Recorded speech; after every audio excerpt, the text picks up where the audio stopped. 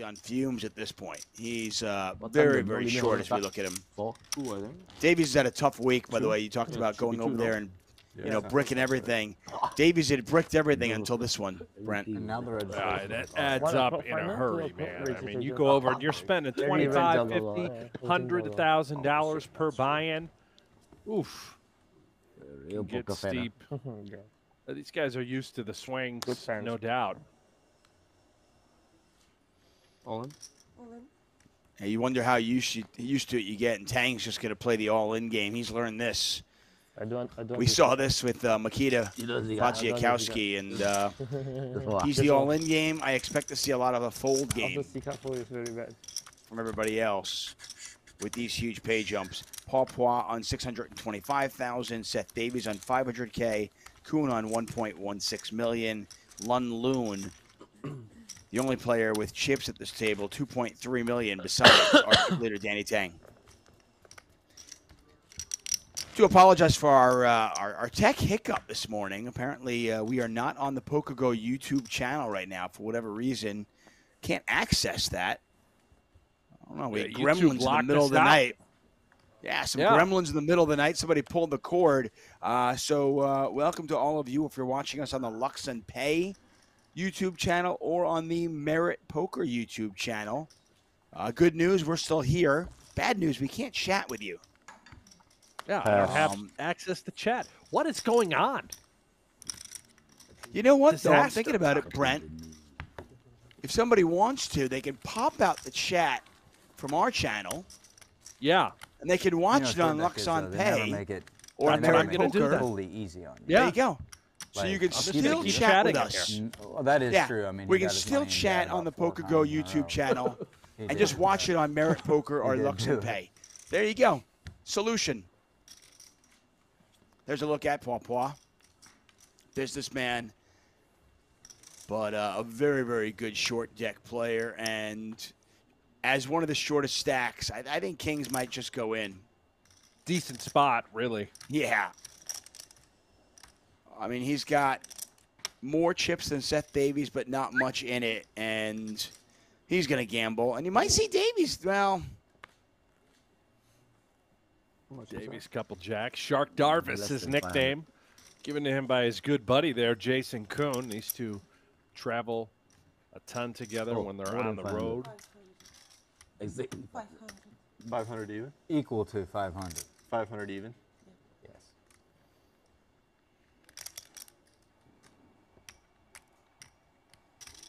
Wow, still have one left. I got you by one chip.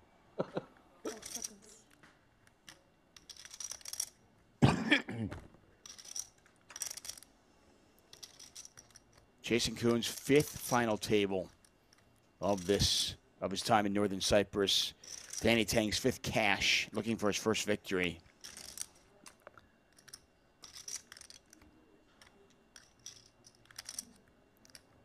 Paul Poit all in with kings. I'm just not sure Poit is moving all in with less than that. I mean, yeah, he could have ace-king suited here.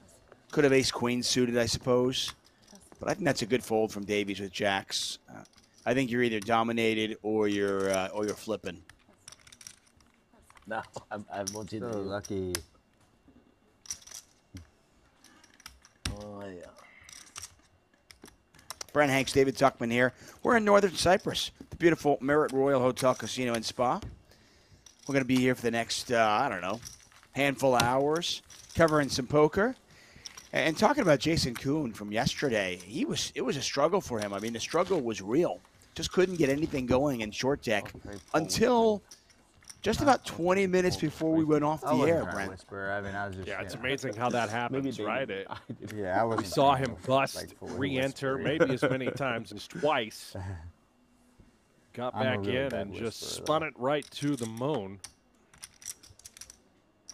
Yeah, I think there's a decent chance that Jason Kuhn is only profited at 12,000 in this one, and possibly might even need fourth place to break to make money. Well, here he's gonna make money with Ace King, 900,000 in his stack. All that's gonna go in the middle. 6. You have so many 6. I have 6 also. Yeah, the power of being the first one in the pot in this game, huh? Big hand. Pretty good. Pretty good. It looked like he flashed the old ace king too, boys. Big hand. Good fold. Okay, 6. Yeah, nobody's getting out of line right now with ICM considerations. Đi theo rồi bạn ấy. Lên chơi bóng.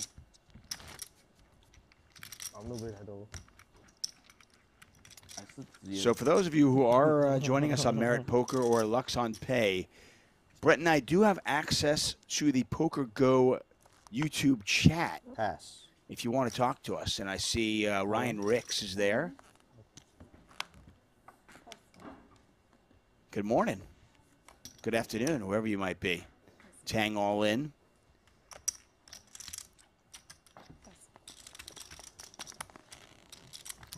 Tang has added 400,000 to his stack. We haven't seen it flop yet.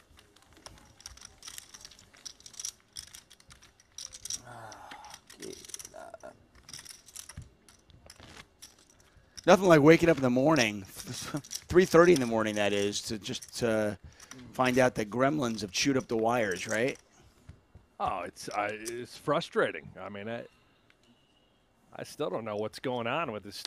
Our own PokerGo YouTube channel just completely locked out. All in. Liam, cheers. Cheers, Liam. You know what, Liam? I'm a little happier now. Thank you for that. Cheers, Liam.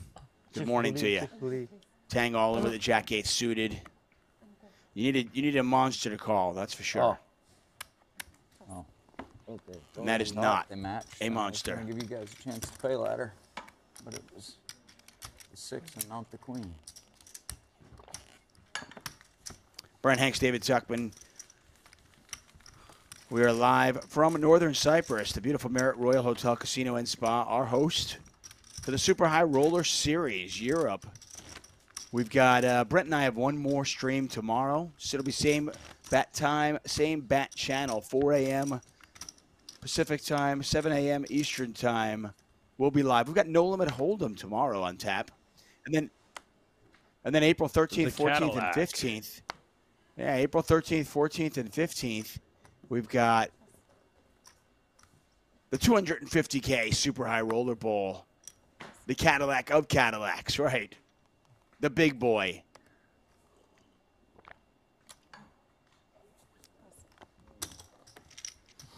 And good news, Tuck, we're back on the PokerGo YouTube channel. We are back. Just like that. Little magic wand. That was quick. Yeah. Yeah, I had my tech team on it this morning. Excellent. They're an impressive group, I tell you.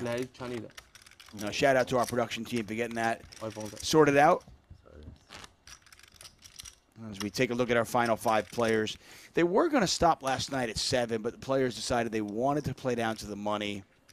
And when we got off the air, the chip leader yesterday was Lee Y. Kiat, who had just heaps and heaps. He had 1.9 million. I mean, this was with 25 players left, right? I mean, registration had barely closed. He had 1.9 million. Take a look at the chip counts of this final table.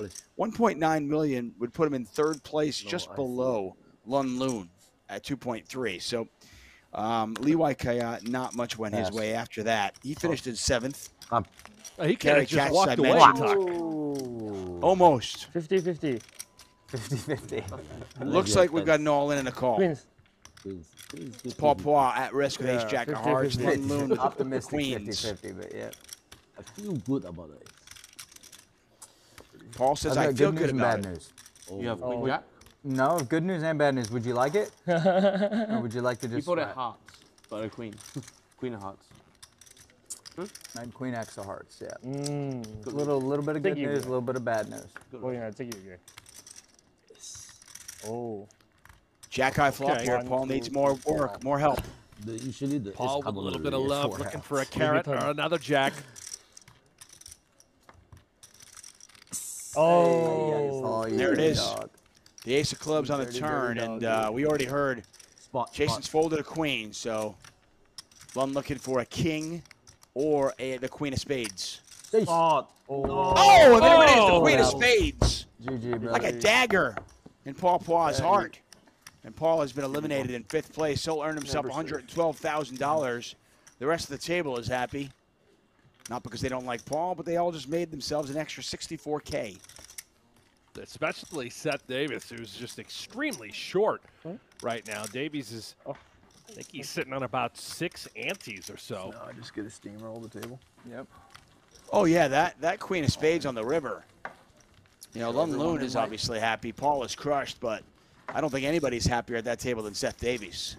Well, especially with the way his week has gone. The extra $64,000 certainly helps. Take a look at our ggpoker leaderboard. Sorry, our payouts. Paul Poix, $112,000 as he exits stage left. Everybody looking for that first place prize, $640K.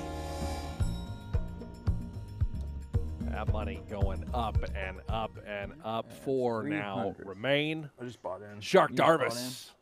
That is Seth Davies. Again, very good friends with Jason Kuhn. They talk a lot of poker. They play a lot of poker. Kuhn believes that Seth is one of the best.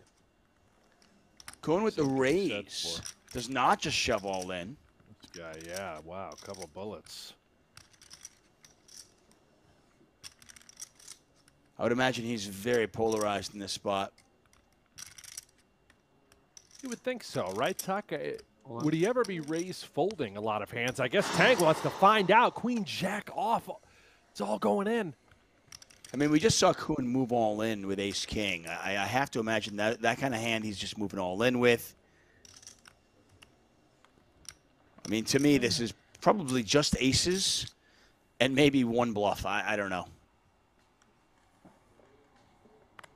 Have to climb inside Jason Kuhn's head and find out. Seth Davies is just posturing. I don't think he's ever calling here.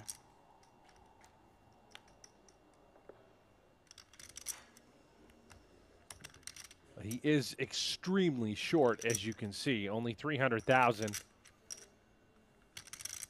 Maybe thinking that the price is right to dance, but 10-9 off doesn't seem like a great hand to do it with. Yeah, Jason Kuhn is going to gamble, though, and this is about as big a pre-flop equity edge you'll see. Kuhn, 70% to double. Last one out for Queen. Kuhn set the trap, and Tang walked right into it. He's a little nervous, you can tell. He's seen it time and time again. You just got to hold. Yeah, I mean, ace is just not as big a favorite in this game as it would be in normal no limit. And there's a queen. Oh, you a queen, and then there's still so many jacks left, right? Yeah. There's so many nines. I mean, Tang is 1, 2, 3, 4. Or we can just turn a 10 first. Tang 33% to eliminate Kuhn here. That's bad as hell. Oh, that's a good turn card for Jason Kuhn, and Tang now needs a queen. What do you want? I raised. Raise, shove. Or low ace queen. Very sneaky. I'm still picking the one out. Oh, there's it. Million 15. Take back the 7. Million 15. I got you. Tang hits 2 pair on the river. There she goes. But Kuhn with aces and sevens will get the full double to 2.1 million. And that's probably one player at this table. Danny Tang definitely did not want to double up. 1 million? Yeah, and I'll tell you what, the whole thing begins with Jason Kuhn coming in with that sort of unorthodox open to 150,000. Tuck, I think you nailed it. Might be the only hand he do it with. Yeah, ace queen. Everything else just seems like it's all in pre-flop, as we have seen as part of Jason's strategy, but he set the trap pre-flop. It worked out to perfection. Major double up for Kuhn. Yeah, a really, really smart play there. You know, I guess he just knows his opponent and figured that Tang would fall for it.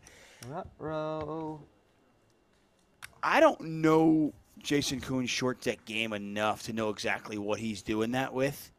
But I think with Seth Davies on 300,000 chips only, and with there being a $64,000 pay jump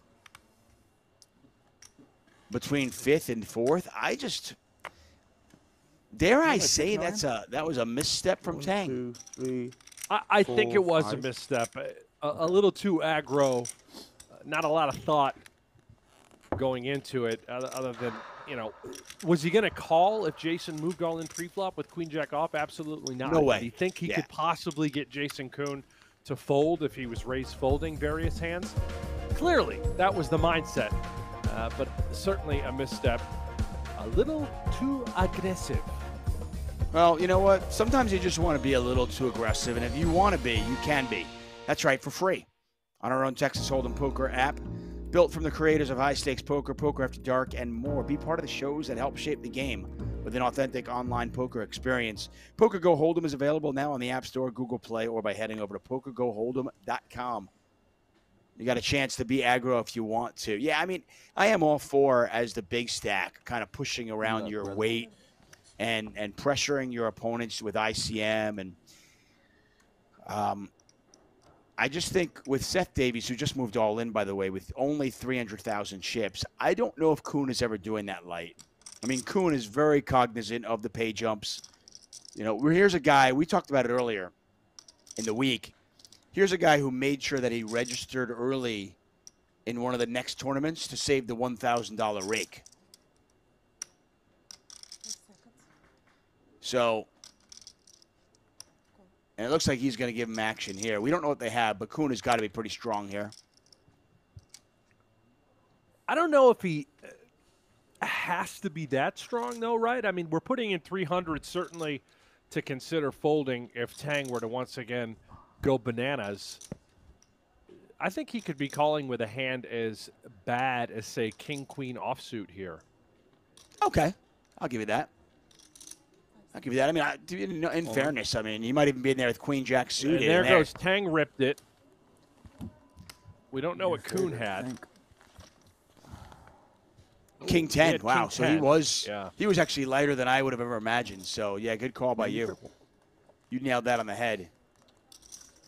There's Tang. Yeah, ace-9 suited. Wonderful hand. Sure. Remember, aces do go low in this Give game. you 3 diamonds, queen jack, meaning X diamonds. Could essentially represent a 5 Jack queen. if the board were to run out I just fold Jack queen. 6, 7, 8, making ace-9 a straight. Pretty sweet. Good update there. Real solid. On the line, Tuck. Here we go. Yeah, Davies tournament life on the line. Pot is 875,000. King 6-6. Nothing there for Davies, really. I mean, backdoor spade draw, backdoor straight Crazy how this possibilities. game, I have no instant. He's looking for a pair, though. Yeah. Yeah, always a sweat. Davies 41% to win it, though. Oh, there is a spade. Big sweat. Davies with 10 outs. 10 of hearts. You guys want 10 of hearts. I know you guys all do. I think I had 10 of hearts. Oh, okay. 10 of diamonds then? Oh, no, I had 10. I had 10. A spade. You couldn't say it. Oh, lucky, bro. 7 of diamonds. Nice run. And you mentioned it, by the way. Tang does make that straight. So, interesting rules about short deck. No deuces, 3s, 4s, or 5s in this game. Stripped down deck. Flushes beat full houses. And as you can see there, the ace can be used as a 5 when there is a 6, 7, 8, 9 available. So ace-9, 6, 7, 8 on the board. A straight for Tang eliminates Seth Davies in 4th place. He'll earn himself $176,000 for his 4th place efforts. And then there were 3. The remaining 3 players all guaranteed a tad over $250,000. We've arrived, Tuck. The podium is here. Top 3. $640,000 for that gold medaling first place prize. We got serious money on the line now.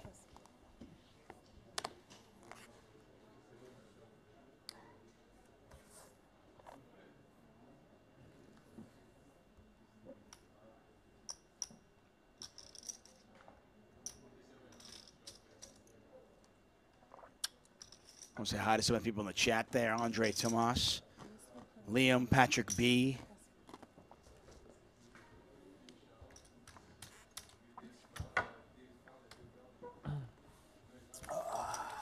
Accidity Studios. Is that your burner account? Yep. Says Hank's the GOAT poker commentator, superstar, filet mignon of commentary. Whoa, and also IT wizard. Excuse me? Oh, no, I have Anxiety Studios. 80. Wow. Yeah, absolutely loves you. Well, now we got an interesting threesome going on here. So we get rid of the short stacks. Lun Loon, Kuhn, each on around 2 million chips. Maybe a tad less. Tang on 5.4 million. Threesomes, interesting, Tuck. I wouldn't know. Wonk, wonk. Last time I got three-handed. 2004. Ooh, yeah, the college era, huh?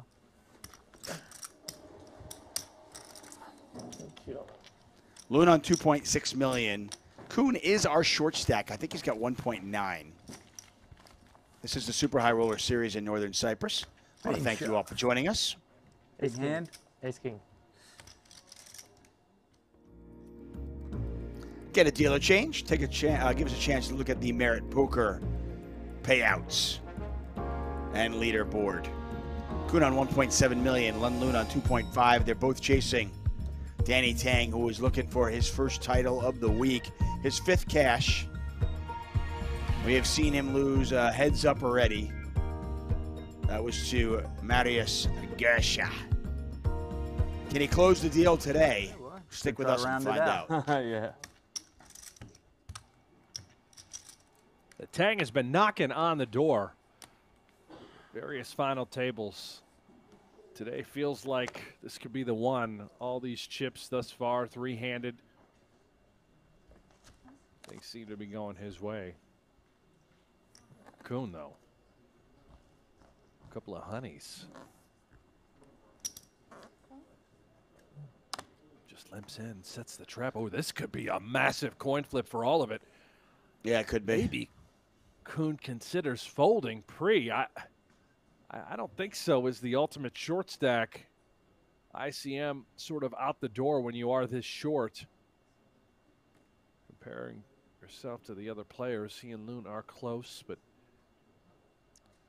we've got some chips here, though. We can just play poker, can't we? This could be Take deep. it to the But I streets. mean, even playing poker, it's with 2 queens All in. off this stack All size. in. Yeah, this is just going to go in. Queens. Have ace king. Wow. And they're going to flip a coin. Set up, huh? We'll see if they'll make it easy on you. 3.4 million. Set up, huh? Yeah, pretty sick. Tell you, Lun Loon is happy to see this. Chance to slide right into second place. Lucky ladies, please. Lucky ladies. Shit, man. AC, AC. Lucky AC. Maybe. Maybe lucky AC, maybe lucky lady.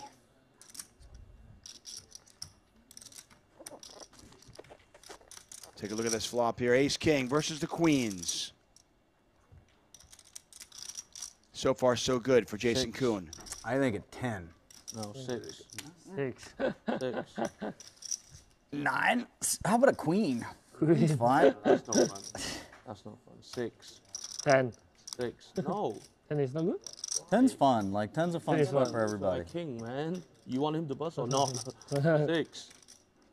Oh, yeah. Right. There's still a lot of cards in the deck I win with. Most Always cards a in the king on deck. river. King of spades. 6, 7, 9, of jack. spades. 3, 6, 7, 8, 9, 10. Get it in And there. out. King of spades. And Boom. pink. That's me, baby. Wow. 6, 7, 8. That is 1.705. You got it. So 1.75 thousand. Monster pot, and that is certainly changes dynamic at this final table. Lucky ladies. Jason Kuhn absolutely sizzling. Jason Kuhn and Danny Tang now neck and neck for the chip lead. Might be a long day, boys. 7. Yeah, and then one blue chip. Now we're deep. He's got 137 antes. Tang has Here we go. a very similar Very stack deep. to that. And all of a sudden, Loon now. is quite short, comparatively speaking. Still our chip leader, I believe, Tuck, Danny Tang, just by a hair.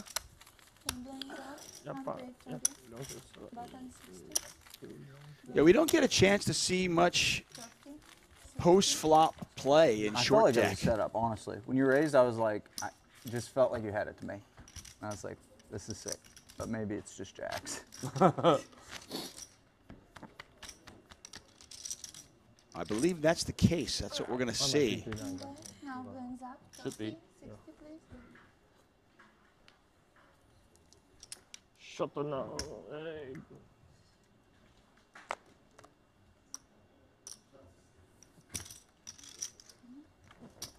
You Oh have. no, sorry. How much do you have, Danny? 2.5, 3 2.8, something. 3.5, 3.6. Okay, so you have me covered by like 200K. And how much do you have? 2.5, I think, around that. 200K. Raise it 200. Yeah.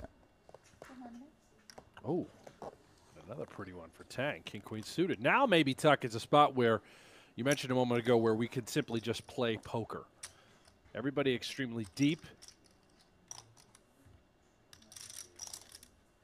You hate to 3-bet a hand like king, queen suited and then be forced to fold. Yeah, he's going to peel. Yeah, as I mentioned, if you like post-flop short deck play, I think that's what we're going to see over the next little while.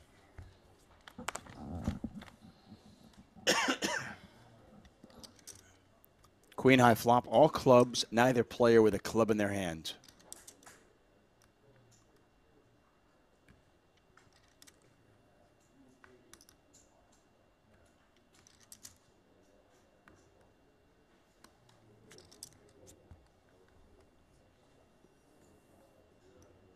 As you mentioned earlier, Jason Kuhn at his 5th final table in Northern Cyprus.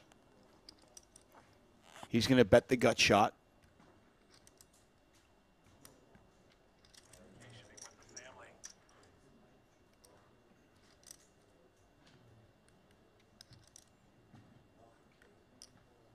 And a fine bet at that. Obviously, Tang does not have a club in his hand, as we can see. Top pair, this sort of texture. I don't think you're giving up the pot. You're coming along for the ride. And allow the turn to provide a bit more information. Let's see what Kuhn does.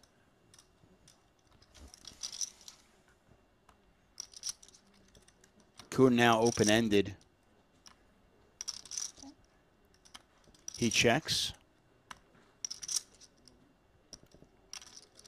You hear players talk about this game, the strategy of this game, denying your opponent their equity.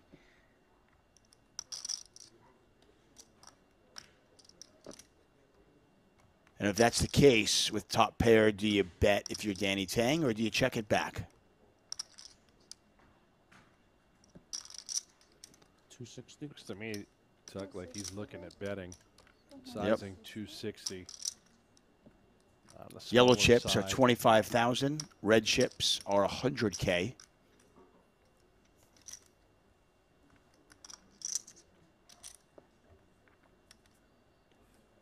Kuhn knows, I think, he's up against king, queen, maybe even king, jack for the nut straight. Nice little pot there. If Kuhn had a club in his hand, he's absolutely coming along for the ride to the river. And we move on. Yeah, he has to be wary. You think about what Tang's calling range was pre-flop. I don't think Kuhn even thought, had he hit the bottom end of that straight, he would have been good. Or certainly wary that he might not be good in that spot. Brent Hanks, David Tuckman calling the action. Super High Roller Series. Event number 5, the 50K short deck. We had 32 entries, 5 cashed. We're down to 3. Mm-hmm. Thank you.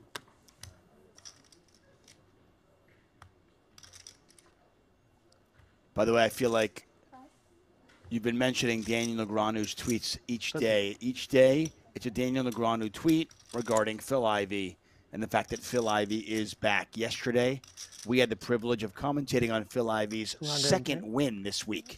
Sorry, how much did you start with again? 2.1,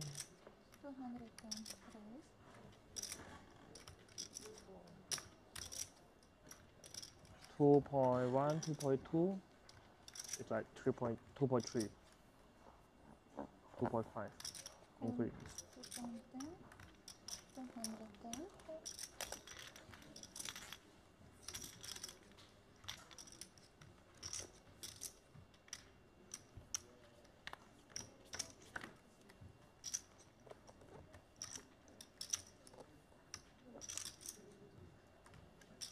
Kuhn with ace-jack once again. And again, he's up against king-queen. Oin. A very similar spot. Loon just shuts it right down. Effective. Rip it. Against my hand, very effective. Big hand. All in. You have king, queen? Yep.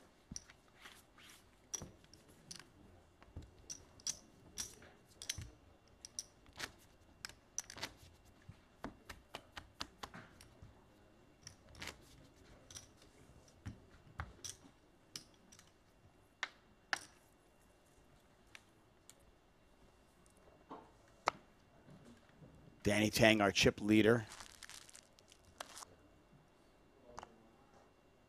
Loon and Kuhn basically neck and neck for second place. Both fairly deep, though. Well over 100 antes for each player.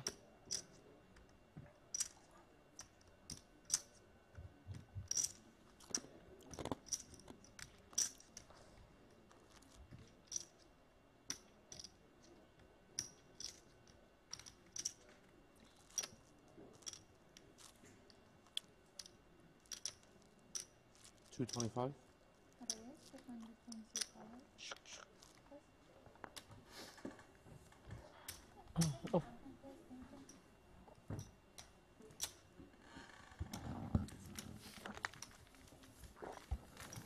Tang came to this final table with 5.1 million chips. He's given some of those away to Jason Kuhn. We had a huge flip, ace king versus queens. Tang has been able to get some of those chips back. His strategy for Tang has absolutely changed. In the event of two Jason Kuhn double-ups, which has happened, Tang has been sort of forced into not being able to just go all in pre-flop anymore. Stacks are too deep. Kuhn comes with a simple little call with a couple of sevens. That is jack that hand. Yeah.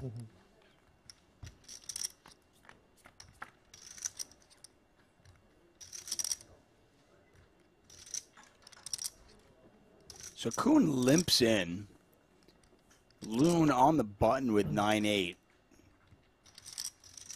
For those of you who are new to short deck, there's no small blind or big blind in this game. Everybody antes. The button antes twice. This is interesting. Action begins just to the left. 150 with sevens on that board. I don't know if I don't think I've seen the slight overbet of the pot in short deck like that, especially with a hand like 2 sevens. I wonder if that was kind of a misclick by Kuhn. Maybe not.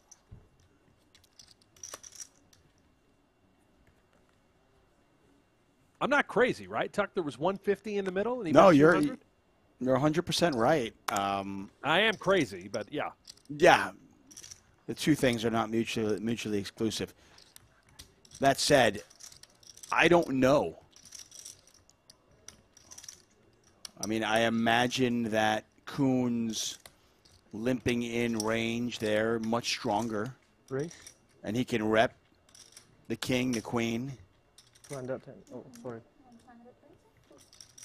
110, yeah? Yeah, 110. I mean, yeah, it's got to be.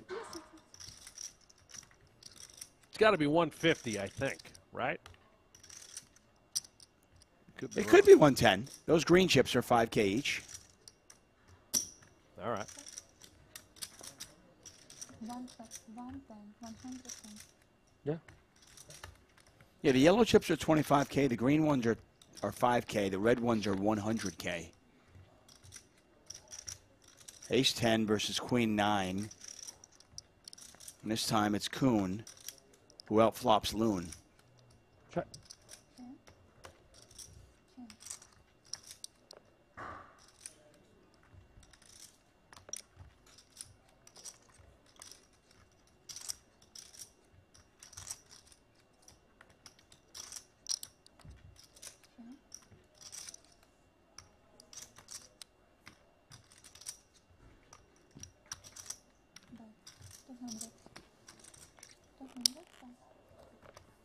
Loon gives it up, and Kuhn back up over 3 million chips. Well, yeah, like king 8 off of it. No. No, I was calling a shove. Free? No, right on the turn. If he just put it in, I was calling. Yeah. He has nothing that can go over it. Well, I'm just saying if he did have something, I would have called. That's all. That's how good my hand was. I didn't have king 8 off. Queen 8 off. Queen 9. Queen 9. Yeah. Big hand. And Queen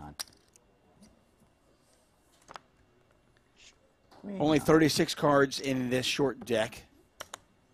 No deuces, threes, fours, or fives. Big boss. So we got a short deck. I respect the big boss. We got 3 players left, all with short last boss. names. Gotta give you lots of walks. We're kind of equal boss, but Yeah, that's still equal boss. Still mutual respect. Yep.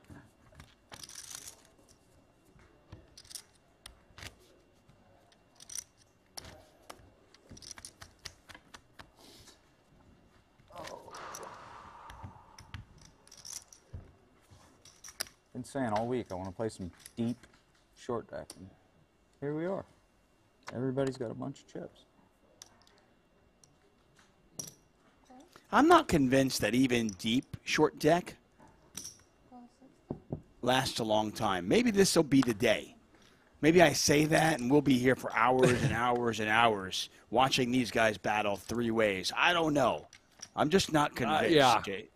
I'm with you. I think there's just a little too much haymakers that are able to be thrown in this game. The variance sky high. And, you know, Tuck, when you remove half the deck, for crying out loud, it's very likely you just get premium versus premium over and over again. Aces versus kings is not highly unlikely.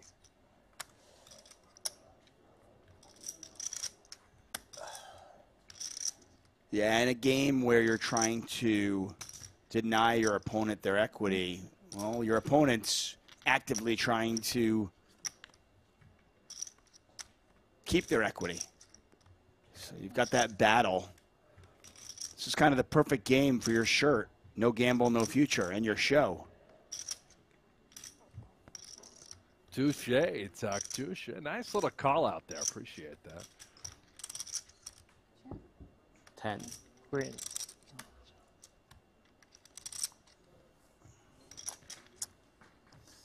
Yeah, this is a game where it's hard to miss. It's actually more likely for you to have a pair after all 5 community cards are dealt than not have a pair.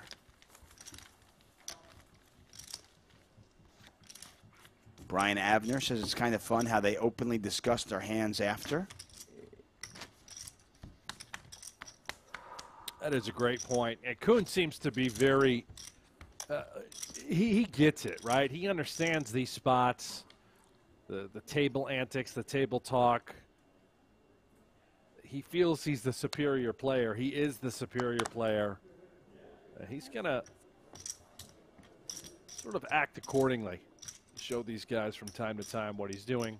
Openly discuss his hands, the situations. Check. Finally stop raising me. Mm-hmm. Go ahead. Keep it friendly here.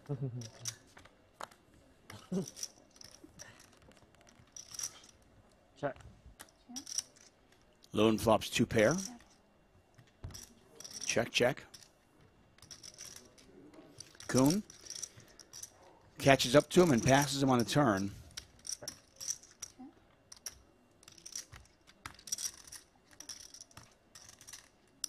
I think he knows he's got the goods.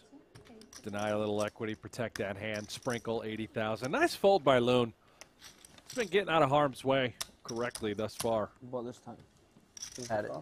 I had it. I did. Vakash Every time I in the had it. chat. How come Next time I Negreanu isn't can't. playing these events? Good question. Next time I got him. He started to get a little FOMO on social media, on Twitter. He said he might head out to play these series. He was missing the action. Next time I won't have it. Turns out that the travel Hard to have it every time. just didn't work out for Negreanu, so he's home. He's been tuning in, cheering on his buddy Phil Ivey, who's made 5 final tables spread across Triton and the Super High Roller Series. He's earned roughly $3 million. A couple sevens now for Kuhn and aces for Tang. Keep an eye on this one, Tuck. This is a situation where, again, these stacks are so deep. Tang open ripping, that doesn't help anything. Certainly going to raise. Size it up. 250, somewhere in that neighborhood. There's 150 already in the middle dead, as you can see. There it is, 225 to go.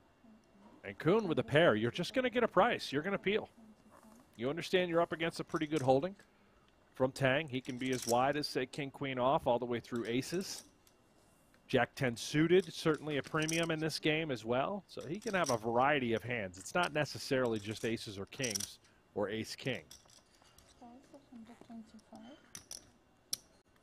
You called it right, Hanks. There's the raise, 225. Kuhn makes the call. Pot is 480,000. And a 7 on the flop. If you're Tang, you've got to be a bit wary. It feels like every flop is scary in this game. This one has a little flavor to it, though. Queen, Jack, 7. You start thinking of the hands that Kuhn might limp call a raise with. King 10. A ton. Yeah, Right. 10-9. 10-9 suited. King 10. Queen Jack. A lot of hands in there that Tang is either behind or basically flipping against. And here, he's way behind. Now there's 830 out there. Kuhn only 2.9. You mentioned denying equity in this game. Don't be surprised if Kuhn comes with a very hefty sizing. How about just all of it? Yeah.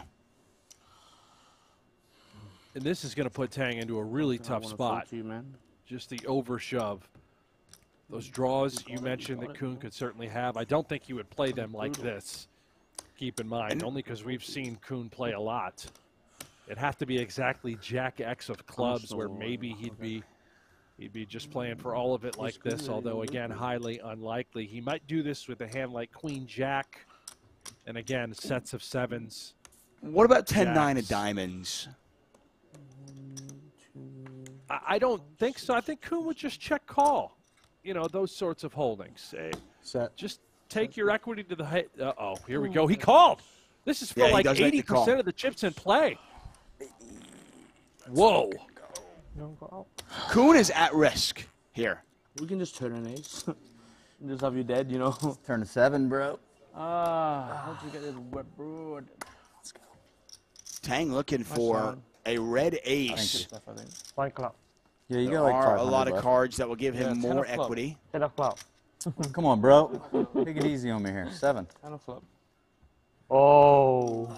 I don't think so, 8 man. of clubs. Nikita did me dirty. I don't think Days in so. a row. I don't think so. Doesn't feel like it this time. 7 outs for Tang.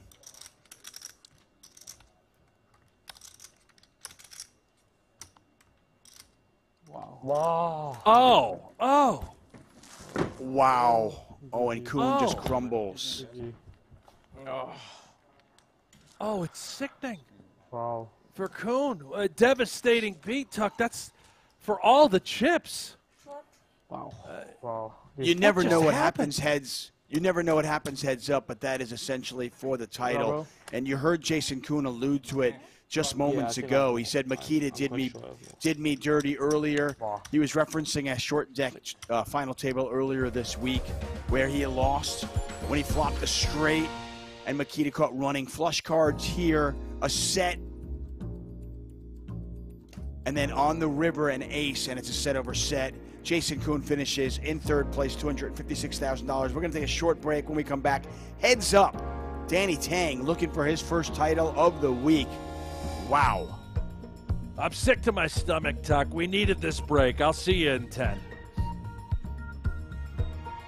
Champions is long. Brian Rast is the first ever Super High Roller Bowl champion. Christoph is our 2017 Super High Roller Bowl champion. What a deserving victor. Hi, Caxton. Bravo.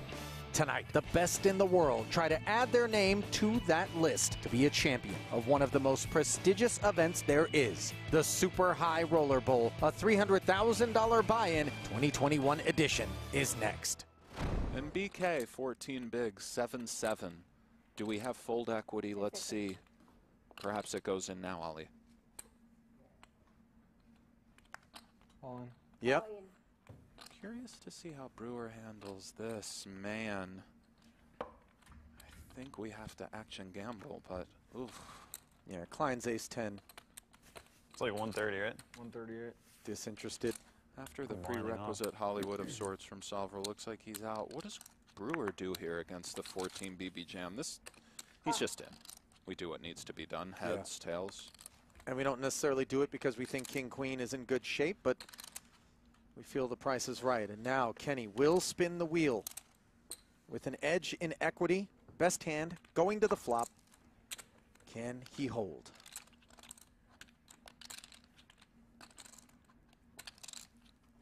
Well, a massive situation for both men. Yeah. Shortest and second shortest stack at the table. The cruel nature of poker upon us, although these are short stacks who again have to gamble, but it is now up to the deck to decide. Thank you.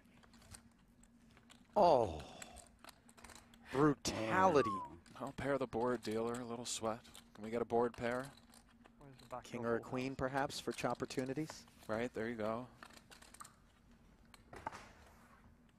Oh. It's never easy with BK, but There is the queen, and now 3 outs for Bryn Kenny. He needs a king and a king alone to chop it up here. Is it there? Good game. Good game, guys. No. Good game, Bryn. Good game, sir, BK. Our first casualty here at the final table. Meanwhile, Bill Klein is open to 45,000. Michael Adamo looks down at 2 queens, which have been somewhat omnipresent here. 35. Up we go. I think within both Foxen and Bonomo's right, by the way, to take a bit of issue with the fact that at least 200,000 in chips were kind of hidden from view in the original configuration and Sean's stack there. Fair enough, the chips need to be visible. Awkward spot for Klein. Adamo second in chips. Klein first. Perhaps we respect the nature of the chip situation, although Klein might have big ideas. Ace-Jack off is a big ideas kind of hand as far as bluffing is concerned. We will end at the end of the level, or are we done the Look at this, Ollie. Okay. Whichever comes first. Bluff me? 95. Kind of click-back territory? I doubt you have Or no, meatier than that, huh? Meatier than a clickback, and for Adamo, we saw in a semi-similar spot, Bonomo went with the just call here. See what Mike comes with shortly. This is a big flop for me.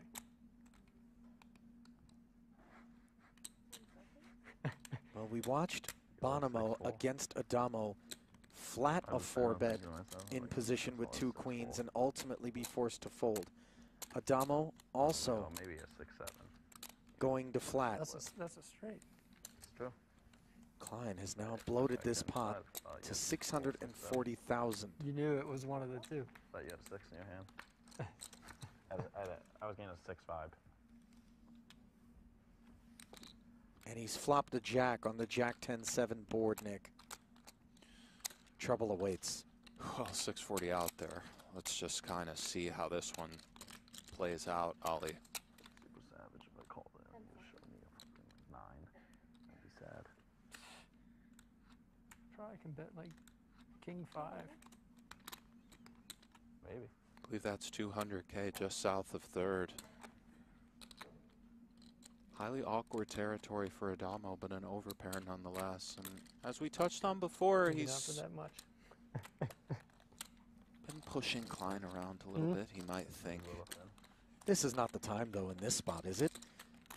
Big stack against the second biggest stack. No, I'm not saying that, but when we're trying to assess the relative strength of our queen-queen, some of the meta, $1 million out there, Ollie. What a situation this is, and the rest of the table should probably stop talking. Really tough card for Klein there. Yeah, the 7 doesn't rate to be involved with Adamo's range. And now he has himself Jackson 7s with an ace kicker. That's about the most brutal card in the world for Klein. It never hits Adamo and is something of a brick. Looks like he's counting out 300-ish, perhaps a stack counting of sorts.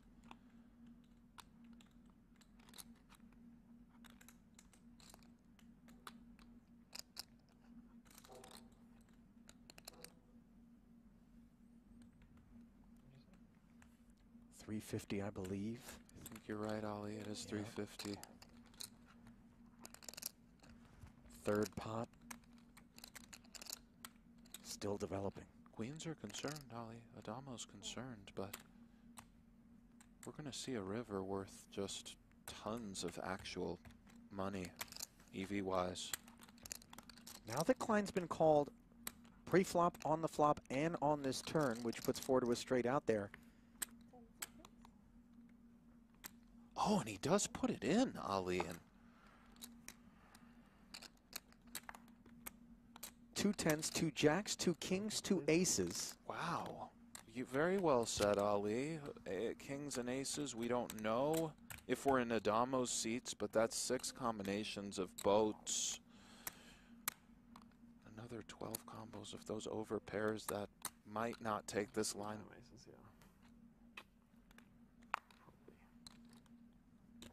What did Adamo ask? Would you jam aces here? And then he said probably. This is very intense. Time bank's coming. Welcome to the blender. Truer words never spoken, my friend.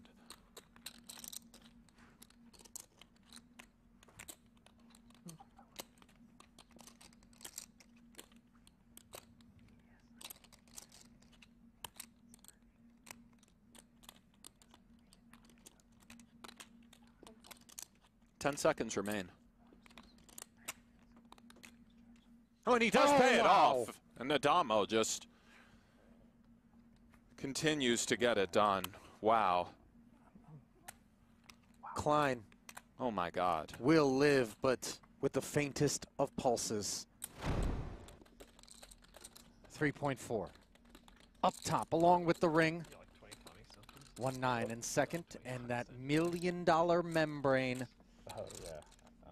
Seemingly impregnable, but with Brewer sitting on 11 bigs, it could happen at any moment. Nick, blinds at 15 and 30,000. My defense is impenetrable. My style is impregnable. I agree, which is why I didn't It's Iron Mike, baby. I mean, I didn't take 6. Tyson? Correct. I know, I'm just saying, like, in the field, The sweet science. Gets Never no more far from intense. Honestly, like, I could have Gets just no more intense than this, probably Ollie. they wouldn't have got the cut in time. No, I mean, it's fine. I just won't be in, like... Blinds up to 30K now. Is Bonomo considering big boy moves right here? He is not putting just them considering, in with the suited 10, so note the bubble application of pressure from Justin here with 10-4 suited. Oh, and Brewer wakes up with an ace Here we queen. go, right away. Flip of my life. And a 10 in the muck already, narrowing Bonomo's Can I win this one after the ace king? winning prospects. Well, as Brewer said, the biggest flip of his life. Winter with a massive sweat as well.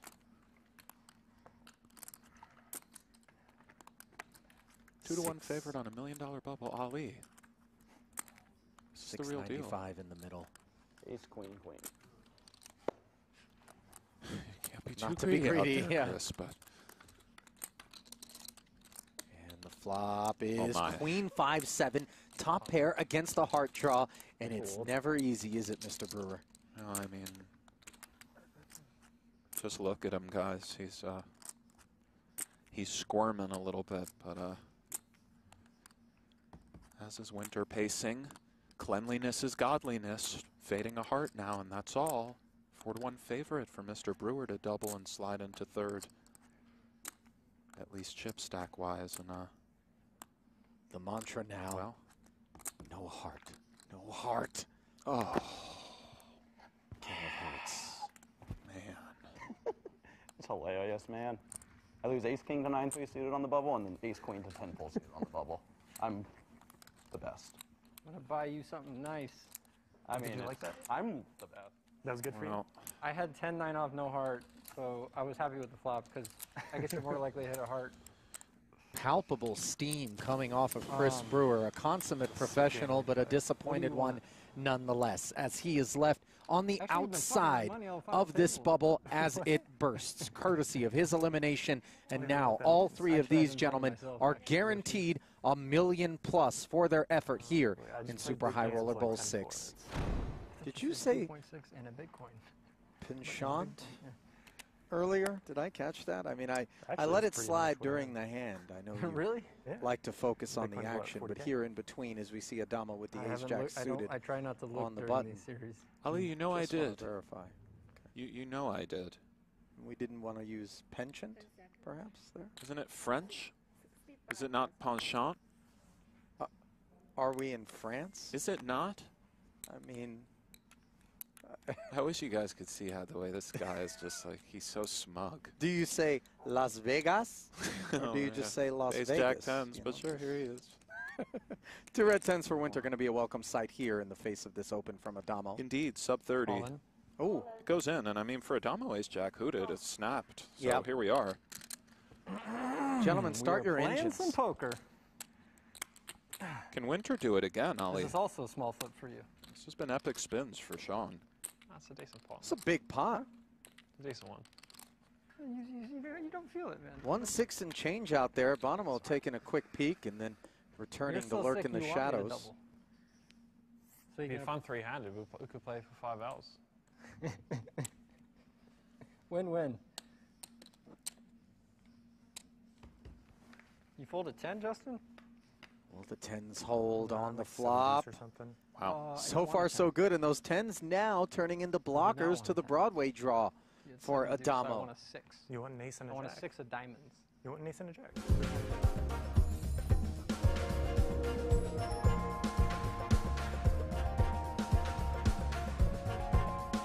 Whether in Cyprus, easy for you to say, 50K short deck. We are heads up, and in brutal fashion, once again, Jason Kuhn getting eliminated in third place in the most brutal way. A few days ago, it was at the hands of Makita Badziakowski, who did it. Jason Kuhn was about a 90% favorite to win that hand. This time, Kuhn gets it in with a set, was about 77% to win the hand. Danny Tang makes the call with aces, hits an ace on the river, and Jason Kuhn is out in third place once again. Danny Tang, our chip leader, with about a 3-1 chip advantage. Playing heads up here for $224,000 and the title. Hundreds of thousands of dollars, Tuck. That is essentially what was cost Kuhn.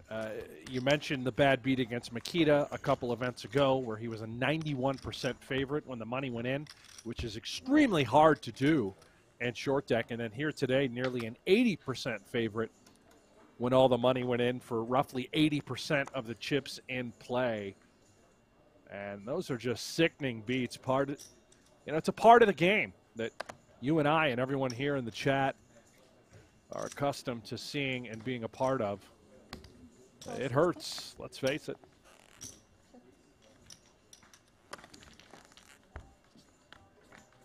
Yeah, I just put a tweet out, and I said, it's hard to feel bad for somebody as fortunate. Wow, what a flop here for Tang. Top pair, nut flush draw. Yeah. It's hard to feel bad for somebody as fortunate as Jason Kuhn. But ouch. I mean, that hurts again.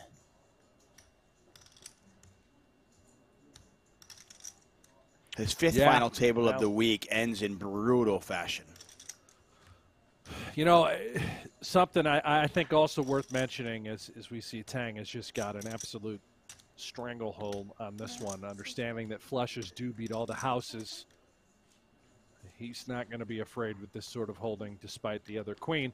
But, you know, Ivy, understandably so, has grabbed all of the headlines this week. It's Phil Ivey, after all, 5 final tables, nearly $3 million in earnings, 2 victories across those 5 final tables. Jason Kuhn also was at his 5th final table here today. Ali Mshurovich, which, Tuck, unbeknownst to us yesterday, didn't even realize that was his 4th final table of the trip as well. Danny Tang has put, I believe, 3 or 4 final tables together across his tenure here at the Super High Roller Series as well as Triton events. I mean, there are some other guys here outside of Ivy. In fairness, I mean, Danny Tang, this is his 5th cash. Considering the fields, if you're cashing, you've probably made the final table. So when I say made the 5th final cash, table, yeah. Yeah, he probably has 5 final tables as well. Yeah, Danny Tang, Ali, Jason Kuhn, they've just made final table after final table this week. It's been unbelievable. And I get it. We're going to talk about Ivy. We're going to talk about his 2 victories and sort of the resurgence, the comeback for Phil Ivey, if you will. And that makes sense, right? He's the GOAT. Everyone wants to see if he's going to come out and play the World Series of Poker. Back on the bracelet hunt. Daniel Negreanu said that as of right now, and this is, I talked to him yesterday, as of right now, Phil Ivey's plans are to play at the World Series of Poker. I don't know what the volume will look like. I don't know how many events he's going to fire, but he's certainly going to be there. And it's also possible that some large bracelet bets are being discussed. I'm going to come out and say it right now. Over 6.5 events for the World Series of Poker for Phil Ivey. I'll take the over. I'll safely take the over. And now, unless something comes up, and Daniel said, the only thing stopping Ivey from playing, a heavy schedule at the World Series of Poker is really, it's going to be about what's going on internationally, whether, the Triton guys put some events together, whether some big cash games go off. That'll be the only thing stopping Ivey from playing a full series. Triton and the rest of the poker world don't tend to compete too often with the World Series of Poker because they do have those high rollers. They do get the one drop, and I think the rest of the world understands that most of the heavy hitters do want to be in Vegas for the World Series of Poker to at least play. Even if they're not going to play the World Series, they want to play the cash games there. So I would be surprised if that was the case. I by the way, I think over 6.5 is probably pretty safe too. I'm thinking more like 9. Yeah, I'm with you. I think you're right. I can see that for sure. Let's turn our attention to this heads-up battle. Lun Loon, kind of under the radar, but he's quietly had a pretty good time here in northern Cyprus as well. He's got a lot of work to do, though. About a 3-to-1 chip disadvantage to our chip leader, Danny Tang. And going back to that hand, that elimination hand versus Kuhn, I know checking back in this game is not as prevalent as it would be in No Limit Hold'em because it is a game of protecting your equity and denying your opponent's equity. But when you think about Jason Kuhn's limp calling range pre-flop, and then you look at a Queen Jack 7 2-club board, would you ever be tempted to kind of check back the aces, knowing you might get jammed on and you're not going to like it? Oh, I would, man. I mean, I'm not trying to play a pot for all the chips in the tournament with a single pair against arguably the best short deck player in the world when all the money's going in. When Jason Kuhn puts that money all in, I'm at least, if I'm going to bet aces on that board, like Tang did, I'm going to bet fold when Jason Kuhn puts it all in. He is never putting it in there without a high equity hand or perhaps even just, you know, a massive favorite sort of holding. He's never going to be very far behind. Well, you're never far behind with PokerGoHold'em.com. That's right. You can play free Texas Hold'em poker. It's from the creators of High Stakes Poker, Poker After Dark, and all those amazing shows. You can be part of the shows that help shape the game with an authentic online poker experience. My man, Brent Hanks, it's his voice in the game. You got to check it out. Hello. Yeah, it's now in the App Store, Google Play, or you can get it by heading over to PokerGoHold'em.com. Yeah, I mean, I think you and I disagree. I think Kuhn is probably being pretty aggressive with, you know, maybe a 10-9 suited, a King-10 suited type hand. But even those hands have a ton of equity against aces. Money. And I'm not going to sit here and pretend to be an expert in short deck. I'm not. I know you're not either. Right. And maybe checking back is a mistake. But to me, that feels like a check back spot with aces. Yeah, I mean, there's no reason to build a pot with just that sort of hand. You're exactly right. Especially on that texture board. I mean, there are some boards where I'm happy to bet, you know, Queen 7-7, you know, even a hand, say, like a King 9-7, something like that. That kind of flop. Yeah, I'm happy to bet call off. But Queen Jack 7 is pretty scary. A lot of draws out there. And those straight draws, they come through a lot more often than they do in Hold'em because there are no bricks. Remember, no deuces, no threes, no fours, no fives in this deck. So if you have a straight draw in this game, you're going to hit it about 50% of the time if you're open-ended, as opposed to about a third of the time when you're playing Hold'em with a full deck.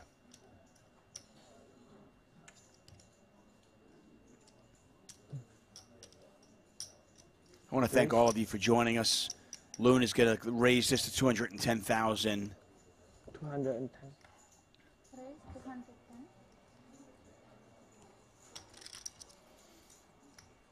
Loon is he's getting himself back into this thing. He's now up just about 3 million chips.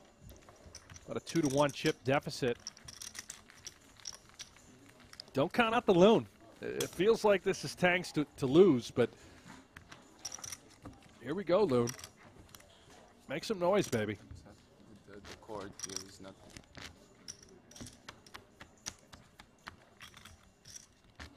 London Loon came to this final table second in chips, 2.3 million, and has maintained that stack. Not a ton of movement, to be honest, but he's watched the other players at the table all get eliminated.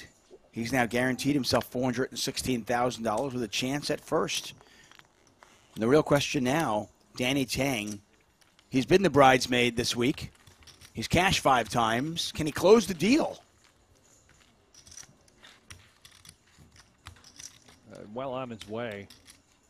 Danny Tang, extremely animated character. Every single Triton series, he'll be there. Also frequents the World Series of Poker. To your point earlier, Tuck, about some of these guys that do come out and play at the World Series. Danny Tang won a bracelet just a couple years ago. Very emotional moment. His friends and family all on the rail. Tears of joy dripping down his face. Tremendous achievement for Tang. Yeah, that was a beautiful moment. I remember that. Since. Gut shot for both players. Tang with a pair and a gut shot. Loon with backdoor hearts as well. And Tang is going to hit that gut shot. Small pot. Yeah, and the World Series of Poker recognized that a lot of their high rollers wanted to play some bigger events. Over the last couple of years, they've started putting some bigger events on the schedule. And I think for the Danny Tangs of the world who wanted to win a bracelet, but also, you know, they didn't want to grind a $1,500 event. They wanted to play bigger games as they're accustomed to. At least the World Series of Poker gave them some options.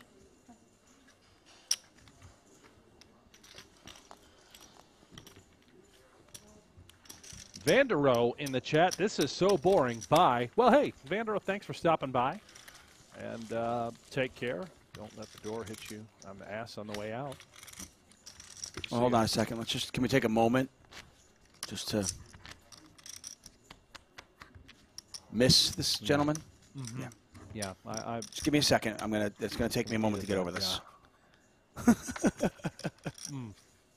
So Jimmy Bluffett says, Tuck, after this table, are we over for the day? No. Don't be silly, Jimmy. First of all, good morning to you, Mr. Bluffett. Always good to see you, as always. After this final table ends, and I have no idea when it will end, but when this ends, and at some point it will, we'll close this page. We'll get a new YouTube page on our PokerGO channel with a new table. It will, in all likelihood, be the 50K No Limit Hold'em event. Maybe a slight chance it'll be a cash game. I don't know. I haven't heard yet. I am in Los Angeles. Brent is in Vegas, and the players are obviously in Northern Cyprus, along with the organizers and the good people over at Merit Poker. So, but yeah, no, we are not going to be done with just this event. We'll stream at least for the next few hours. My guess would be it'll be the 50K No Limit Hold'em event number 6. But we will close this stream and just open up a new one on our PokerGO YouTube channel. So look for that.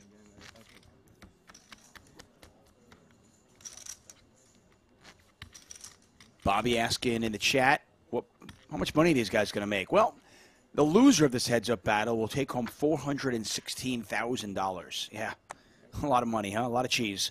First place is $640,000.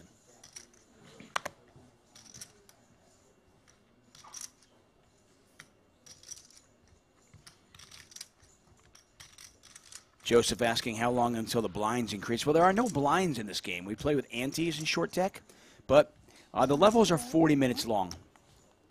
So every 40 minutes, the antes will pop up.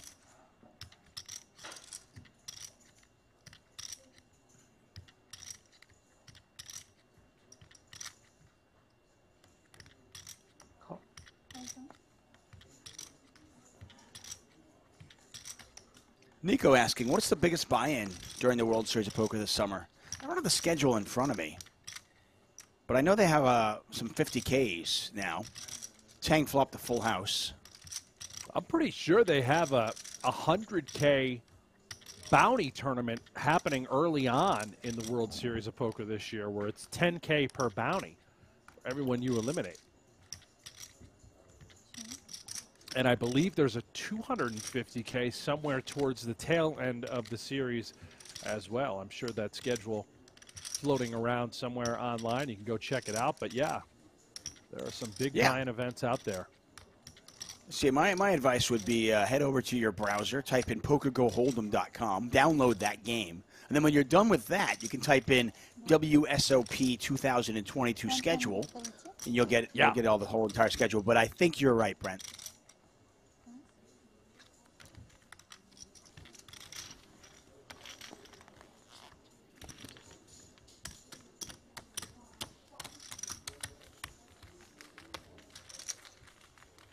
Bobby says, wow, that would be lifestyle-changing money for me. Thanks for answering. Watching it from Amsterdam. Well, good afternoon, Amsterdam. And wherever you are in the world, thank you for joining us. Let us know in the chat where you are. How about the PokerNews.com YouTube channel here in the chat with us saying that the 100K is the first event with the casino staff tournament. So there you go. There is 100K going on. Now, I also think see, that with pisses that 100K, me off, Brent. Yeah. That pisses me off. You know why? Why is that? Why did since I work for a casino, I'm eligible to play in the casino employees event. I obviously want to play in the 100K, but there's a conflict. Why do they put those right next to neck? I mean, now I got to choose. I guess I'll miss the 100K. Yeah, I hear you. Now, speaking of choosing, and this is could be problematic. I know for certainty that Triton has another scheduled stop in Madrid at the tail end of May that is going to overlap with that 100K at the World Series of Poker. So now you're going to have these high rollers sort of having to choose. Are they going to play the World Series 100K bounty event in May in Las Vegas, or do we head over to Madrid in Spain to compete at the Triton stop? Certainly the player pool is not exactly massive when you're talking about these price points and these high rollers. So, yikes. What do you do, Tuck? Yeah, the World Series of Poker is such a unique animal that they always seem to get a turnout. And I'm not convinced that all these high rollers are going to come out, you know, May 28th and stay through the end of July anyway. The World Series is so long.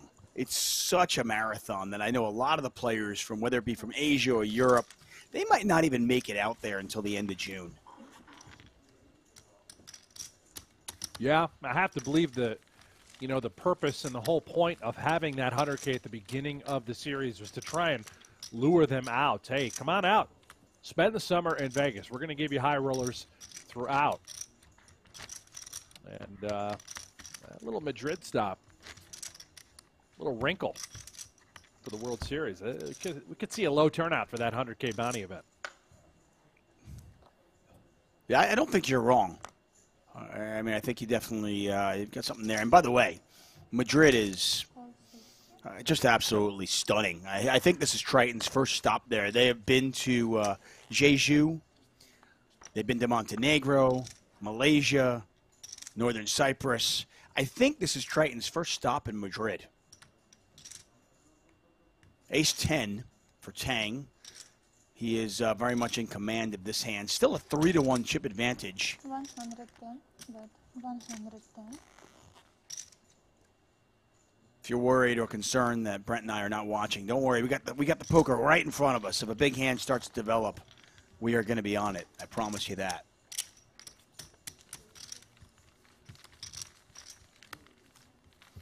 Derek Lawler pointing out there's a 250K, a 100K, and a few 50Ks. Jiggy Dirt. Who's the better tournament player, Helmuth or Ivy? Well, I'll tell you what, Jiggy, that is. We just break.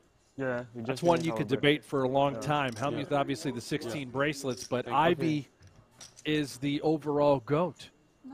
Ivy's the one that has 10 bracelets, but can also win consistently against the best players in the world, against the high rollers. He's already got 2 titles this week here across the Triton and Super High Roller Series.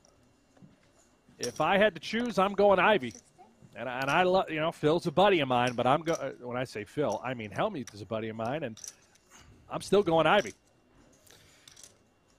I'm not sure if there's anybody in the world who is better at beating recreational players than Phil Helmuth. It's uncanny how good he is against a recreational player. That said, as you know, Joe and Jane Public continue to get better at poker, I think Phil Helmuth's edge gets smaller and smaller. And make no mistake, you know, that recreational player who's been playing poker, they're all getting better. The games are getting tougher. And Phil Ivey just is on a different level than almost anybody because he can play all the games and he can play against anybody. I'm with you. For my money, it's Phil Ivey, and I don't think it's particularly close. Yeah, fair.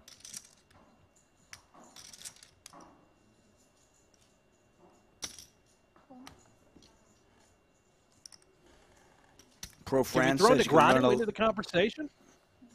Now that I come to, I mean, I'm wearing, by the way, folks at home cannot see this, but I have on, which you can find at shop.pokergo.com. This is the Poker Rush version, the Mount Rushmore version of poker. And on this Mount Rushmore, I've got Who's Doyle, on it? I was curious. Helmuth. It's Doyle, Helmuth, Ivy, and Negrano. So I ask, can we put Negrano in the conversation as the best tournament player? I mean, come on. And Negrano's there, plenty of bracelets. He's competing regularly against these guys, putting up the results. We know he's put in the time away from the table to study. Plays at an extremely high level.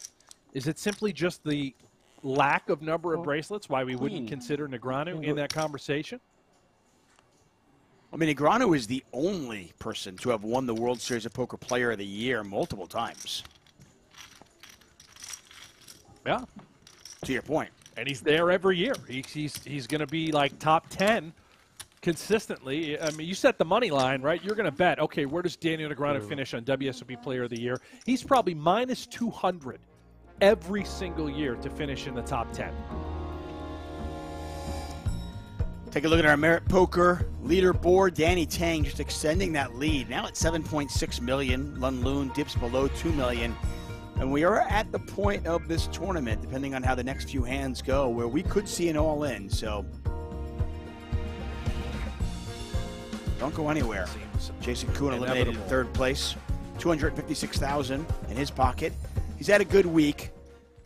Obviously frustrated right now with yet another third-place finish, especially with the way he was eliminated.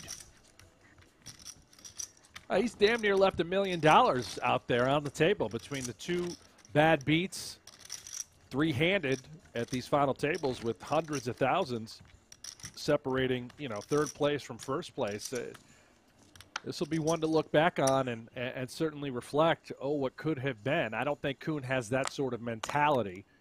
Obviously, you got to put the past behind you and just play your best and move on, which Kuhn will do. He's top-notch professional, but man, what could have been? Yeah, getting back to Daniel Negreanu, you know, here is a player that doesn't shy away from playing the best in the world. He plays all the games. He plays a ridiculously high volume. He wants it as bad as anybody. He's certainly in the conversation, and I think he is worthy of being on the Mount Rushmore of poker. That's for sure. Yeah. Where can I get that shirt again? It's nice. Shop.pokergo.com. Head on over there, buddy.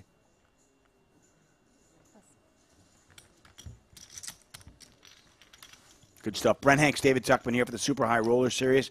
We're talking poker. We're talking the best of all time, and we're watching Danny Tang and Mr. Lun Loon from Malaysia battle it out for $640,000 up top. The title coming up after this. We will close this stream and start up a new one on our YouTube channel, on the PokerGO YouTube channel. We'll be covering the 50K No Limit event. That's event number 6.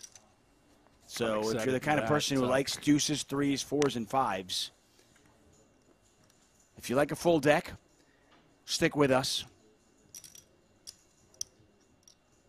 We'll be covering you can check out the live later. reporting, by the way, if you want to know what we're talking about, what Tuck is discussing here. PGT.com, live reporting. The 50K No Limit Hold'em event is running right now. Current chip leader, Michael Adamo. He is first in chips. Kuhn, who we've been mentioning, he's second in chips. Nick Petrangelo is third. Officer Matthias Eibinger in fourth. And Sam Greenwood rounds out the top 5. Obviously a star-studded event in the 50K No Limits. It's one of the amazing things about these players, and I think it's almost all of them, how they can get a brutal beat like that and then just kind of let it roll off their shoulder and they just jump in the next event. I don't know about you, Brent. If I got knocked out like Kuhn just did, I'm going to have to go for a run. I've got to go to the beach. I need to cool off. Maybe I late reg later on tonight, but there's no way I can sit back down at the table and jump right back in. I couldn't do it. No, that's just the way he's wired, man. That's the way a lot of these guys are wired. They've been through the ringer. They've suffered the worst of beats time and time again, but the reality is you get back on the saddle. You're there for a reason. You're there to play all of these events to win as much money as possible. He's going to jump right in. He's going to play his A game. That's the difference between a 1% type of player and your average folks at home tuning in. There's no tilt factor whatsoever. That's the amazing thing. I mean, yeah, could I sit down and play? Absolutely. Could I sit down and play my A game? No way.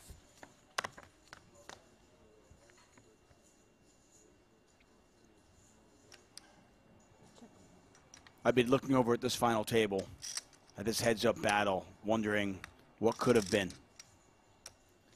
So, Tang with a pair of 10s. Not a very big pot. I don't imagine Loon is going to put much more in there.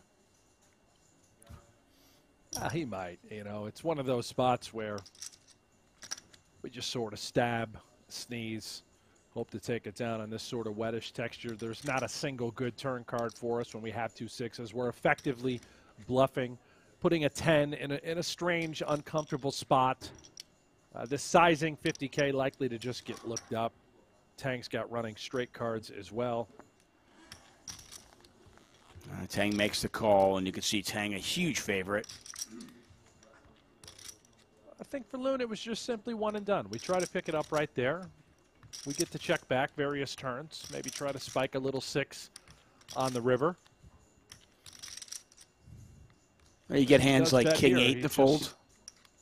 Yeah, it looks like he might come with a little bit more heat, so he has decided he's going to turn this into a big bluff.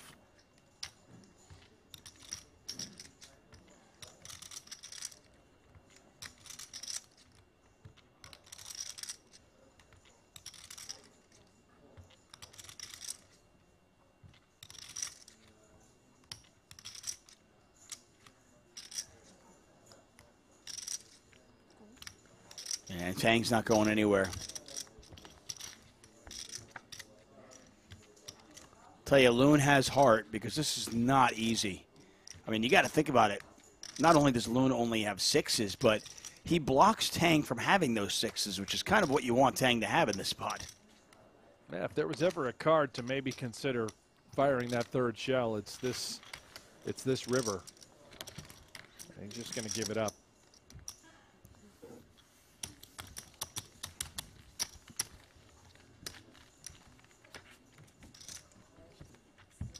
Look at that. Danny Tang with nearly 8 million in front of him. Possibly just moments away from winning his first title of the week. Beautiful trophy between these two players. You can see in the bottom left corner of your screen.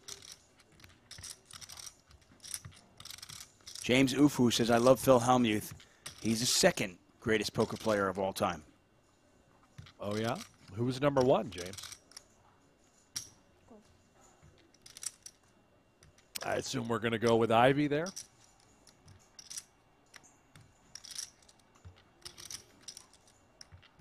Loon with the bullets, the goods.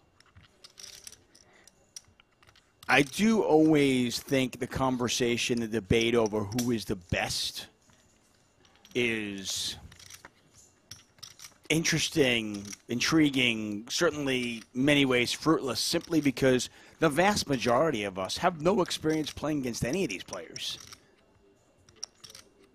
Yeah. So very difficult for us to know.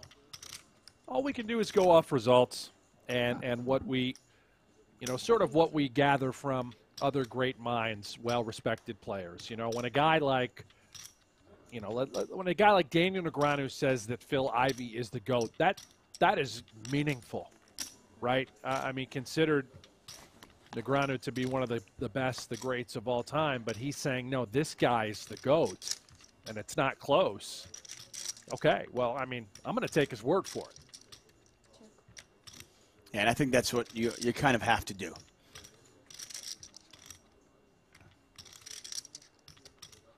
Listen to what other great players say about their peers.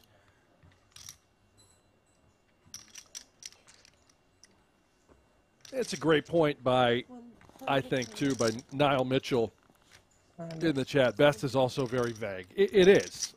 Now, you're right. It is vague. And, you know, part of what we're trying to do with the PGT Tour and having the player of the series and the player of the year is we want to separate the best from the rest, right? Ali Mshirovich last year, 2021 campaign, he went bananas. Overall player, wins, cashes, money earned. He separated himself from the top 1%. He's doing it again this year in 2022. He is number 1 on the leaderboard. Phil Ivey currently number 2. And I think that what we're trying to do is create that. If you think about the PGA Tour in golf and the FedEx Cup and the player rankings, we have a very clear system in place. You take the biggest buy-ins worldwide.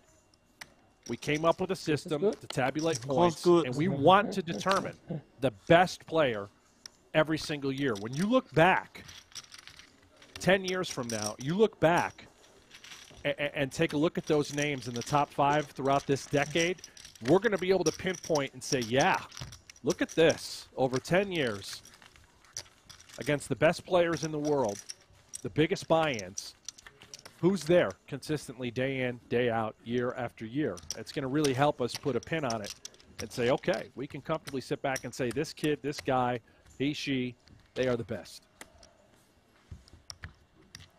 Yeah, and I think when you look at the results year after year, especially over a 10-year period, 15-year period, you can see who has staying power, who is consistently top 5, top 10. Nobody doubts there's a ton of variance in poker. You've got to play well, you've got to run well, you've got to get lucky, you've got to avoid getting unlucky. So, while Ali, he might be the best player right now, doesn't mean he's going to finish first each year. Could very easily have an unlucky year, but if 2 years if he's number 1 2 years in a row, and next year he's 5th, and the year after that he's 8th, you look at that stretch and you go, wow, this is quite possibly one of the greatest of all time. If he can put a run together like that. So, and I think that's where it becomes really interesting. You look at, if you want to compare it to golf, and you brought up the PGA Tour, you look at Scott Scheffler right now, who just won the Masters. He's currently the number 1 golfer in the world. Would anybody consider him, one of the best of all time? No, certainly not yet. But Not let's yet, say right. But let's say he stays in the top 5 for the next 8-10 years, and he's consistently there. Well, then he's in that conversation.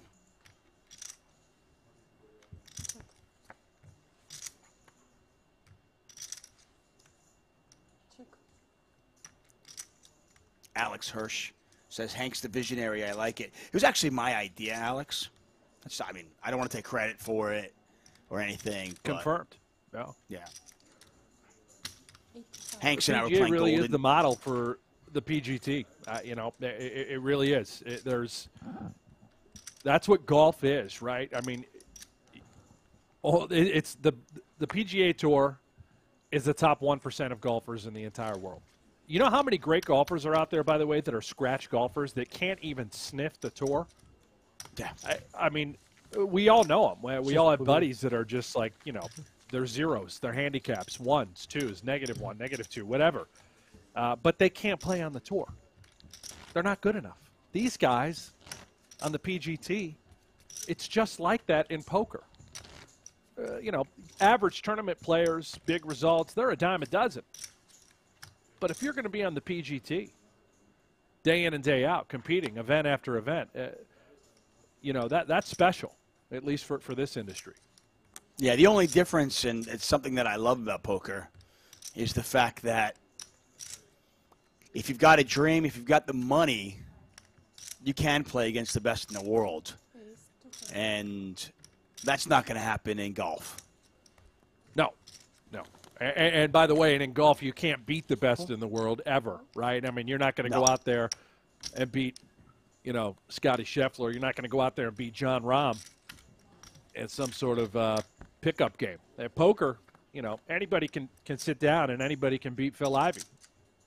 That's just the reality of variance and sort of the luck factor involved with poker. Now, if you're going to play Phil Ivey 10 heads-up matches in a row, Godspeed. You're not going to win that. Unlikely, for sure.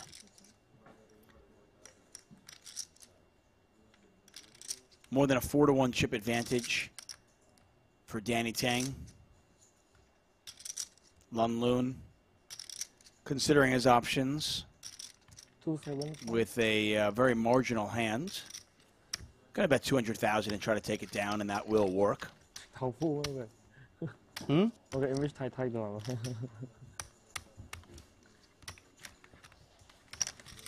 Poker's also interesting because, and I love, by the way, the comparison to the PGA Tour. I love the vision you guys had. I think it makes a lot of sense because, you know, when you think about how many players play, you know, how many players can legitimately win or be the #1 golfer each year, it's small. It's not a lot of players. And I think that's the same for poker. I think poker is unique in the sense that we have so many different games. And if you were to ask Dan Negreanu or Phil Ivey or Eric Seidel, who are the best stud players out there?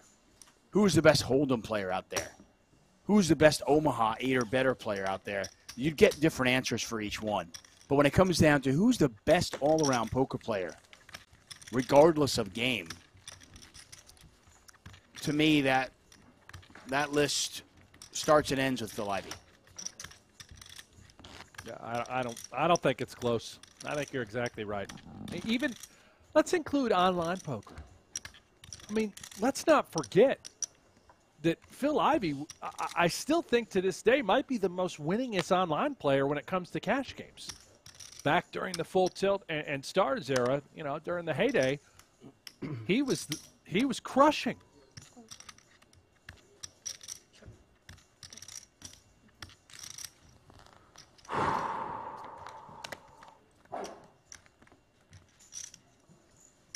And I think staying power has a lot to do with it as well. The ability to be consistent over decades. I mean, when you think about players that have done it decade after decade, how long is that list of players? What, Eric Seidel, Daniel Negreanu, Phil Ivey, Phil Hellmuth, that's it? I mean, let's include Hellmuth, yeah. That's what I'm saying. I mean, Hellmuth won the championship. He won the World Series Poker main event in '89. So, you know, decade after decade, here's a guy who's winning bracelets and still performing at a high level. But, you know, Seidel, Hellmuth, Negreanu, Ivey. You know, are the players of today going to be doing it 20 years from now?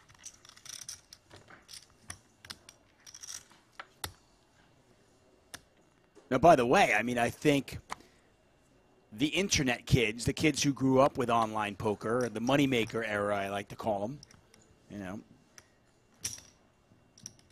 who played a lot of online poker, they're all in their mid to late 30s now. And they're starting to put, I think, really earn respect for staying power. I mean, the Phil Galfons of the world, the Jason Koons.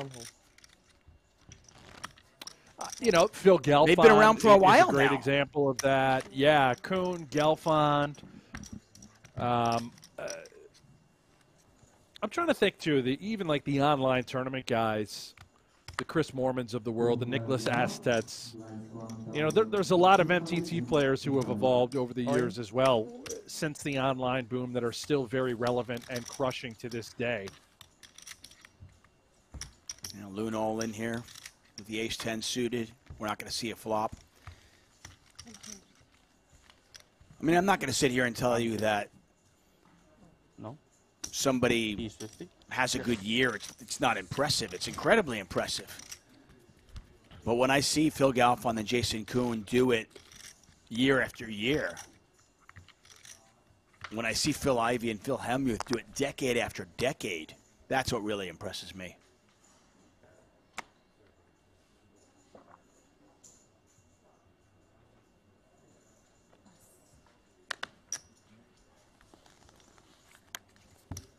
Chat, a couple people pointing out Garrett Adelstein when it comes to cash games. Yeah, I mean, listen, Garrett's phenomenal. He's played in a number of our games inside the studio. Tremendous talent. Tom Dwan being mentioned by Alex Hirsch. Doug Polk. You know, I don't think Doug would ever consider himself in the conversation anymore, but obviously Doug is a great player. The problem with Doug, and I think a problem with, for me at least, if you're only playing one game, I have trouble putting you in the conversation, even the conversation, by the way, of best all-time. Yeah, no, I don't. That's just my 2 cents.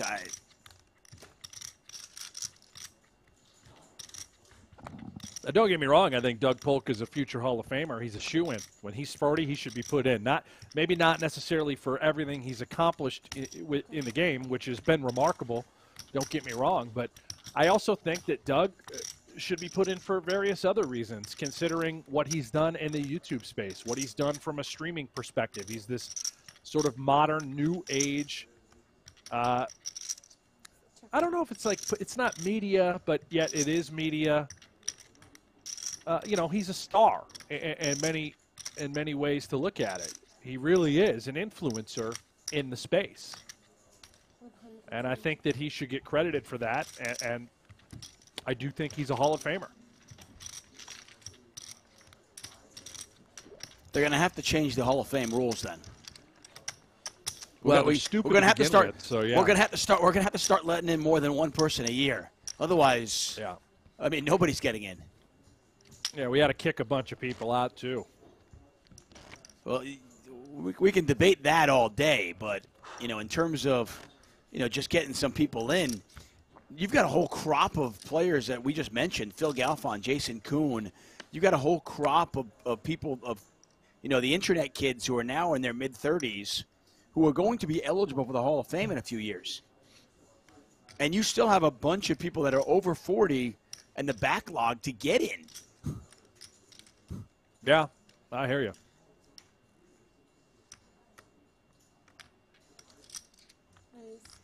Yeah, I don't understand the rule of having one person or two people in a year. I just don't get it. To me, it's like, I don't think a lot of people understand. I just don't understand. Like, to me, if you get the votes, like there should be a number, whatever. I don't know, like baseball does it. If you get a certain number of votes, you're in. If you want to cap it at 5 a year, okay, that's reasonable. But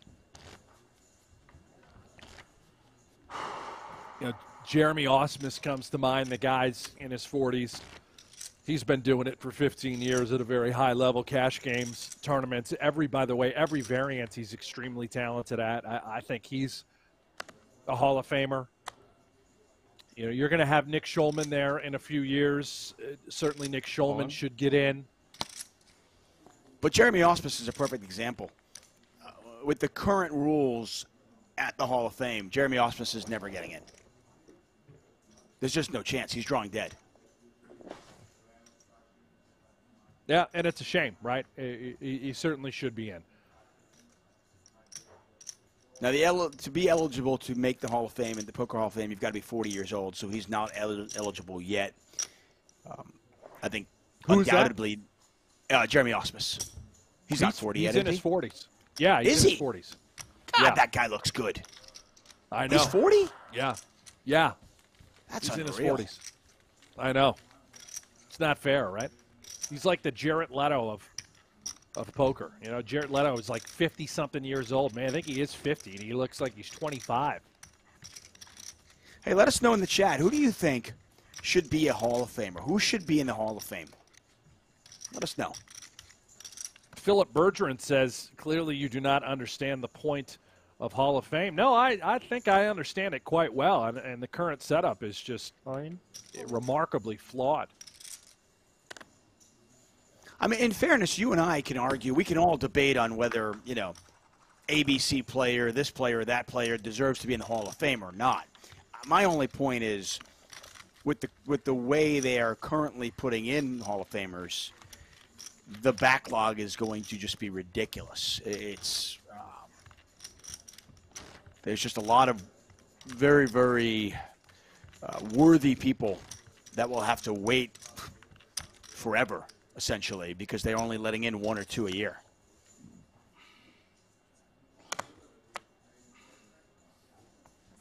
Phil Gordon. Why would Phil Gordon be in the Hall of Fame? Hey, his little green book. Yeah, I got to tell you, that's a stretch, pal.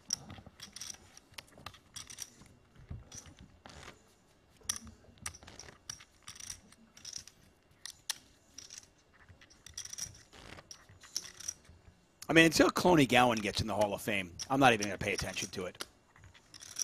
Cloney Gowan. What happened to Cloney Gowan? Wow. Where is she? Talk about a I think we need blast from the past. Yeah, we need a VH1 show. Where is she now? Watching heads up. Lun Loon, Danny Tang. Tang all in. Antes have moved up, and you're seeing a lot of these hands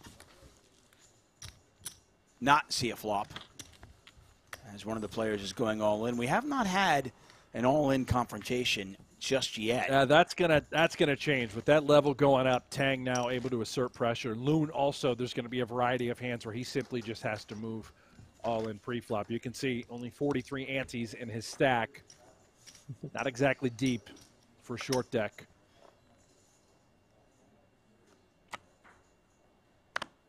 This could be it. All in.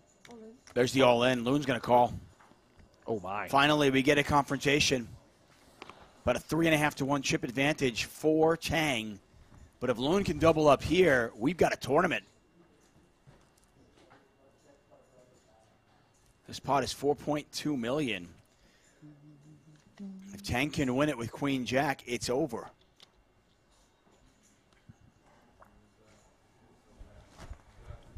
Both players standing up.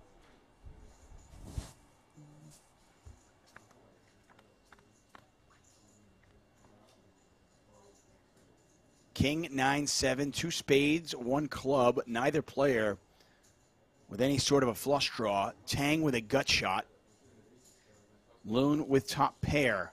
And Loon, a 70-30 favorite. He's going to hit this 30% of the time. He's going to hit it right now. GG, man. GG. He's going to hit it right now, and that's it. Event 5 is in the books. The river is irrelevant. Yes, Lord. Lun Loon finishes in second place. He'll take home $416,000. The one. And there's your champion, Danny Tang, with his 5th cash of the series, finally rings the bell. Great showing, Danny Tang, baby. The 50K short deck winner, his 5th final table and cash. Finally, Tuck, he takes home first place. Danny Tang had to get a little bit lucky, and everybody who wins a tournament often does. Danny Tang, $640,000 in his pocket, and that nice trophy. He finally gets the monkey off his back, and he wins a title here in Northern Cyprus. We're going to sign off here, but we are going to be back in 20 minutes on a new YouTube stream on our PokerGO YouTube channel. We'll have the 50K no limit. More action in 20 minutes.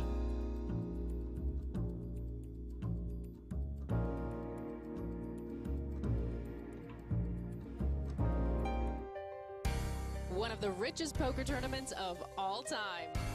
One of the toughest fields ever assembled.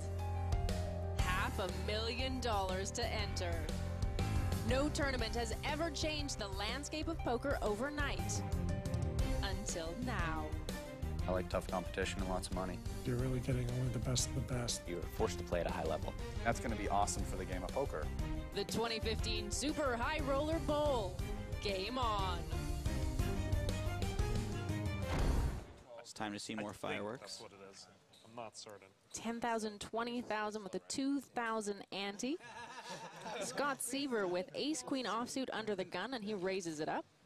More play. Negreanu next act has jacks. He could play this a couple ways. He decides to just call, which is very in tune with his style. This is the famous Negreanu small ball? Absolutely. Anytime he's not quite sure where he's at, he loves to call, and then he'll play after the flop. He's very comfortable playing after the flop, and he has position here, so he's got a lot of good reasons to just call. It passes over to Kim in the big blind. Ace-7 offsuit. And we've seen him defend this sort of hand here before. Yeah, he keeps getting great prices out of the big blind. He has hands that have some equity, and he's making good defends. Unfortunately here, he's dominated in a bad way, but normally this would be a pretty standard call. Ace-6 queen. Top pair for Kim, but top 2 for Seaver. This is a bit of a tricky flop for Dong.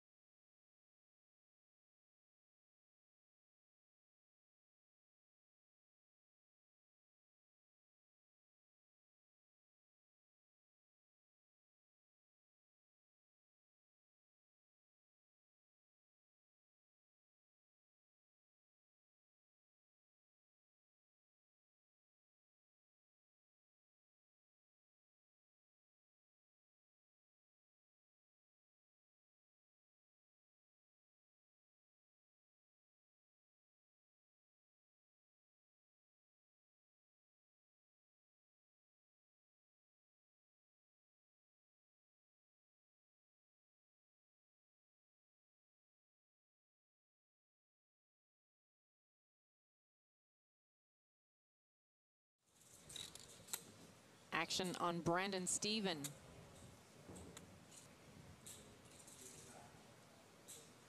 He finds himself in a pretty tough spot here. He liked his hand a lot before all of that action, and he does lay it down. Yeah, and thanks to Brandon's nice check, he actually gets away without losing any chips after the flop.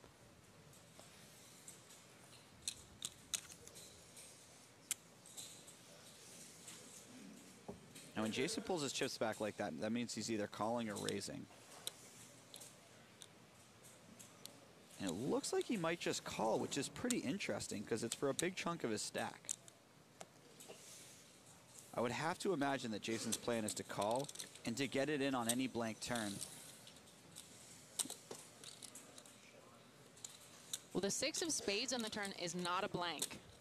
No, it's not a blank at all. It completes the flush draw, which he had to be concerned about on the flop. And also, if Max has something like Jack-9, he's probably going to slow down on this card. All in. It's an all-in from Max. Big decision for Jason. That hand's not very good, is it? It's not a very good hand. Doesn't really hit that board very well. Good discipline fold by Jason. Tom Marchese is under the gun with ace-king offsuit. He raises to 72,000. It's got to be the first time he's ever folded king straight. Yeah. Folded in 8 seconds probably. Seaver with king-jack offsuit. It's a good hand, but it's not doing that well versus Tom's under the gun opening range. I would imagine that Seaver either folds or 3-bets this particular hand. And it looks like he is choosing the 3-bet here.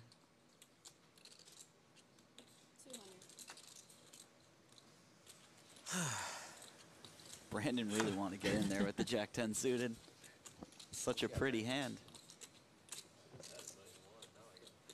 Back over to Tom Marchese now.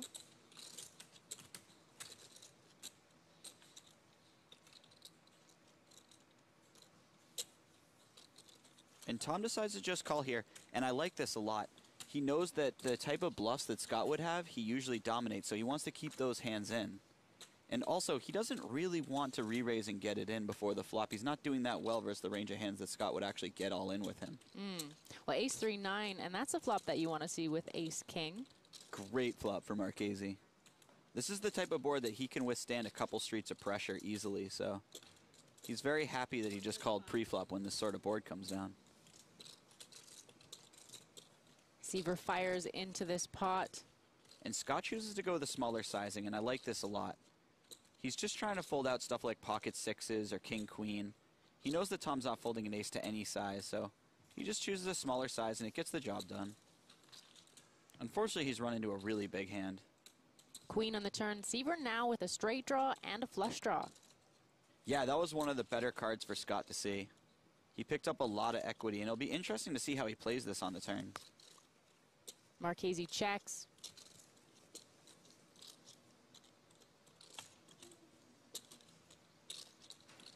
Scott checks back. The 8 of diamonds on the river. Scott now has the flush. Wow, that's brutal for Marchese. He had the hand all but locked up on the flop. And he has to imagine that Scott barrels some of his hands that have 1 diamond in it, so he might even find a hero call in the river if Scott value bets.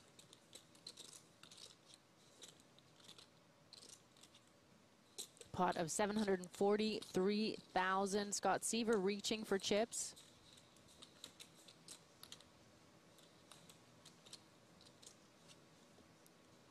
He puts out a bet of 300,000. This has got to make Marchese a little bit sick. On the one hand, his hand has shrunk a lot in size. But on the other hand, Seaver's line looks a bit like he bluffed on the flop, decided to give up on the turn, and then the 4th diamond made out in the river, and he was like, oh, I could get away with the bluff again. Marchese rechecking his cards, and that king is still not a diamond. And he finds the correct fold. Yeah, these guys are both just too good. So Brian Rast has raised 10s from early position. David Peters with aces in the big blind. Jack 10's ahead, right? Slightly ahead of up to which pair? And he just calls. This is a really sneaky call, and I really like it. He's going to be calling out of the big blind a lot, so. Well, he'll be glad he played it that slow and kept the pot small because, boom, Rast outflops him and hits a set. Terrible flop for Peters. There's no way he's folding, but. He's checked it over to Rast, and Rast bets 140,000. And I can't imagine David does anything here but call. His hand isn't strong enough to raise anymore, and he definitely can't fold. He does just call. Oof, well, if that was a scary flop, it just got worse with a 7 on the turn. It puts a 4 straight on board. It would be really tough to be confident with a pair here, even a pair of aces. Not only that, but Peters knows that he can have a lot of jack type of hands when he calls out of the big blind. So his hand is actually weaker than the type of hands that he's expected to have here. Well, Peters checks it over, and Rast is undeterred. He fires again. Yeah, and despite all of that, Rast bets. And this is going to look pretty strong to David. Peters does let it go. It's a good-sized pot over to the big stack, Brian Rast. And by just calling before the flop, David Peters escaped losing a lot more chips. So David Peters gets his aces cracked, but a nice laydown saves him from losing any more than 9% of his stack. Scott Seaver with ace-9 raises to 200,000 with the 3 shorter stacks behind him. All in. All in. Connor Drynan shoves 13 big blinds with a bigger ace. Easy all in for Connor. And Ooh. Peters picks up kings in the big blind. Peters is probably not going to fold this one. He's trying to decide how to get the most for his hand.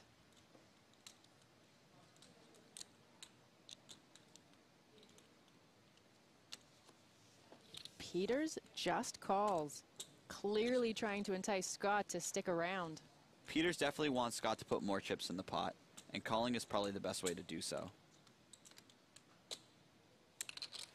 I'm going to fold, but that's probably not right. It's definitely right, as he sees when the cards are flipped over.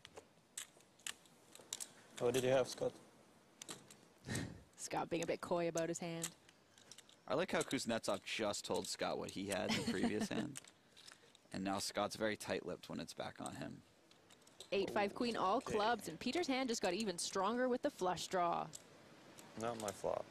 That's a terrible flop for Drynan. He just lost the ace of clubs as an out. Well, that might be his turn. The 10 gives Drynan an extra out. Only the 10 of diamonds or a non-club ace will save him now, or he is out in 5th. Oh my god. Wow. Red 10 on the river. What a card. And I had the ace of spades also, so you had only... I figured when you said 2 cards that don't matter, you were just being nice for me. And I have the... Wow. The blinds are still at 50,000, 100,000 with a 10,000 ante for the 4 remaining players. Even the short stacks have over 30 big blinds right now.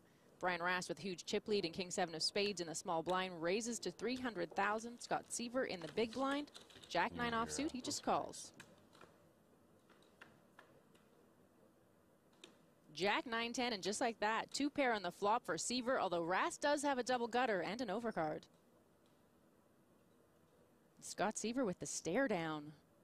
Yeah, Scott Seaver seemed to make it his policy to stare his opponent down right from the beginning of the hand all the way through the end. Rast bets 275,000. And Scott decides to just call. I think he doesn't want to inflate the pot too much. Queen on the turn gives Rast the straight. That's got to be an ugly card for Scott to see, but he hasn't seen it yet. He's still staring at Brian Rast.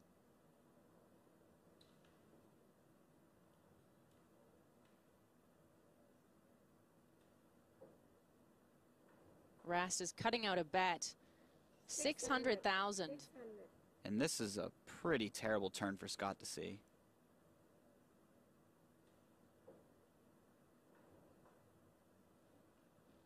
His 2 pairs shrunk up considerably, and he's going to call here just in case Rast has a flush draw or something that he's bluffing with still. Queen on the river means Scott's 2 pair is counterfeited now anyways. This might save him some chips. Yeah, I can't imagine Scott's going to be putting very many more chips in the pot. I'm all in. Rast shoves. Oh, come on.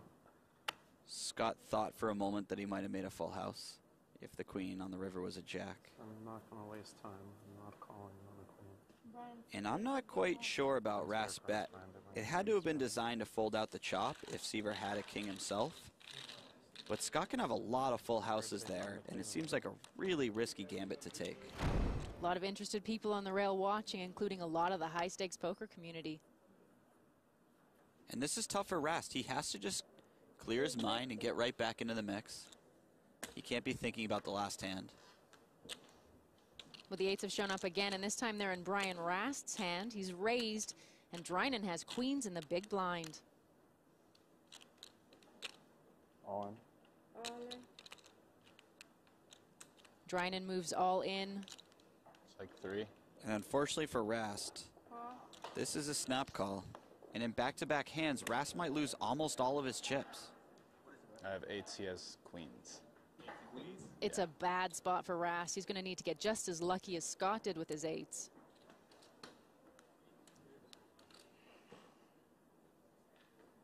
Rast isn't the shorter stack, so he's not at risk, but if he does lose this, he'll be down to fewer than 6 big blinds. 3-3-4 on the flop. And that is no help to Rast. He needs an 8 and an 8 only. Boom. Eights are not lucky for Connor Drinan. And 8s are the hand. Maybe, just maybe.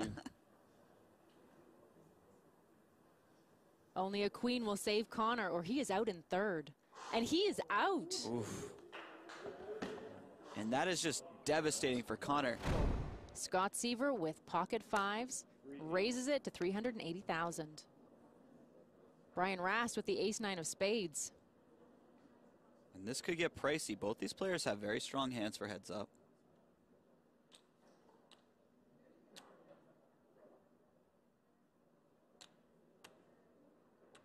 Brian makes it more expensive.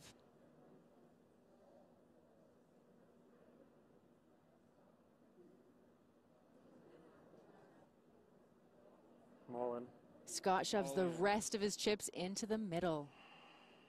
Wow, and this is actually reasonably close for Brian.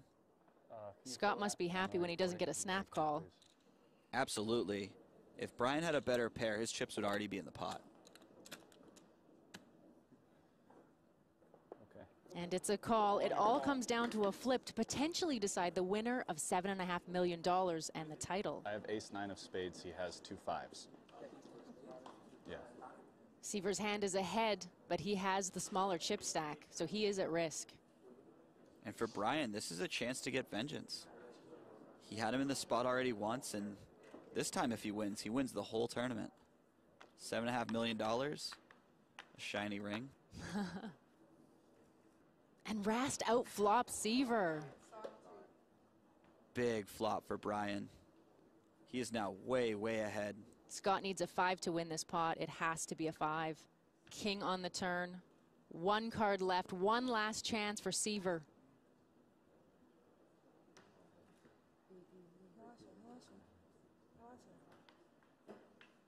And the 6 on the river. Brian Rast is the first ever super high roller bowl champion. Congratulations. Thank you. And what a deserving champion. After taking that bad beat, he just fought hard, came back, and now he has the title.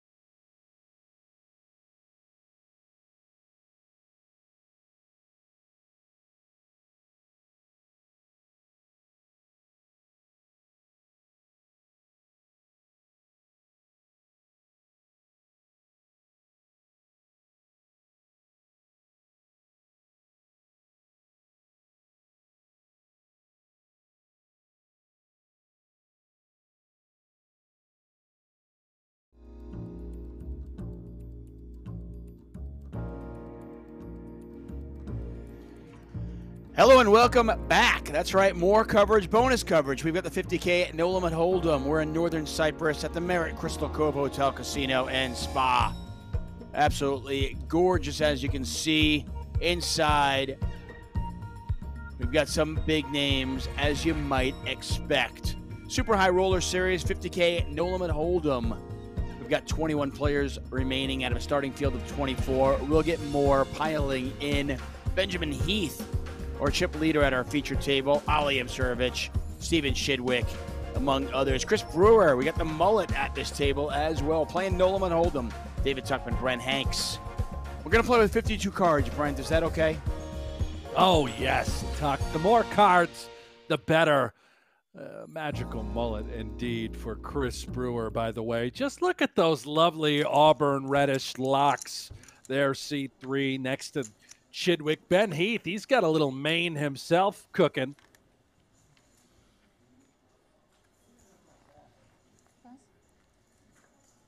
Benjamin Heath, a very talented poker player. First we're seeing him this week. We've seen a lot of Chidwick. Chidwick's doing a lot of bubbling. Hasn't been a great week for the superstar from the UK.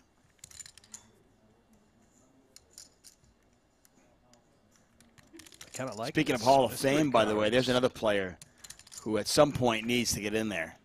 Steven Chidwick. Oh, Chidwick, a shoe-in eventually when he gets there.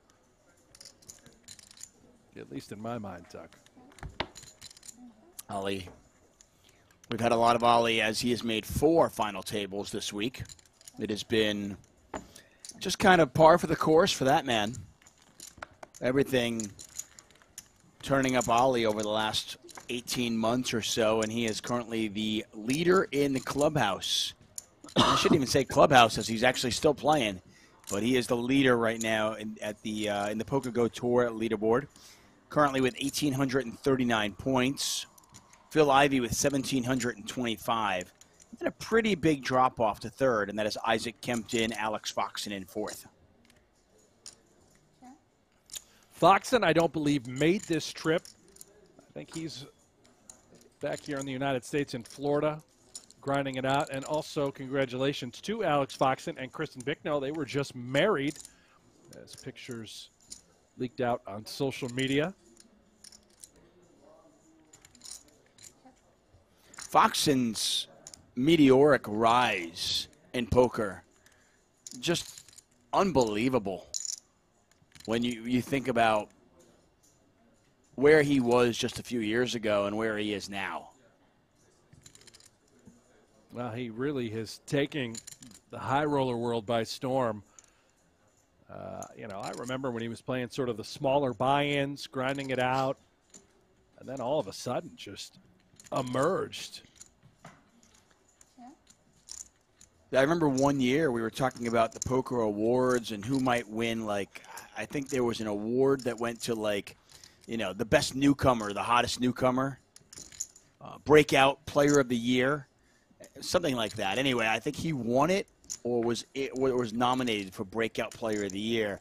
And then fast forward a couple of years later, and suddenly, you know, he's fourth in the PGT leaderboard. I think he also was the back-to-back GPI Player of the Year of 2019 and 2020. I could be mistaken on that. I certainly know his wife, Kristen Bicknell, she was back-to-back in the female category, considered by many to be the best female tournament player in the world.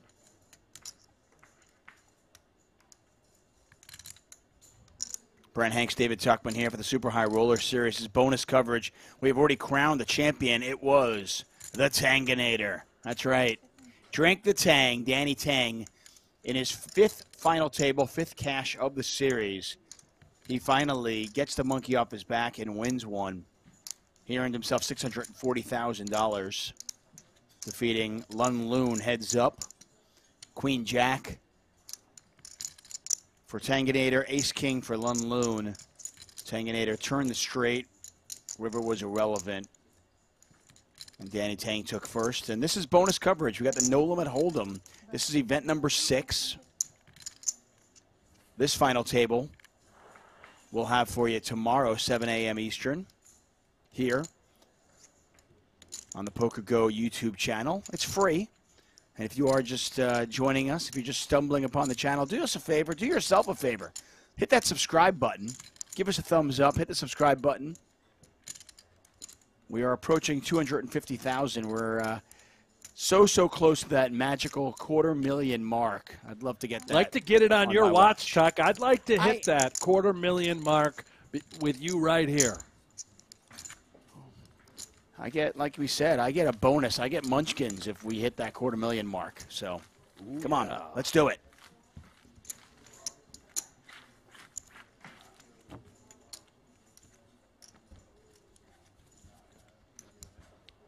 Very rarely do we get the opportunity to have bonus coverage, day one coverage in high rollers like this. And, of course, today, special occasion. By the way, Chidwick with the music in the ears. I don't think I've seen that from Chidwick, where he's listening to tunes. He just took those out, perhaps getting dialed in. What do you think he listens to? 9 Inch Nails. Yeah. Nailed it. I don't know. You know, it could be Yanni. Could be sort of just, maybe it's a podcast. You know, it could be Norman Chad's podcast. It's Hello, definitely Norman. not that. We see you in the chat. It's definitely not that. Martirosian, by the way, very talented player. We've seen a lot of him this week. He's got 4s. Guy is an absolute beast. By the way, Vyacheslav Boldigin, he played the Cyprus series last time around, somewhere out there floating in the social media Twitter universe, as we have an all-in here. Collision. Yeah. Flip. Let's rock. There's a picture floating around of Boldigin and his reaction, his facial expression from last year's Cyprus Super High Roller Series, and it is an all-time classic. Get out there, somebody find it. Off to the races we go here, Tuck. Boldigin with the wry smile. Flipping pretty early on in this tournament. Nothing there for the ace-jack as of yet. Martirosian, he's all in for his tournament life right now, and 4s are still good.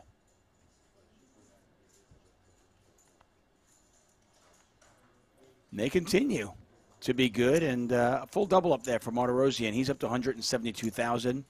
Boldigin down to 68K. Some people in the chat suggesting that maybe Taste of Tang needs to be a T-shirt we can get over in, on your website.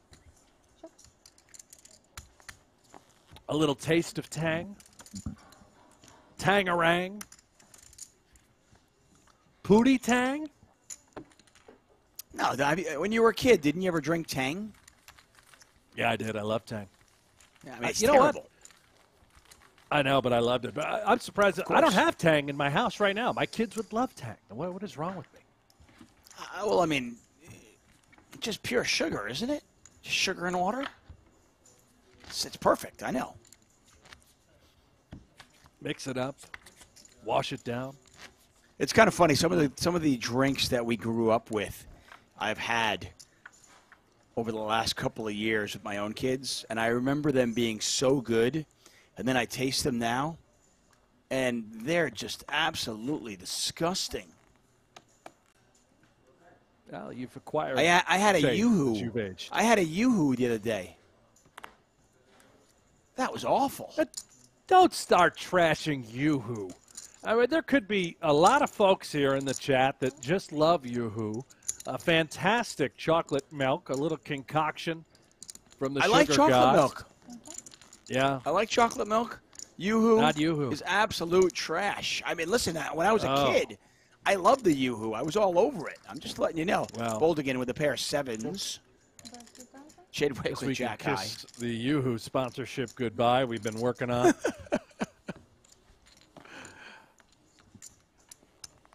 I can be converted. I'm just saying. Kool-Aid. Have you had Kool-Aid recently? I have not, but I'm simply not going to sit back here and trash Kool-Aid, nor will I trash Yoo-Hoo. I think these are fine beverages that children around the world are allowed to enjoy. Adults can partake as well. I have no problem with these types of beverages. Capri Sun from Cole Pittman, the High C Ecto Cooler from Toy Den Nerds. And you're really giving them a bad rap here, Tuck. I can't allow this to continue.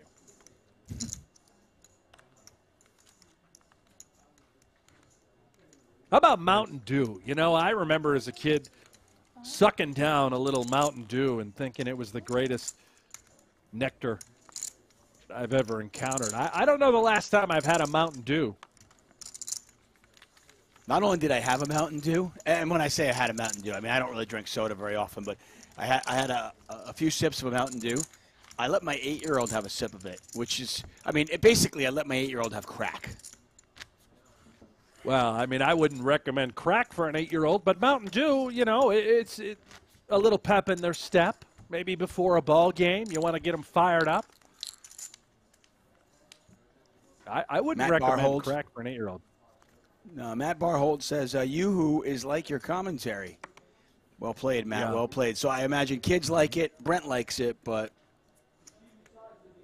maybe as you get older, it's not your thing. I understand, Matt. I drink a lot of Coke Zero and not enough What is Coke water. Zero? I don't think I drink enough water. Coke Zero. Is Coke Zero, is it just Diet Coke?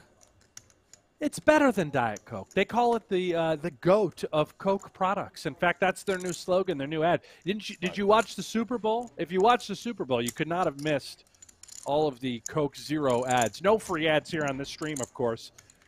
We're simply just talking about beverages. Martirosian raising the 5,000 with the queens. Heath's going to give him a little action with 5-4 offsuit. Hit a 4, so we're going to get something there. Martirosian also has the queen of clubs. I think this is a unique opportunity for us. You know, if you are a no-limit hold'em player, if you're a tournament player, what an amazing opportunity to get early coverage, deep play from some of the best in the business, to be able to watch them play poker right now with cards up. Yeah. If you want to work on your game, this is a really amazing opportunity. Yeah, very rarely do we have these opportunities, Tuck. To your point, when we do feature the Super High Roller Bowl, which I know we're going to be doing here in Cyprus, oftentimes we will do day 1, day 2 coverage. It's pretty much our only major that we have the opportunity to peek under the hood during these early levels of play, and certainly the creativity, the deep stack maneuverability that these players have. Something to keep an eye on. I still think that watching streams, high-level players, is the best thing you can do for your own game, tutorial-wise, in order to learn from the best. Implement that within your own play. Yeah, Martirosian with the queen of diamonds and the queen of clubs. This board is getting pretty wet, and he's going to fire another shell. And why not with 2 queens? Yeah, size it up. Big hand, big pot. 2 draws, as you mentioned. I suspect we would still get action from some sort of 7. A 10 seems unlikely unless it was of the puppy paw variety, meaning 10x of clubs would have had to have been there. Martirosian, I think, could do this with a variety of bluffs as well. He'd be sizing up. He'll remain balanced in those spots. Nice little pot. Yeah, Martirosian, after doubling up with 4s, wins another one as he approaches 200,000. Heath gets away from the 4s on the turn. And, you know, not after you watch this, you can put your skills to the test. Playing PokerGO Hold'em, you can play for free. It is from the creators of High Stakes Poker, Poker After Dark, and more. Be part of the shows that help shape the game. Our own Brent Hanks. It's his voice that's part of the show. He's in there. That's right. Yeah, that's right, Tuck. You can mute it at any time. It is an option, and I'm sure many folks have taken advantage of that. Muted. It is a lot of fun. I'm gonna tie it in and hook it up to every single Alexa Echo I've got in the house. Yeah, play it everywhere. If your marriage hasn't ended by now, it certainly will if you attempt that.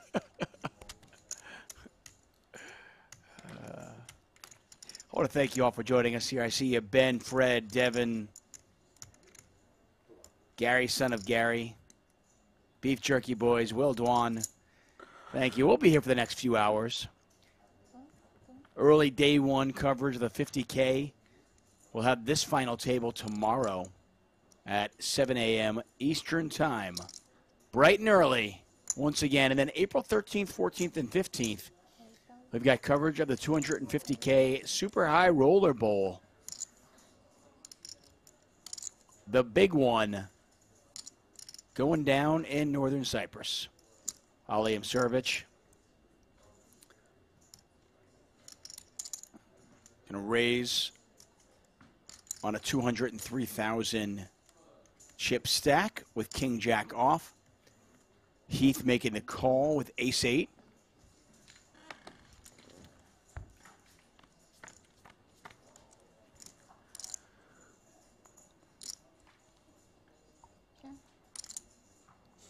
Not much there for Heath. He's got the 8 of spades. Imserovic with the overs and the gut shot.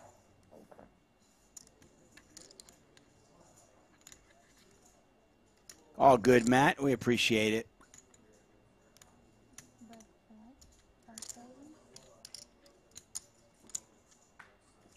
People in the chat pointing out that Northern Cyprus is not Cyprus, hence why we point out that we are in Northern Cyprus.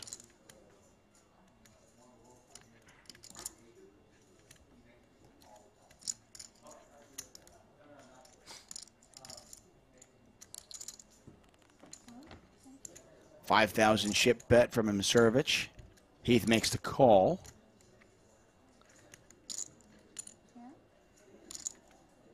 This is a sticky little peel and call by Heath. Clearly calling correctly with ace high. Understanding that Ali would be barreling and continuing with these sorts of holdings, the queen jacks, the king jacks, the king queens.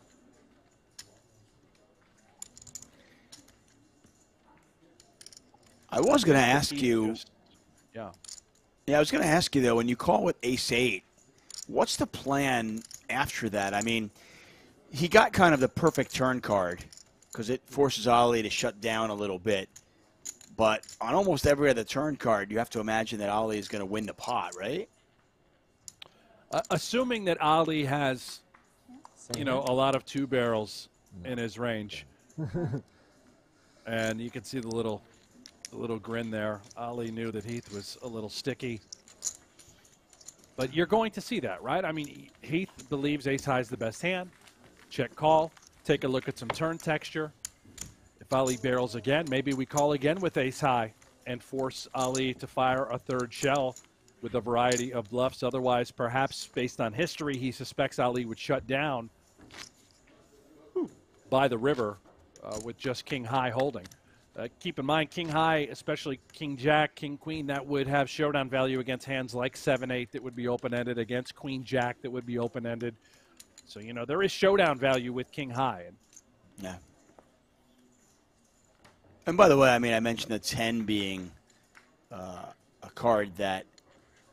good card for Heath. There are obviously other good cards for him as well, as he did have some backdoor flush equity, backdoor straight equity. He had the ace. And at the end of the day, he was getting a good price. I mean, the pot was $23,000. It was $5,000 to call. I mean, you're nearly getting 5 to 1. You're just going to see it time and time again where these players continue to fight for pots. They're going to hit the streets. They're going to force a couple of their big hands opponents here to fire clips. Yeah, this is interesting here. Ooh, hello. So jacks for Chidwick. He goes 4,500. Heath calls with king queen suited, and Ali has picked up ace 4 of clubs.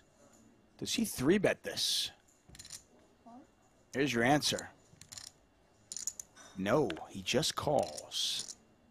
And again, sometimes Ali would 3-bet it. Here, elects to simply just call. Martirosian coming along for the ride as well. 4 ways. Pot is 20,000. How do you like your jacks now? I think you like them. An ace for Ollie, a set of jacks for Chidwick, Heath with a gut shot, no backdoor flush equity.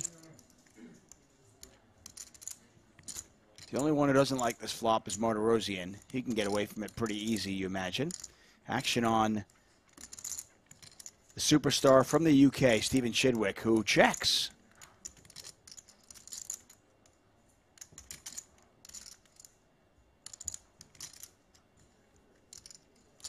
A little sneaky check by the set of jacks. Let's see if Heath takes the equity right to the dome. I think if Chidwick had a number of aces, ace queen, ace 10, he would also be checking those hands as well. He's going to go for it. Yeah, Heath with a gut shot. A little splash, a little sprinkle. No spade on the pond for Heath. Just a pure gutter. Clearly has plans on later streets. Maybe we just bet small here in hopes we get called by those hands I mentioned. Chidwick could also have the ace 10s, the ace queens. Very rarely do we get check raised. Are we surprised that Ollie just folded the ace 4 to the button bet? I am very surprised. I mean, he had backdoor clubs as well. I actually thought that must have been a mistake, but yeah, he threw it right into the muck. I mean, he had backdoor wheel possibilities, backdoor clubs. He's got top pair. And frankly, it's a button bet. Maybe I wonder if Ollie knew Chidwick was up to something.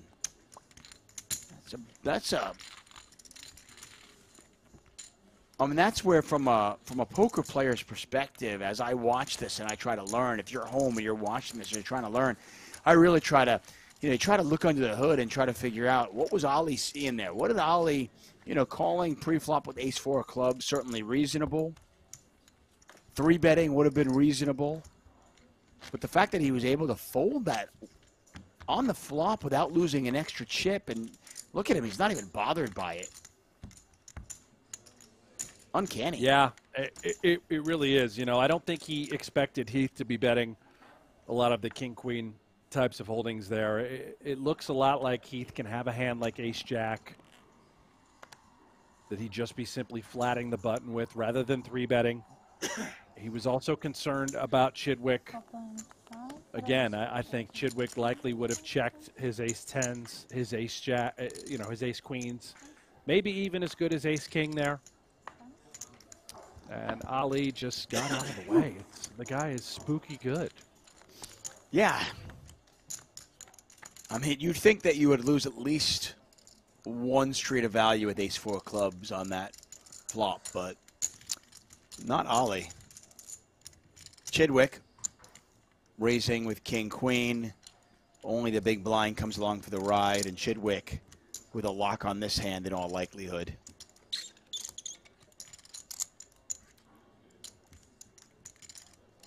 Dr. Jack Kenoff says, any reason why these guys play so slow? I mean, they're not really playing slow. There's a 30-second shot clock, and I haven't seen anybody use a time card yet, so. It's not too slow, but I will tell you that it happens more often than not where players do have a tendency to take, in my opinion, far too much time.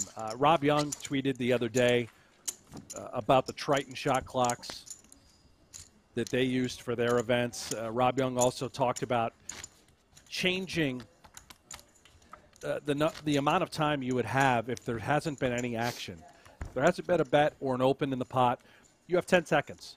10 seconds act, that's it. Get rid of the 30 seconds, reduce it to 10. If there has been action, if there has been a 3-bet, allow them to have the full 30 seconds. Clearly you're going to need to think a little bit more.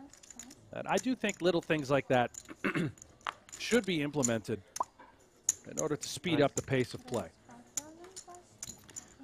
Yeah, I tend to agree. I'm fine with 10 seconds pre-flop. If there's action, maybe go to 20 seconds. And then I think post-flop, 30 seconds is more than enough, especially when you have time cards, so you can save and use when necessary.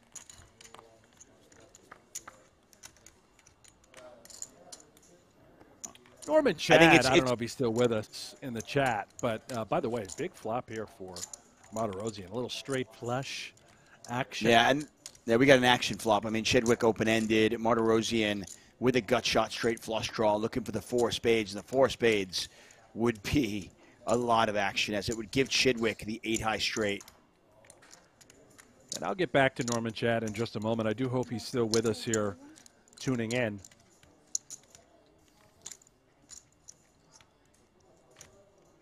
Martirosian's going to bet 8,000. Chidwick obviously not going to fold. Then again, I thought Ace-4 was going to obviously not fold either. But no, in this case, I feel pretty strong that Chidwick's going to come along for at least a street.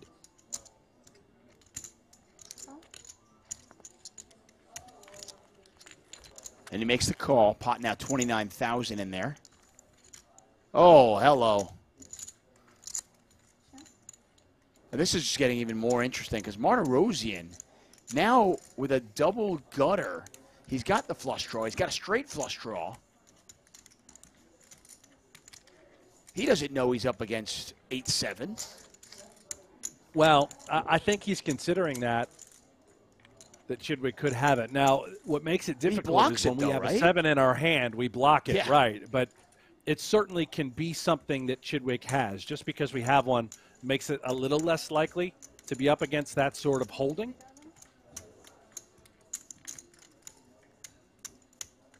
But you can't just simply rule it out altogether. Chidwick has a lot of jacks, a lot of 6s in general.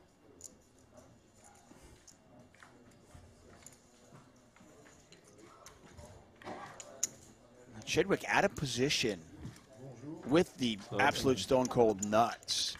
Does he reveal the strength of his holding now? Does he play it cagey and just call? Yeah. No one will shut up over here. I think he knows that Martirosian has either A, a healthy draw, or B, a very good jack or better, right? Could be 2 pair types of holdings. Yeah. He can have 5-6 on the button. He can have 9-6 suited. He can have a variety of jacks, even as good as Jack-9 for top 2. I would expect more money to go in right here, simply because there are the presence of 2 shovels, 2 spades on the flop. But let's see what Chidwick does. Yeah, and Chidwick has raised to 55,000, so do the math. 32,000 back over to Martirosian. Pot is 107,000. So Martirosian getting a pretty good price. Even better if he thinks that his straight is good. If he thinks he's up against 2 pair here, and his straight and flush outs are good, then it's an easy spot. We can see that he only has 18% equity. And somehow, some way, Martirosian misses everything.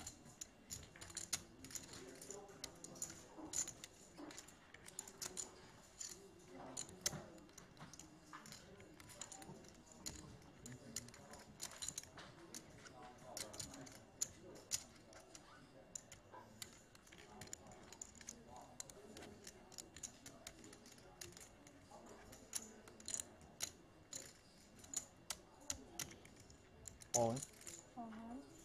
Chidwick all in, Martirosian obviously can't call. Nice pot there for Chidwick, up to 260,000. So you were mentioning about Norman Chad. Yeah, you know, he took a lot of criticism over the fall covering the World Series of Poker main event. And frankly, I'm not entirely certain it was fair, right? The amount of heat that he took. He made some good points. And was the timing of those comments perhaps you know, not great, considering that we were watching the biggest moment, the biggest event for all the money on the line. Yeah, for people who aren't familiar, what did he say in reference to what?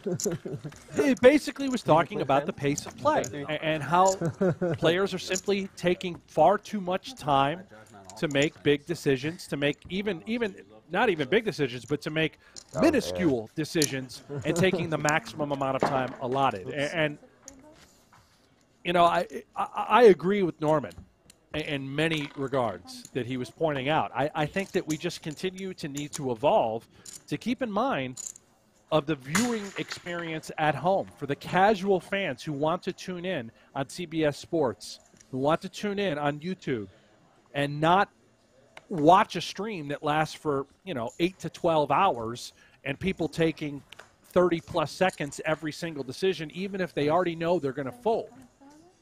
And there's a lot of merit to that. And I'm glad Norman spoke up, and he did it on the biggest stage at the right time. And I think that changes will be made in order to improve the experience for those that want to watch at home. Now, us hardcores, Tuck, you and I, we commentate all these events. A lot of the professional poker players who tune in, we understand that, you know, there are long and lengthy decisions to be had.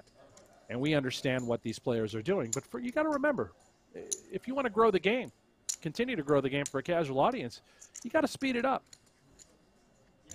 Yeah, and growing the game for the casual audience, it's not just a matter of that. It's also growing the game for the casual player. You know, poker is one of those games where you need to have a continual influx of players, you know, and taking that much time with trivial decisions does not help. Nobody wants to play with that. Nobody wants to watch that. I'm with Norman Chad, and I'm with you 100% on this. I've been talking about this, covering the World Series of Poker for the last decade plus now. I've seen it firsthand, and it is sometimes painstakingly slow. And I don't think it's fun. I can't imagine playing in a tournament like that. I don't think that's fun. I don't think watching it is fun. So, I mean, I'm really happy to see the changes that are being made. I know Patrick Antonius just put a tweet out there talking about the changes he's going to do on his tour. You mentioned the ones on the Triton Tour. We see pretty much every high roller now has a shot clock, which is great. I mean, you think about it, it's kind of like chess in a weird way. Like, there's a time clock. Yes, you've got to make really tough decisions for a lot of money or, you know, really tough decisions to win whatever game you're playing. But no, you don't have hours to make a decision. Time is part of it.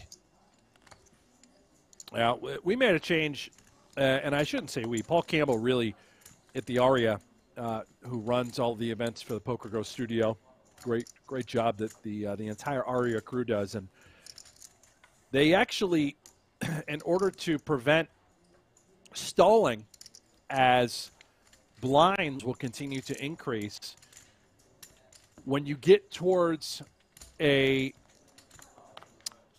I think it's at the final table when the levels are going to go up and when you're going to have a level change, they actually will draw for the number of hands to be played based on the current situation of the tournament. So in other words, there's no point in stalling to let that clock continue to tick and tick and tick in order to avoid the big blind or to skirt out of it or to get to the button sooner. And no fault to the players because they were simply taking advantage of the rules that were in place. So it's subtle adjustments like what Paul and the Aria staff did to improve the overall experience for both the players and the viewers at home. Yeah, there's a chat here. King Guy says, commentator, you should put the money up in a tournament this size and then make your fast plays. I understand your point, but I will counter that argument with something very simple. The players in this tournament right here that we're watching, they want me in this tournament. They want Brent in this tournament, okay? Married dudes with kids who at this point in their career, we play poker more recreational than professionally. You know, we don't put in 40 hours a week. We're not studying 40 hours a week. We just don't have the time. They want us in this game. And I will tell you wholeheartedly, I have no interest in playing in a tournament where people are tanking 3-4 minutes.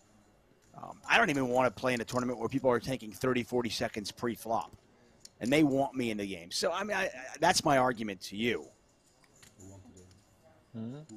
Yeah, and I'll ride that same train, Tuck. I mean, I'll tell you right now, Bill Klein, who is a frequent flyer at all of the PokerGo studio high rollers that we put on. He comes out for every single major series. There was a time where he stopped coming to the Aria and he stopped playing in high rollers because of the tanking and stalling by various players, and he hated it. It was a miserable experience. He did not enjoy it. Many of the recreational business types that wanted to come out and play these events, they also would stop participating because of the nonstop tanking. Yeah. And that message was heard loud and clear. And all due respect to Bill Klein. Did change their names. Yeah, of course. Yeah. And Bill all has due respect every to right Bill Klein, to do that, but, and I'm thrilled right, he did it. But Bill Klein is a businessman first. He's the first one who will admit it. You know, these professional poker players, they want Bill Klein's in the game. Many, many years ago, I was covering the World Series of Poker. I was in the black booth at the Amazon room, and I'm covering I believe it was the 100K one drop. And I'm going to throw somebody into the bus here. We're watching Doc Sands play. And Doc Sands is, you know, just at this point, slow as molasses. I mean, it was just ridiculous. And my dad was in the booth, and he was watching. And trust me, he's another guy. My dad plays poker. He's a recreational player. I mean, he used to play growing up, but you want him in the game. And my dad was watching this, and he just didn't understand that. We say, he thought it was just ridiculous. Yeah. And watching that just alienated him from the game. He was like, I would never play this. This looks terrible. It looks so boring. So, yeah, you know, I am on the speed up the game bandwagon. And by the way, I think that's the same for baseball, for a lot of other games. If you want me to watch them, if you want me to play them and enjoy them, then make the game faster. Listen, I'm fine with. You've got a tough decision for your tournament life. It's on the river. Somebody's made a big play. Hey, take your time with that one. But, you know, pre-flop, you're under the gun +2, and you got Jack-8 offsuit. You don't need more than 5-6 seconds to make a decision there. Come on.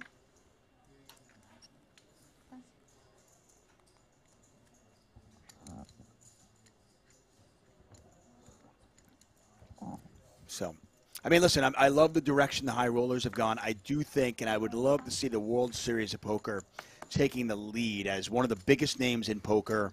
You know, certainly the biggest tournament series out there. I would love to see the World Series of Poker start to implement time clocks. You and I mentioned this. If not at the start of the tournament, but if they do it, Tuck, if they do it, you got to get rid of the 30-second nonsense. 30 seconds is too much. Too many players will take the full amount of time. They will. Listen, I feel like it's better. It's at least a start, right? It's a start, but I'm not even sure it's a great start. I think it could cause more problems. Yeah, you might be right. It's not like most people are taking 45 seconds and then acting. Yes, there are some that do that, but it's very rare. But if you actually give them a full 30 seconds, say, oh, yeah, no problem. You got 30 seconds to act when there hasn't even been any action. I mean, that's insane. 10 seconds, tops. You got 10 seconds. No action, you got 10 seconds. Hurry up. I don't think people realize just how long 10 seconds is. Just count to yourself 10. Think about how long it takes you. You look at your cards. 10 seconds is actually quite a long time if there's no action in front of you.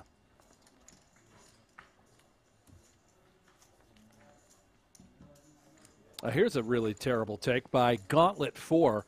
Says the high roller circuit just became an elaborate money laundering scheme. These guys not only have like 5 to 10% of their own action as commission, and the money isn't theirs. Well, that is absolutely untrue. In fact, that's one of the more ridiculous things that we've seen on the YouTube chat. I can tell you 100% that the majority of these guys have the majority of their own action. That's just the truth. Are there some that play for smaller percentages? Yeah, sure. But the majority of these guys have 100% of themselves, or at least 80% plus. Jimmy Bluffett with a good take says, I agree. World Series of Poker should be a front runner in speeding up and growing the game in the right direction. Yeah, You'd like to see that flush draw here for Boldigan. Martirosian with his 4s. Not a flop he's going to particularly like, and we talk about those small pairs. Just not many flops you do like.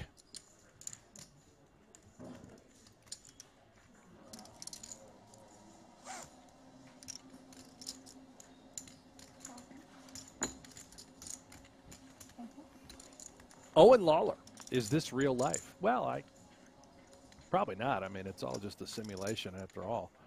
But yeah, this is real. Not sure Boldigan realized that his 5 wasn't out. We can see it is.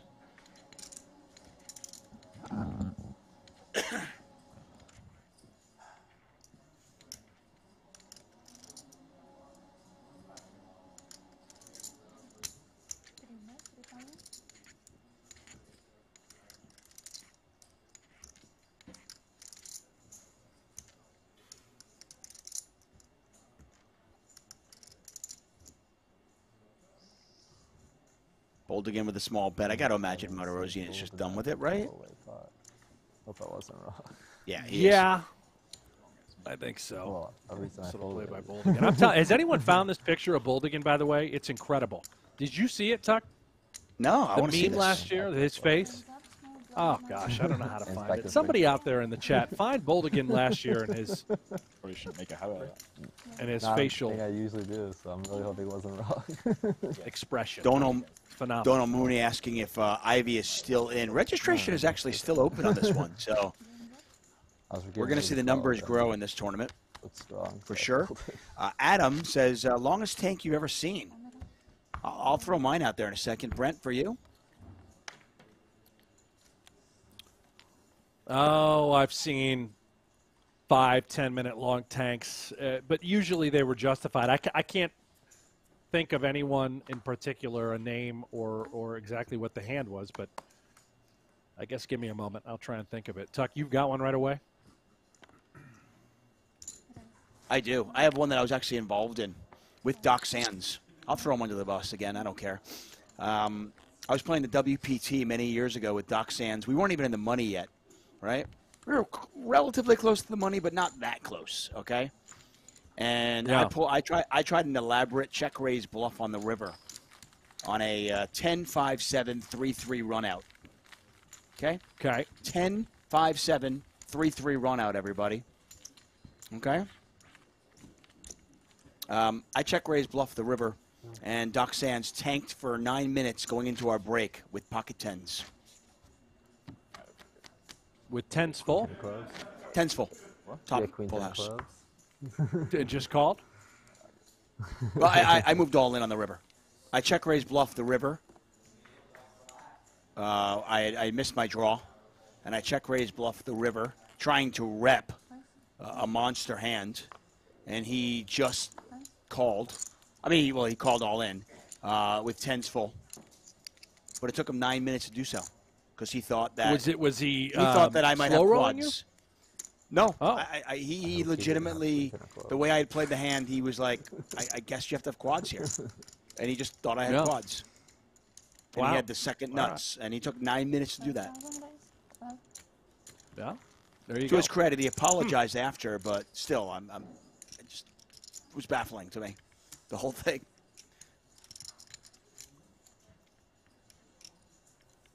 I still remember, and like I said, I never say bad beat stories. It was more of just like, oh, really? But I remember him even saying, looks at me, he goes, Tuck, I've got tens full. And so in my head, I'm thinking, okay, well, then just call and let's end this, right?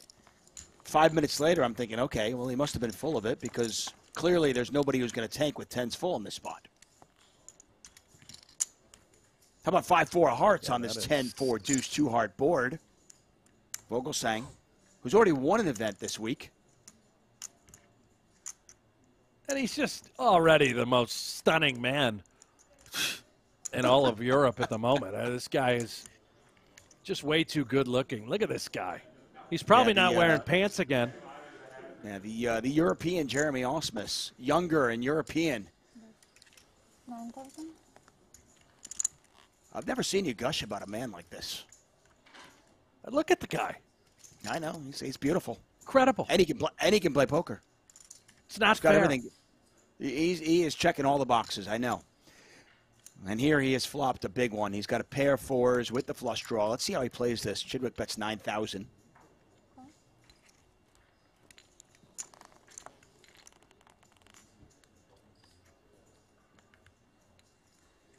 There's a flush. Yeah, everybody in the chat, by the way, is assuming that it was a slow roll. No, that's the thing. I mean, it wasn't. I wish it was. Slow roll is acceptable, right? Yeah. I wish it was. Funny. I wish it was just a slow roll, but it wasn't. He genuinely thought that I might have quads, which I guess, hey, unless I tap myself in the back, I can go, well, I guess I sold it well. I'm kind of wondering. I go, I mean, I guess maybe if he has bottom full house, I get him to fold it. Yeah, probably would have. Pretty crazy. Chidwick with absolutely no chance of winning this one. Vogelsang won a PLO event earlier this week in Northern Cyprus. We're here for the Super High Roller Series. Brent Hanks, David Tuckman calling the action. The Triton Series ended and went right into our Super High Roller Series. It has been an amazing stretch of poker, and it is all culminating with our Super High Roller Bowl, the 250K No Limit Hold'em event, April 13th, 14th, and 15th. Thank you guys all, by the way, for tuning in here on our YouTube channel. Make sure you subscribe. Just do it now. Click it if you haven't done so already. And a little thumbs up, a little like goes a long way. Show your support for these free streams on our YouTube channel. The more support you show us, the more we will give you back in return as far as coverage. Take a look at this leaderboard. Chidwick. Yeah. At the moment. The Merit Poker leaderboard. Healthy. Chidwick on top with 235. Benjamin Heath, 201. Ali, Vogelsang, Monterosian, all in there. Vyacheslav Boldigan bringing up the rear with just 62,000 chips. But we are in the very early portions of this event. A lot can happen, a lot will happen, so stick with us here. Jimmy Bluffett in the chat says, we all love Steve Chidwick, but does he tank a little bit unnecessarily in certain spots? Maybe a little, yeah. I think that's fair. Brent, you say you? You know, he's been criticized quite a bit from various streams and folks in the chat. I don't think he's alone amongst the high rollers that might take a little bit too much time, right? This is the sort of thing that just has to be addressed and to speed up the pace of play for everybody.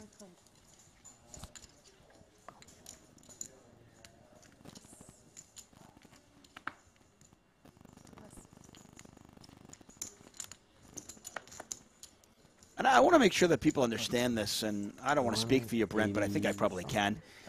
Neither one of us is advocating for making impulsive decisions. You know, you don't want to give off timing tells.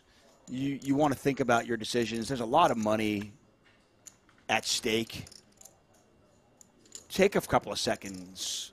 Take 6 or 7 seconds before making a decision. That's okay. But just... Yeah. I'm with you.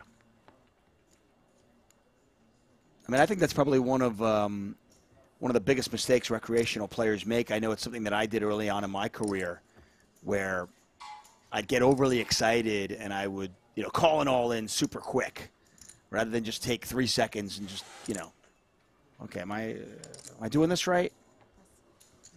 Heath quickly folds. Heath is so solid.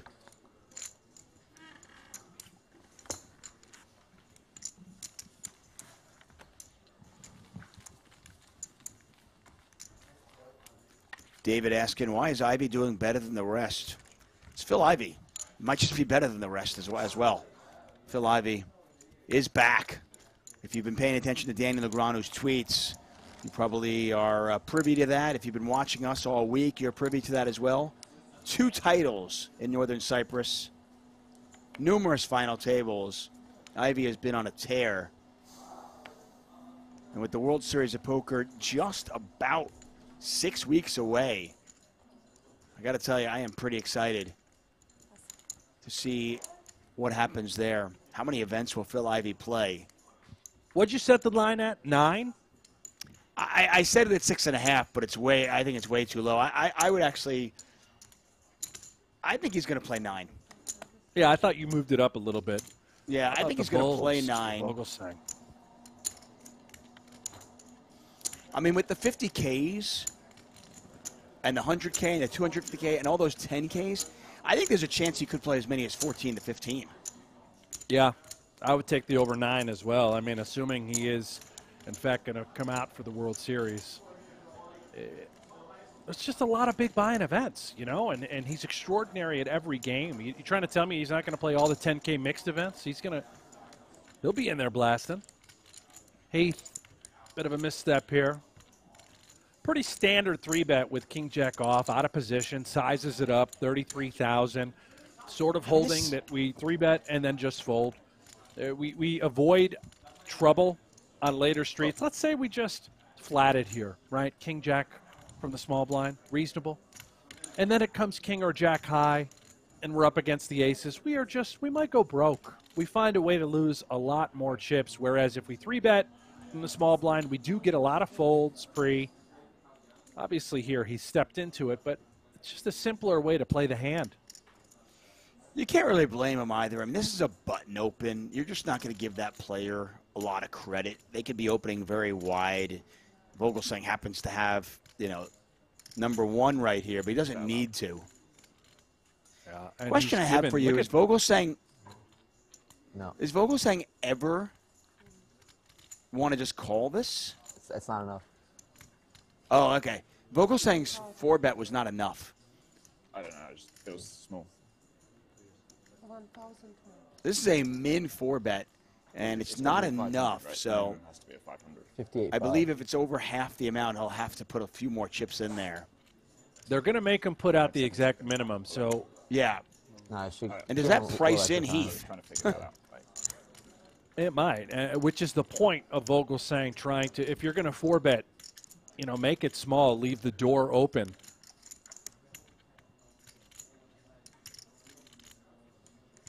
Yeah, I would. To your point, Tuck, I wouldn't mind a flat. You flat, you take it in position with 2 aces. I mean, they're not that deep. Once Heath makes it 33,000, right?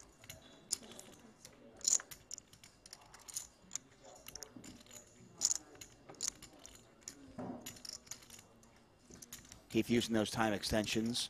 Players have 30 seconds stacked on their hand. They can use those time extensions. They get a handful of them.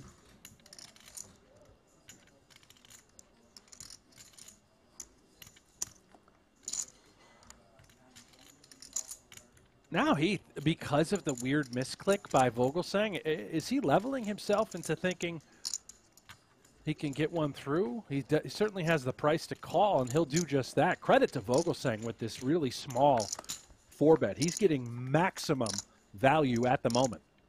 Yeah.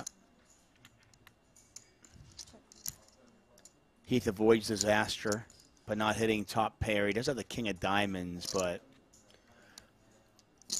I mean, Vogelsang's got the ace of diamonds. Would you ever get cagey here and check it back? I think he's just going to come with really small sizing again. Yeah. 120 out there. He's got 123 behind. You're just hoping your opponent has somehow made a queen to try and get the money in. And he bets 30,000, and Heath quickly folds. And as you mentioned, Benjamin Heath just stepping in it a little bit, but you can't really fault him. Attacking a button open with king jack off suit, pretty standard. Just happened to walk into a big hand there. Benjamin Green said in the chat, let me see if I can find that for sure. Said the first person that I remember tanking a bunch. Yeah, Eugene Green, sorry. The first person I remember being slow was Chris Ferguson. Yeah, I remember that. Chris Ferguson with the hands and the sitting there and the waiting, and you're just watching, you're going, come on, man, just do something. Yeah. Well, I remember when Jesse Sylvia. I don't think that's the most memorable thing Chris Ferguson no, did along the way in his career. Definitely not. Definitely not. I'm good friends with Jesse Sylvia. I love the guy. I remember when he made the main event final table versus Greg Merson. He got coached by Vanessa Selps, and Vanessa, part of her coaching was to tell him to take time, to not give away timing tells. That was tough. Queen here for Heath.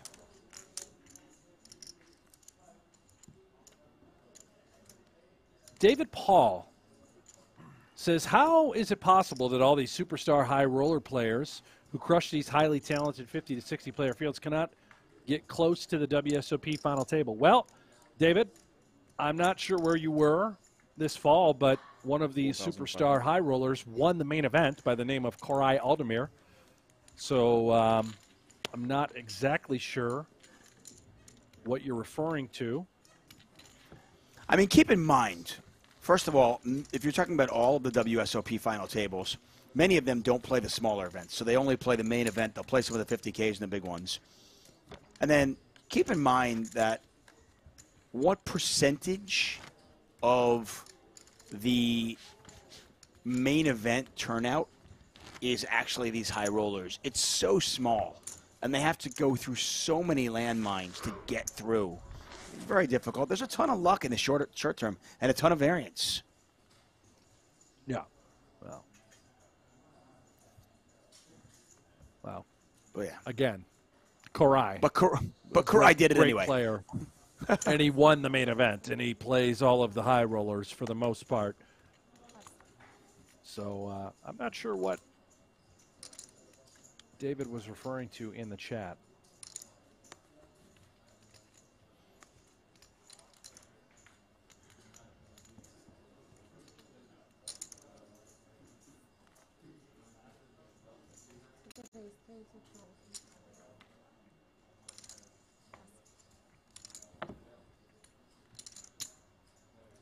Get a raise here from Chidwick, and just like Heath walked into it. Oh no!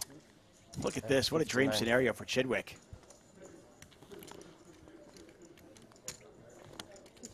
Chidwick raising, Ollie 3-betting, Boldigan all in, all perfectly reasonable plays, but Chidwick happens to have something good this time. All in.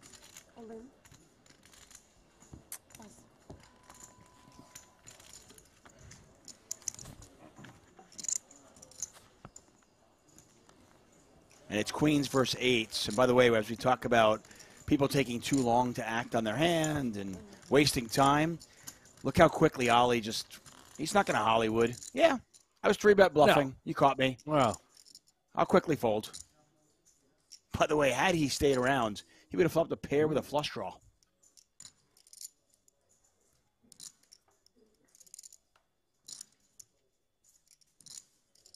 Boldigan looking for one of the remaining eights. And that is not going to happen for him. Chidwick didn't need it, but he hit a queen of hearts on the river. Boldigan has been eliminated. Chidwick now up to 319,000. Yeah, Chidwick building early, accumulating. Will he finally make his first final table of the stop? We'll find out tomorrow, Tuck. We're obviously going to have that final table coverage of this 50K no limit event. Yeah, that starts at 7 a.m. Eastern time. Make sure you join us tomorrow for that. We're not going anywhere just yet, though. Ian Sheriffs in the chat says, yeah, for sure. Ian Sheriff says, George Holmes made Koray work for that win. It was epic. Yes, it was. No doubt. One of the better heads-up battles we have seen in a long time. True story, by the way. George Holmes knocked me out of the main event this year. Is that right? Yep. Wow. He was the guy who delivered the knockout blow to me. At least it's good. At least you look at that and you go, well, at least my chips went to good use. I'd say that to be very true. Yeah, Holmes was, what a special showing. You know, the main event, it seems to happen every single year, right? Someone comes out of the woodworks, amateur, recreational type of player. Dreams come true. Special tournament, indeed.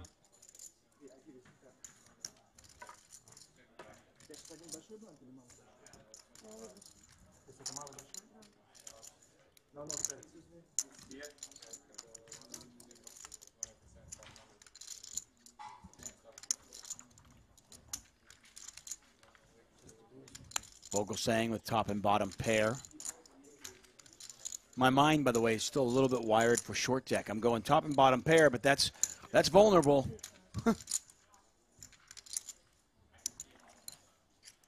we did cover short deck earlier. If you guys missed it, Danny Tang took home the title. His 5th final table. He added a win to the resume.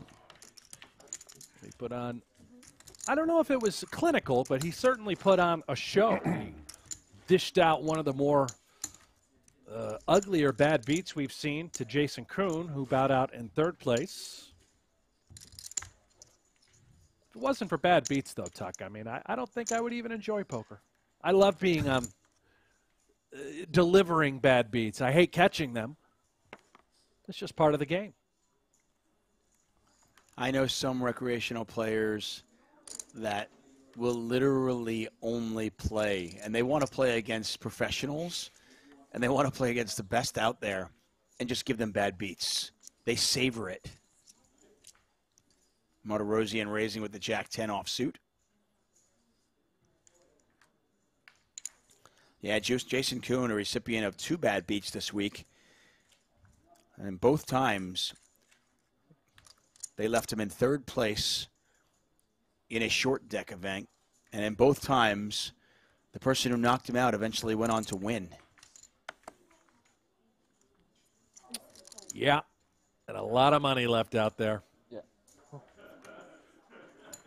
Could right? still up plenty on the series, but could be up a lot more. If you guys want to check out the live reporting of today's event, the outer tables, head on over to pgt.com. Live reporting tab. You really can't miss it. Up to 33 players. Current chip leader right now, Michael Adamo. He has 460,000. Sam Greenwood in 2nd, 390. Jason Kuhn, who we've been talking about, he's in 3rd with 320. And ready for this, Phil Ivey. He is top 5 in chips. He's 4th with Makita the Milkman Bodzakuski in 5th. We are. Yeah, something tells me that at the end of the next break, maybe we'll get a table change and we'll get Mr. Ivey. I don't want to promise anything.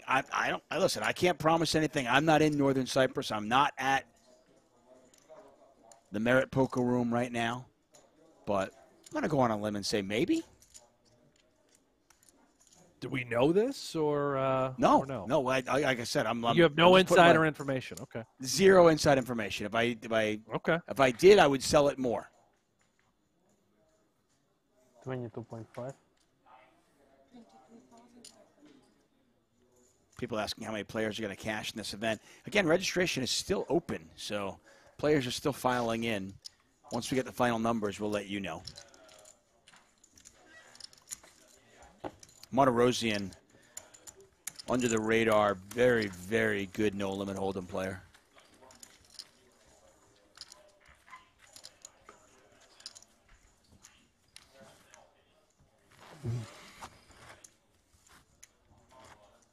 Michael Adamo, just another absolute beast.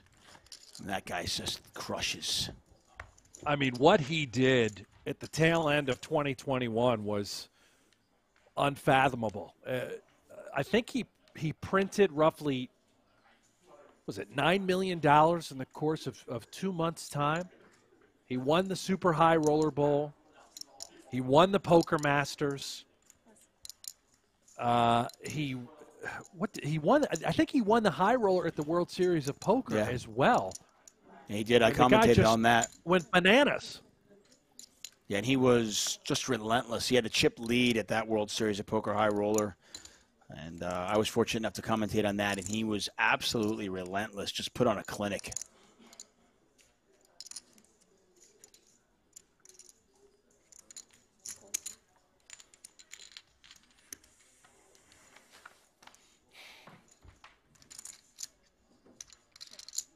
Threes are in the lead. But I have to imagine that Msurevich will figure out a way to win this one. 19,500 in there. Vogel saying, got to take a stab. See if maybe he can just win it right now. We know he can't. Interested to see how Ollie plays the king high flush draw. Just a call.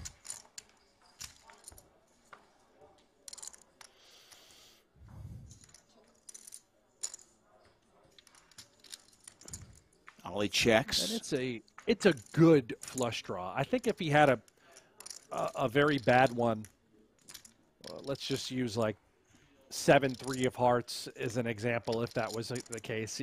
You can certainly consider check raising those sorts of flush draws. But here, with the king 8 of hearts, second nut flush draw, also good turn cards in the deck that are not necessarily a heart for your hand.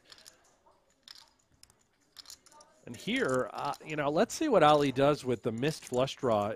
The door's open to consider bluffing. There it is. Yeah, not a big sizing.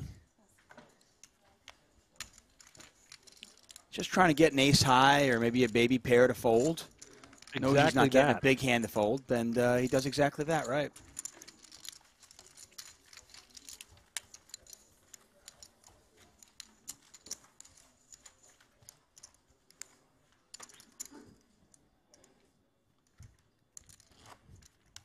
Yeah, the only player hotter than Adamo might be the guy we're looking at right here. Servage making 4 final tables here in Northern Cyprus in just the last 21 months or so have been magical for this man. Pretty good troll here in the chat. TQ Suited says, you know we have the B grade commentary team when it's Tuckman and Hanks. I'll tell you what, I kind of take that as a compliment. I mean, a B grade is pretty good. I expect much worse. Yeah. I mean, considering, you know, what, Ali Najad, Nick Schulman, Lon McCarron, Norman Shad. I mean, the list of commentators that are out there that are so good. Hey, I don't think last time I got a B was in like 7th grade. Okay. Yeah, Jimmy, appreciate the modifying here, but hey, when people say that sort of stuff, you don't need to hide the comments, buddy. A good troll is, I appreciate those very much. And even if he's not trolling, that's a pretty good grade. I'll take a B.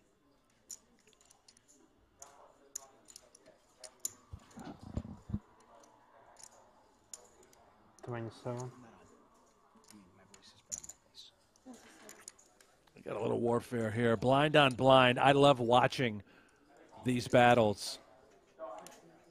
Ali comes with the 3x open, the 12K. Martirosian, a little smallish 3-bet sizing in position. Same hand makes it 27,000. And these guys will be very mixed with what hands they'll open. For Ali, as an example, for Martirosian, what hands he'll 3-bet. And Ali understanding that Queen 8 can have a lot of value against Martirosian. It's not necessarily a bad hand to have, considering how wide Martirosian can be. He would absolutely 3-bet poor hands. The sizing is interesting to me. He priced in Ali. And now, let's see who can outmaneuver the other post-flop. Clearly advantage Martirosian being in position and as the aggressor.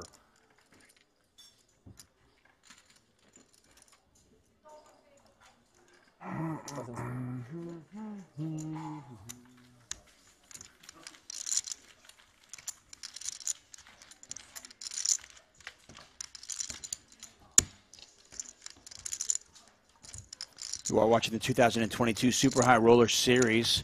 This is day 1 coverage of event number 6, the 50K No Limit Hold'em. We'll have this final table for you tomorrow, 7 a.m. Eastern Time. Brent Hanks, David Tuckman calling the action, or as we like to call it, the B team. Yeah, which is a better grade than Jeff Platt and I usually get. We call ourselves the C team. So, David, I mean, we've won up to Platt. Not many can say that. And speaking of Jeff Platt, he will be here for the main event, the Super High Roller Bowl. 250K, it'll be Jeff Platt calling the action with Brent. Do not miss a second of that. Should be a lot of fun. I believe we're going to be doing, so for tomorrow, don't quote me on this, but I think the plan is obviously we're going to cover this final table, the 50K, as we see Heath has a premium here. And then once the 50K final table wraps up, we'll probably get some bonus day one coverage of the 250K super high roller bowl? Probably. So will I be replaced in the middle, or will they let me actually do the super high roller bowl? I think you're going to stay right in there. Wow. I Big day think. for me. I mean, maybe I'm pretty excited. Maybe they'll kick you out. Heath with ace king. Not much there for his opponents. Chidwick with nut no pair.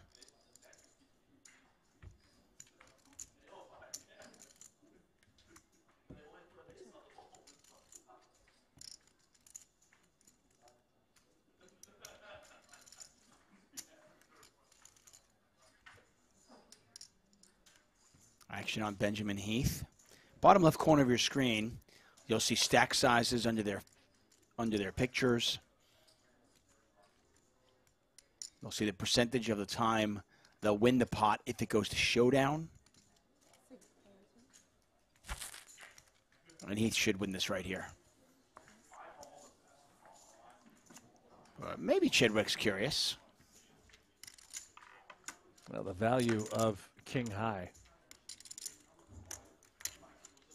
Just a non-believer, you have the nut no pair. The problem is what's our plan on later streets, right? We call here. We're only hoping that Heath would just shut it down when called on this sort of texture. Looks like he's going to do that. Maybe a raise. How about this? He's going to raise. Let's kick it up. Yeah, on what is a very dry board. Chidwick attacking Heath.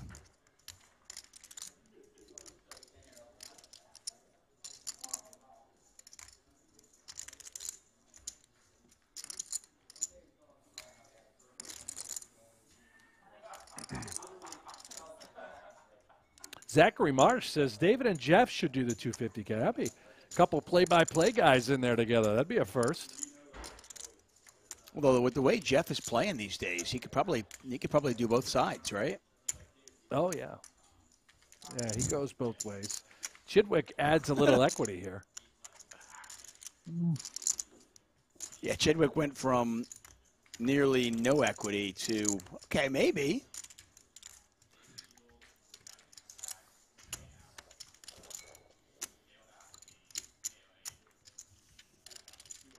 Are we at all surprised that Chidwick would choose this hand to do this with?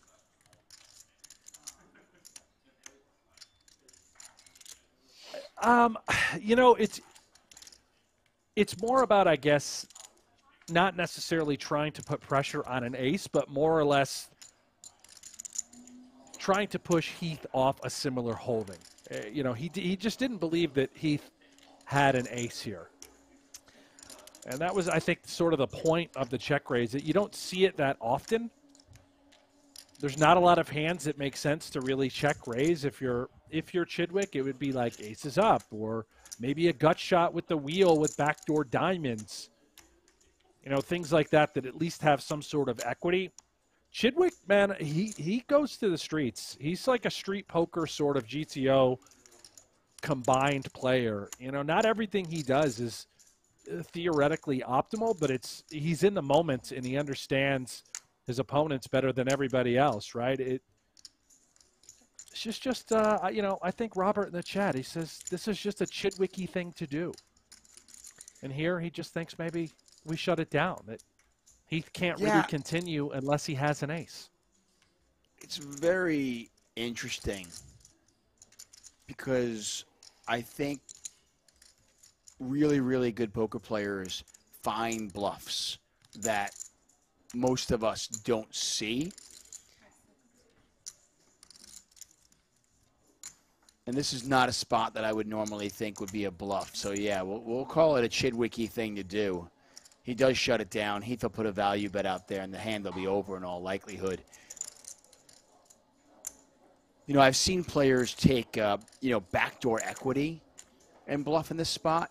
You know, let's say they've got on an ace-9-3 board, maybe they've got like, you know, jack-10 of spades. where there's a lot of really good turn cards that you'll want to continue on. Plus, you can get some king highs. You can get some king highs and some queen highs to fold. You know, hands that we're actually losing to. Yeah, that's exactly right. I just think Chidwick's hand selection there, not optimal, but he does this from time to time. And he sort of goes beyond the limits of what we would expect to see and takes strange hands to do it with. And I don't think it necessarily at all means that it's bad. Like he likes to press the envelope and likes to challenge himself and do new things. Yeah.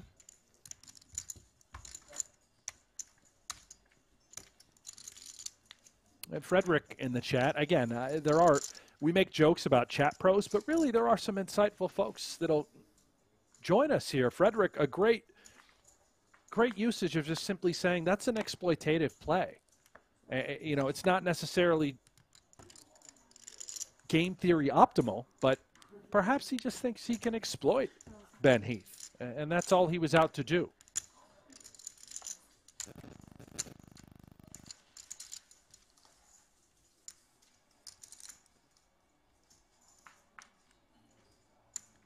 Well, the gift that we have with the ability to be able to watch these great players play is that we see plays like that, and it kind of makes us look a little closer.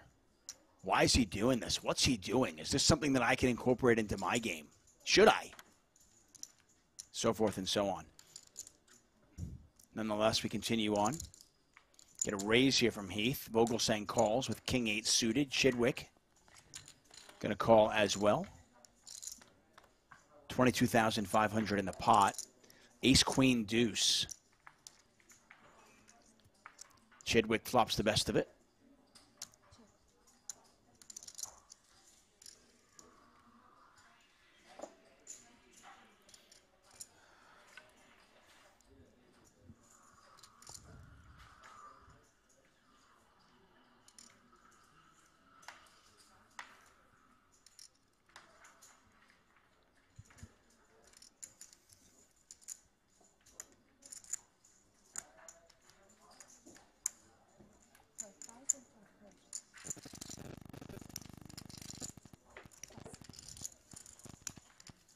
I just realized, maybe you said this earlier, and I missed it, but we have both Vogelsangs at the table. We've got the tractor, Christoph Vogelsang, who joined us. And, of course, we've got the most beautiful man in Europe, Tom Vogelsang. They're not related, at least as far as I know. I mean, what sort of simulation is this, Tuck? Yeah, this is wizardry. Two Vogelsangs, one table, something has to give. Right there.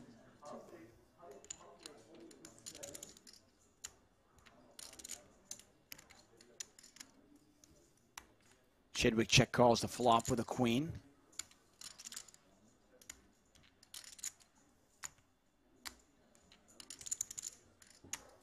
If Heath bets here again, clearly turning sixes into a bluff, he would strictly be targeting a queen.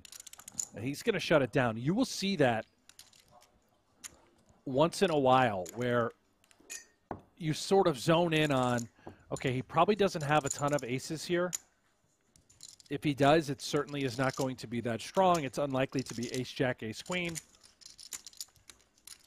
Can we ever apply extra pressure to some sort of queen? Obviously not the case, as Chidwick makes queens up. And this hand is, in all likelihood, simply over.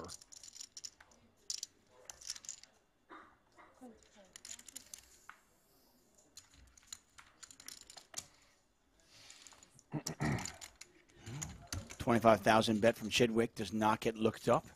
Chidwick back up over 300,000.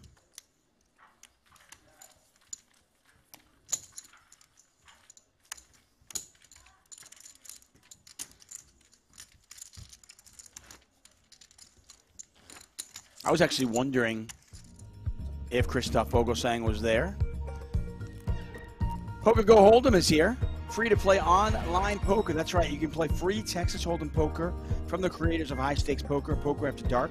Be part of the shows that help shape the game with an authentic online poker experience. PokerGO Hold'em is available now on the App Store, Google Play, or by heading to PokerGoHold'em.com.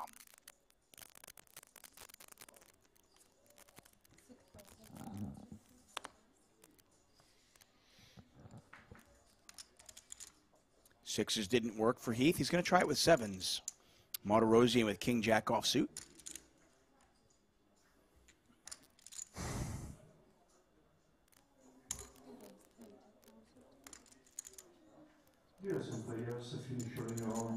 Three bet from Martirosian. I believe this will be the last hand before the players go on break. Future table guys, we're gonna go back to your original table, table 1.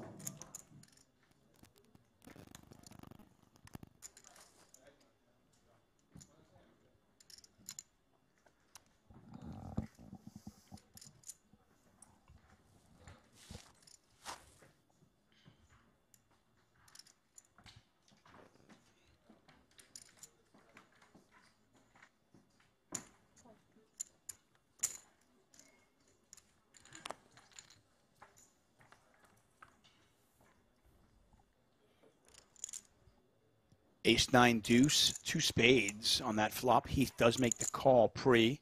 47,500 in there.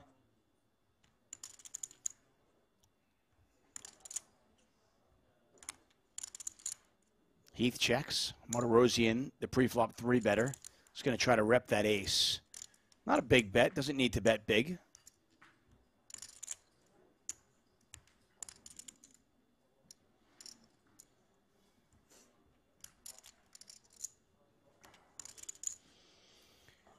And 2 red sevens go in the muck, and that is going to take us to break. Day 1 coverage of the Super High Roller Series, event number 6. The 50K no limit. Registration's still open, so we may still see the numbers pop up. Take a look at our Merit Poker leaderboard. Stephen Chidwick pacing our featured table with 300,000 chips. Going to take a quick 10-minute break. See you then.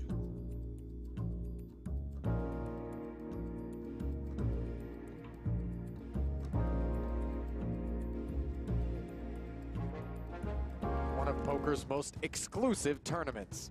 A $300,000 buy-in feeding a massive prize pool of over $14 million.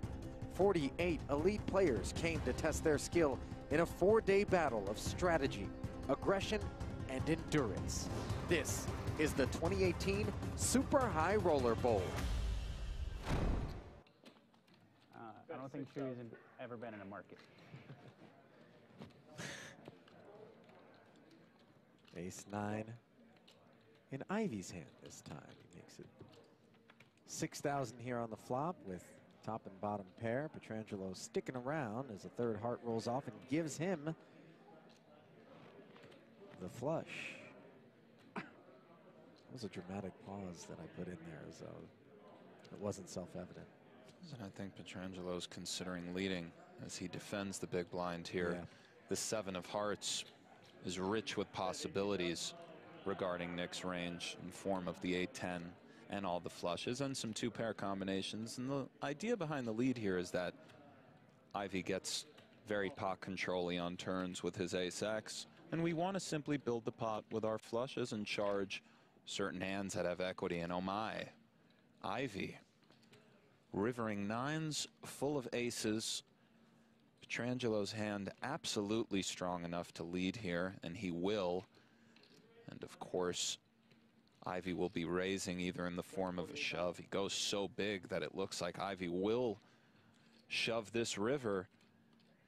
And Petrangelo is going to go into a tank, probably think aloud as he often does, and we will probably get some inner workings into his poker mind. And he graces has us Ivy with his thoughts. well covered here. He does. 10 seconds.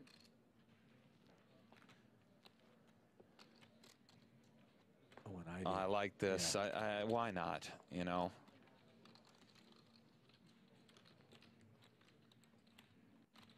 This is going to be a difficult laydown for Petrangelo. He might make it, but it's going to be tough. Is Ivy doing this with King of Hearts 10? Is he doing this with the dry nut Ace-7? flush. Does Ace-7 ever do this? Queen 8 with a, it's going to be really hard to get away. Hear what Nick has to say. So far it was an F-bomb. You do now have a bluff catcher, Ali. Phil never proudly does this with something like Ace-Jack, nor a straight. What about trip nines? No. Never. No, Ever, not ever. first that sizing. On the end, trip nines are happy to call or turn their hand into a bluff, but again, bluff catcher. I think having a flush here just, it makes it hard. Let's go through range. Ivy has nines full. He has other full houses, given that Nick led turn. So he has the aces, jacks, sevens, all the nines full.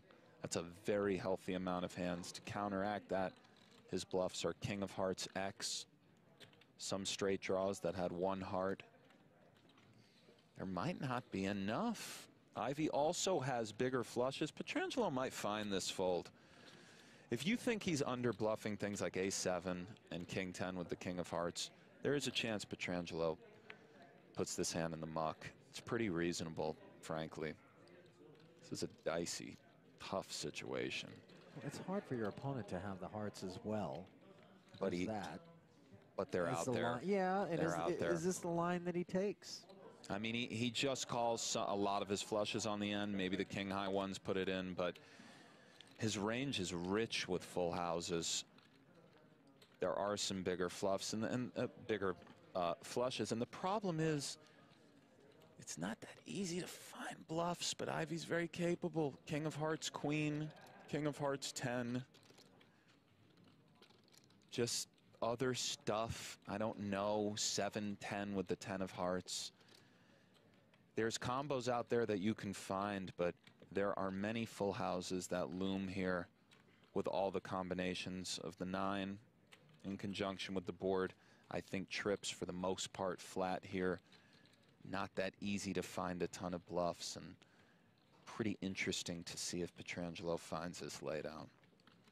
And when I say finds, I don't even mean he's finding the correct play versus range, or of course right now it's correct. I'm inclined to think probably this hand is okay folding here. Probably pretty safe. If we could sim this spot out a million times, this actual spot live, I don't think Ivy takes off here that often with King 10 bluffing. So let's see.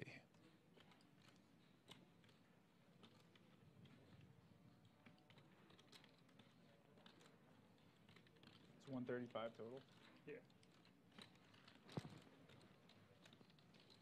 Gross spot, Ali. Indeed.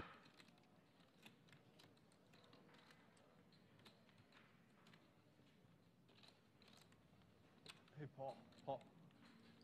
$250,000 chip pot. Another food order in for me? My hand out on this 30? Yeah, the restaurant. Petrangelo has time bank issues as well. He's out of extensions, so he must make a decision soon. 20 seconds.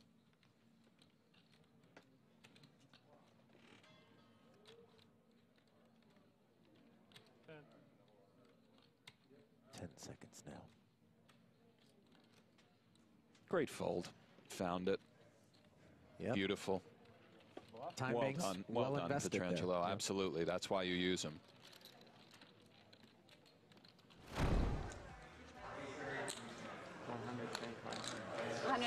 Back at the outer table, take a look at this. Badziakuski has flopped an open-ended straight draw up against Stephen Chidwick, who has the overpair with 2 kings, and Makita has bet 125,000 into the pot of 150. I believe Chidwick will just call here. Sure enough.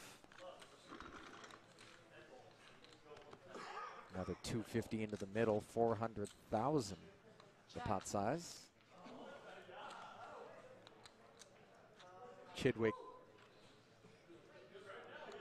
checking once more. Maybe Makita will be okay to just check back here and try to occasionally bluff the river on some runouts after getting called on Jack 10-5. However, there are some straight draws that Chidwick may have that have to fold and some ace high. So it's close. Definitely has outs. 350. Oh. 350. Tell you what, Nikita's not the one. He is barreling away. Well, he's leaning on Amali, and of course Chidwick will call. It's the higher variance approach, but it's worked out for him to this point. 10 seconds. Though to be fair, I think the leaning sort of started more after he took that big bundle off of Chidwick with the set of aces. Steven calls again, and if you're Mikita, you got to be asking yourself, I got an almost pot-sized bet in on the flop that got called. I put a meaty one in on the turn here that got called, and on the river, I just got an 8.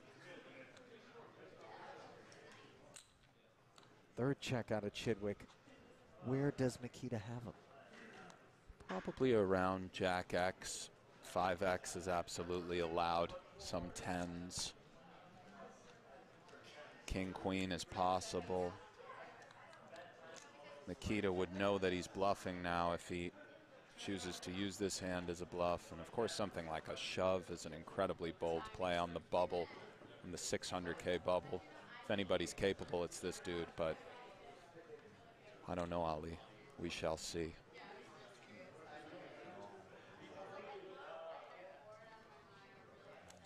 All in here would be tremendous to watch. I don't think we'll be fortunate enough to see it, but he is still thinking, Ali.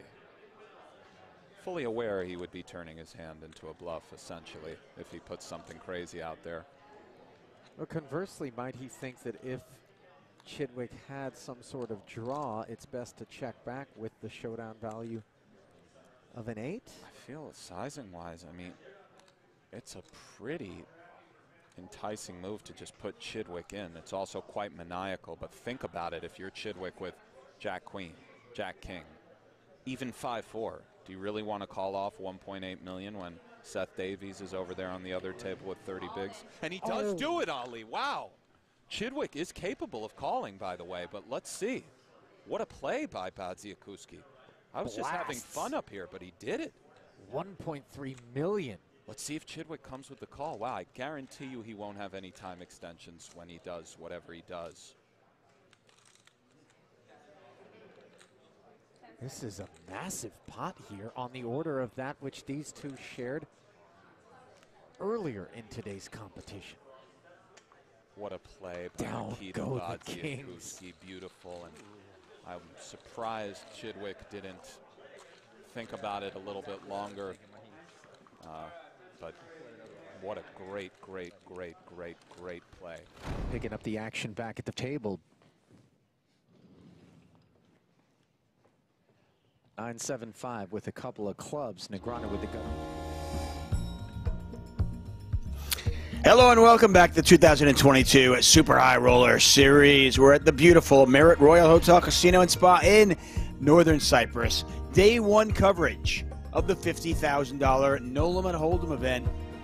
We've already crowned one champion today. It was Danny Tang, the Tanganator, who won the 50K short deck. And here, day one of the 50K No Limit Hold'em. I am David Tuckman, joined by Brent Hanks, and we have a new featured table for you. Now, Tuck, you mentioned we might have a new featured table. I don't see Phil Ivey anywhere. No Phil Ivey, but we have some other superstars for you. Daniel DeVoris, Timothy Adams, Jake Schindler, Elis Parsonen again, and Mr. Eibinger. Jake Schindler, he has arrived. I don't know if he's been there the entire series thus far. If he has, we have not seen him at a final table, which means, well, it's 10-7. Might be buried on the trip, Tuck. Certainly possible. You wonder if all of these players have been here from the start or just arrived to play the 250K. Well, I don't know where is. Here's one of the great Canadians that will certainly play the 250K, Mr. Timothy Adams, the Prince of Poultry. All he eats for breakfast, lunch, and dinner is chicken. Is that true? No? You got a fresh Saculus? Yeah, I do, unfortunately. All he eats for breakfast, lunch, and dinner is chicken? Is that Just true? chicken all day long. That's it. That's it. He'll order a salad here shortly with chicken. I guarantee it. Seems bizarre. I mean, I like chicken, but how much Loves chicken can chicken. you eat? Daniel DeVoris plays all the games well.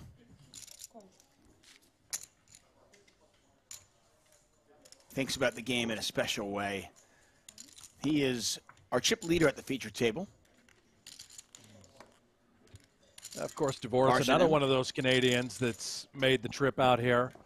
You don't see Adams, you don't see DeVoris, you don't see Sam Greenwood playing many of the high rollers in the United States due to the tax implications.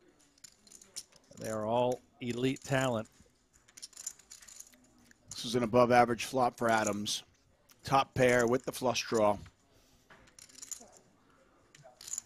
You can put it through. Thank you.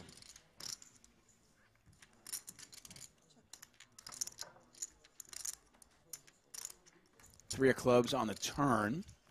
Once again, thanks for joining us. We are in northern Cyprus. Brent Hanks, David Tuckman calling the action. Day one coverage of the 50K No Limit Hold'em. This is event 6 of the Super High Roller Series. I want to welcome all of you who might be watching on the Merit Poker or luxonpay YouTube channels. Those of you who are watching on the PokerGO YouTube channel, we are following that chat. So if you want to converse with us, if you have a question for us, that's the place to do it.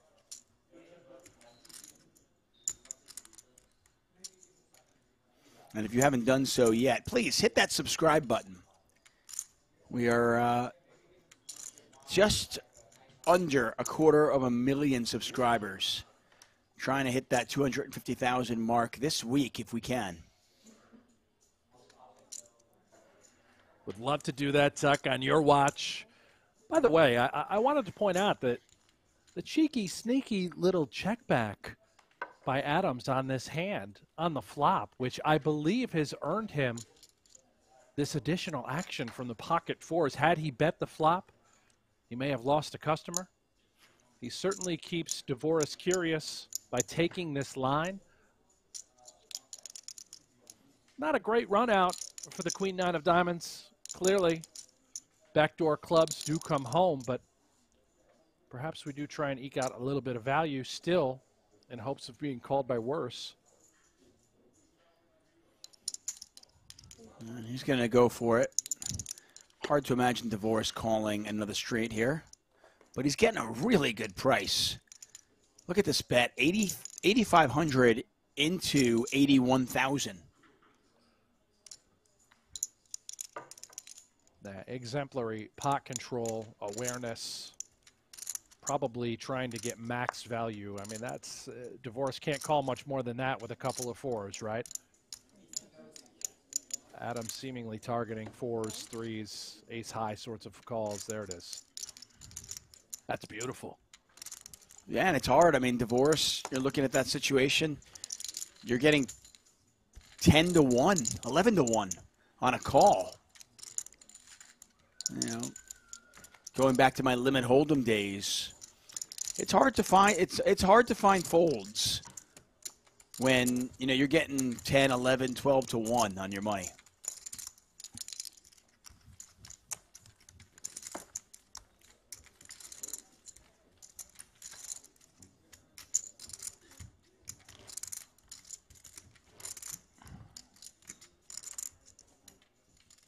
Brian Metzger in the chat says Schindler did play a Triton event, so based off that, we assume he has been there, and it has not been going well for him.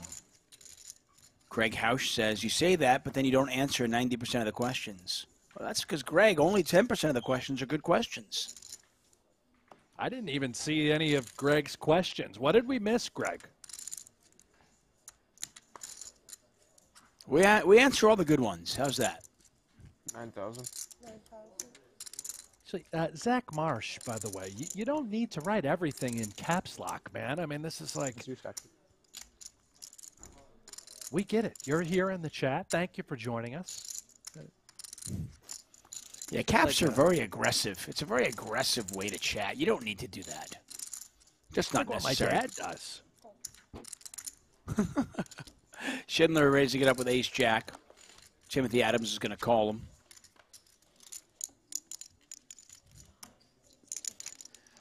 An interesting flop. Schindler with top pair. Top kicker. Adams open-ended.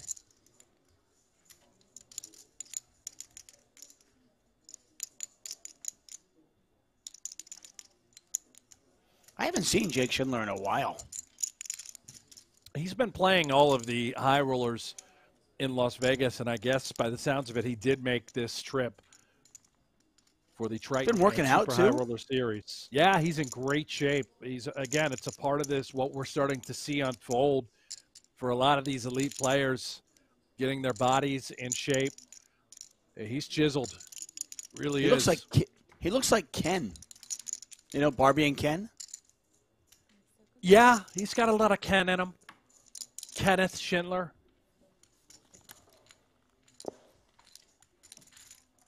Check, bet, call. Pot is 60,000.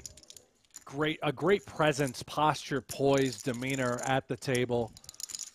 A man of, well, not so many words. He lets his chips and his game do the talking. Typically, when he does speak, it is quite funny. He's got a great personality when you get to know him. Extremely intimidating figure.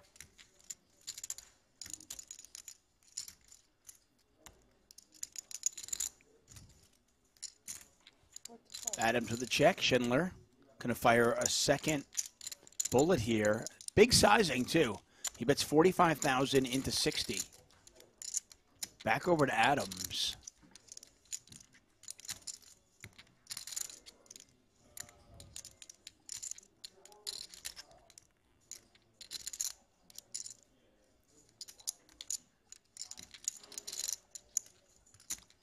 Thanks for the love, J. Rom. Appreciate that.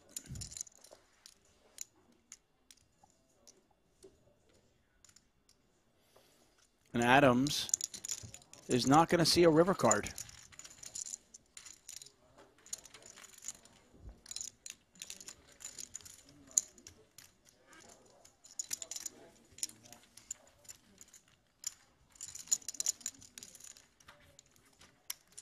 Hello, Brian S. J. Derek Rom. Lawler. Yeah, hello, everybody. J. Rom on the chat says, would like to know what happened with that hand. What was going on with Chidwick? I assume he's talking about at the break, and did he call the all-in? He did not. That was from years ago in the Super High Roller Bowl. You can go back and check all that out on PokerGo. Subscribe now. Rewatch the older Super High Roller Bowl main events, and Makita got that bluff through with 9-8. High level.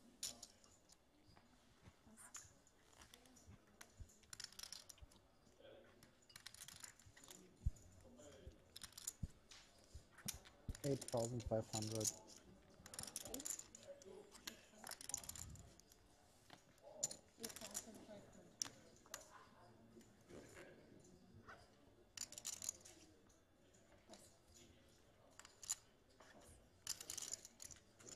Somebody brought up Ike Haxton in the chat. And I wanted to ask you your take on Haxton and where he fits in the poker world, the upper echelon of players. Yeah, it's a good question. You know, Ike used to play all of these events. We haven't really seen him since the COVID pandemic began. Do I think he can compete? Do I think he could play with these guys? Absolutely. Do I believe he has an edge? No. But I also don't think that many of these guys do have much of an edge. I think that, you know, the ROI is a small percentile. as far as return here. I mean, these guys are just all so good. But Ike would be all right. You know, he'd fit right in there. He'd blast off with the bunch. He's got all the money. We know that.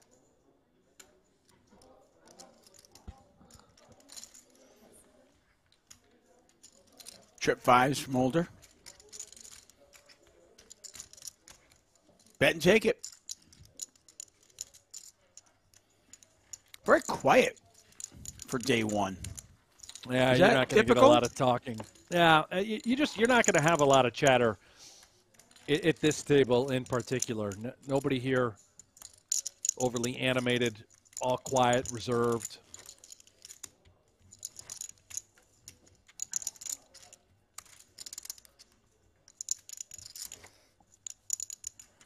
Schindler, again, he's not going to say much. Ibinger might chat a little bit. Tim Adams, DeVoris, typically a little bit of banter back and forth. Elis Parsonen, we know he's on the quieter side.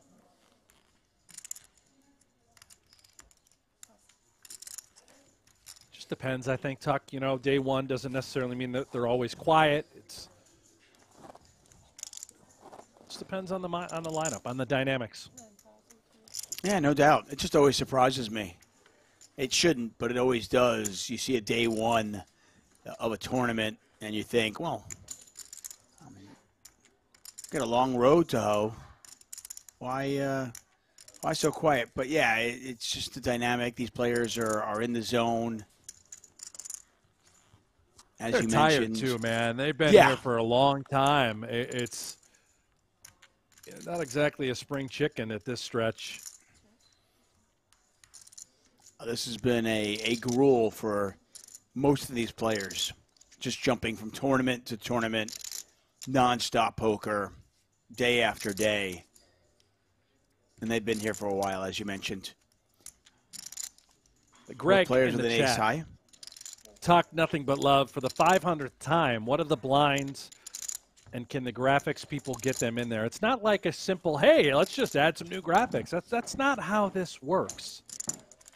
But as far as the blinds, yeah, we'll try and get you those. We're watching this with you in real time as we speak. This is just bonus extended coverage.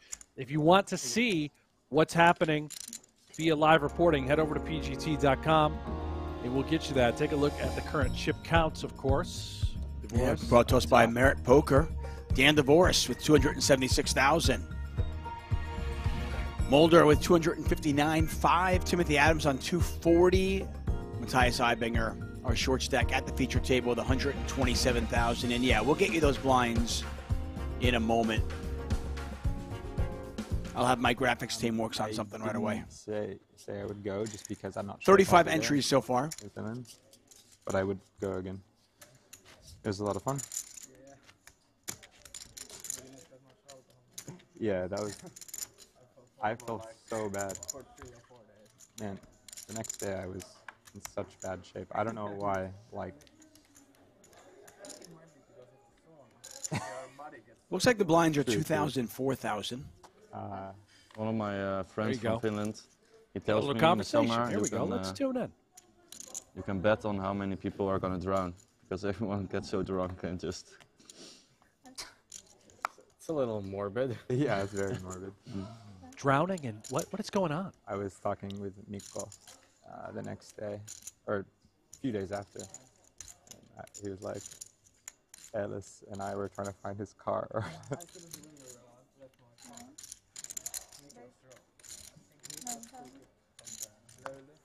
Uh-huh.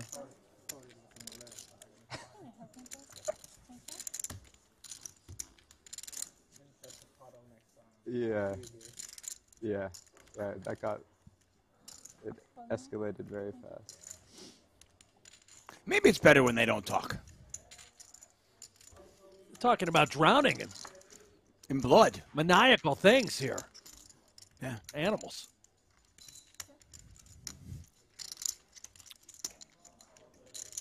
Yeah, blinds are 2,000, 4,000 with a 4,000 big blind ante. We have 35 entries so far. Registration still open. Levels are 40 minutes long. Those yellow chips are worth 1,000 each.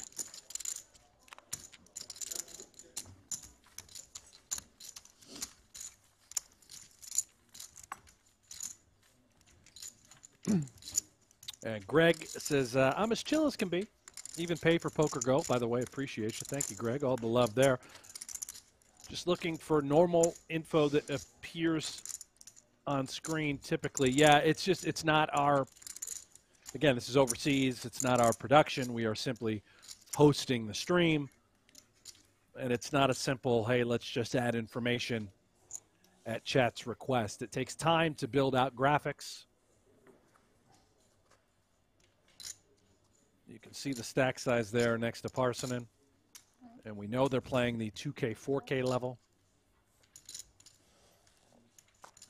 Parsonen's had a good week. He's made 2 PLO final tables.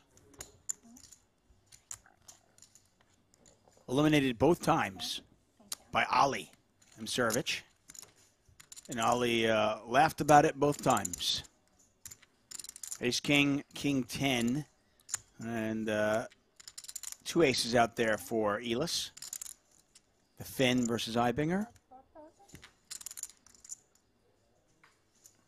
Max Lewin says, you want a table talk? You get table talk about death props. You know what? I did say that. You're right.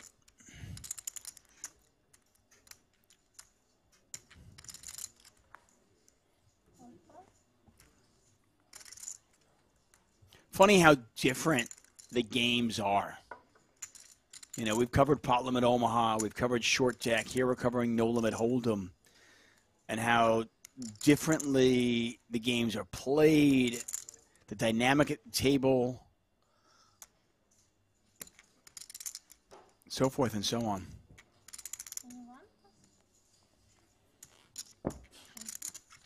Parsonen really is a PLO expert as well. You heard him yesterday when we had him on coverage. He wasn't even certain he was going to play this event.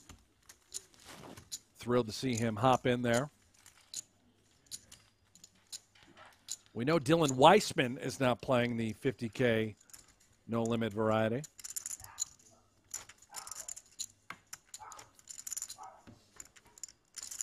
Yeah, Dylan very open about his limitations as a no limit hold'em player.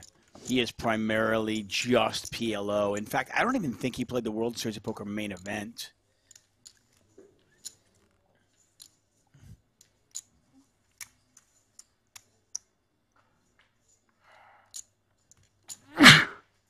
Bless you.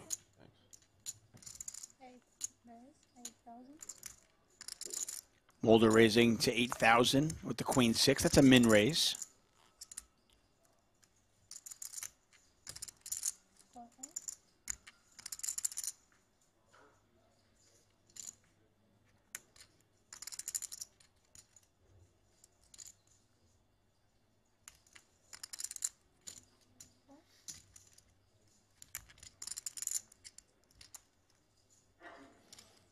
And Michael Fermani, by the way, I tend to agree.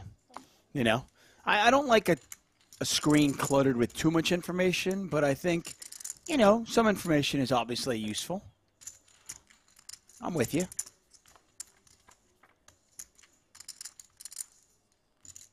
But as Brent mentioned, this is a production being done in Northern Cyprus. We're just hosting it on the PokerGo YouTube channel.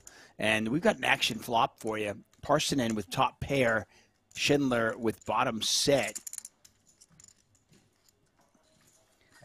Mulder is actually the pre-flop raiser with Queen 6. Seems like there will be liftoff. Parsonen has that 10 of hearts as well. Schindler, what a spot on the button, bottom set. On a bit of a dynamic board, 4 ways.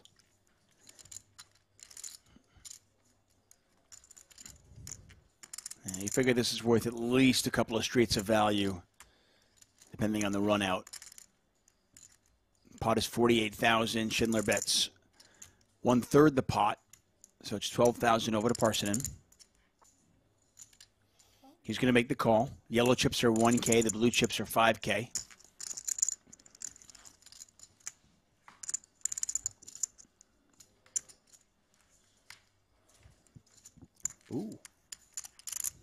Oh, indeed.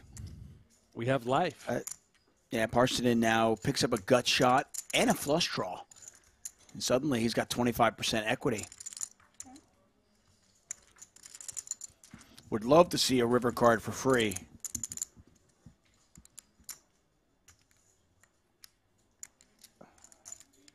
But Schindler with bottom set is unlikely to allow that.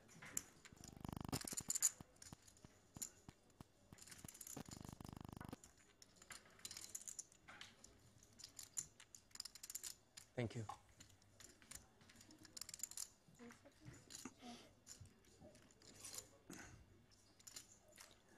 And it goes check, check. So Schindler does let Parsonen see a river for free. The board pairs.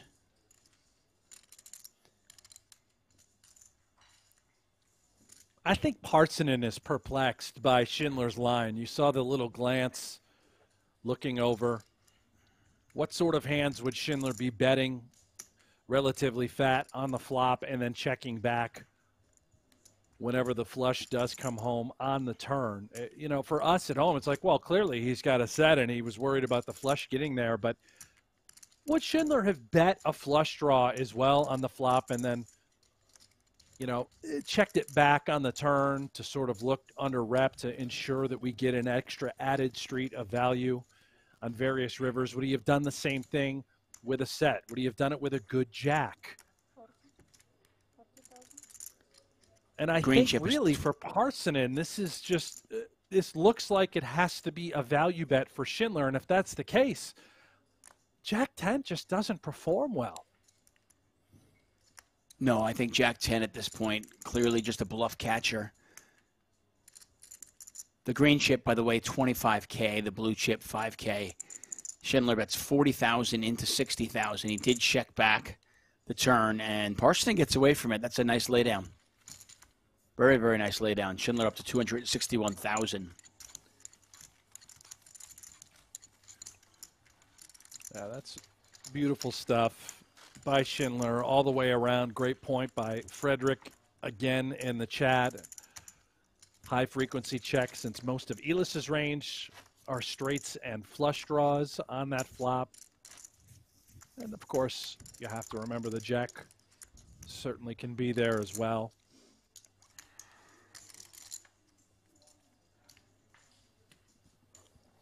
I would think that's just well played by both players.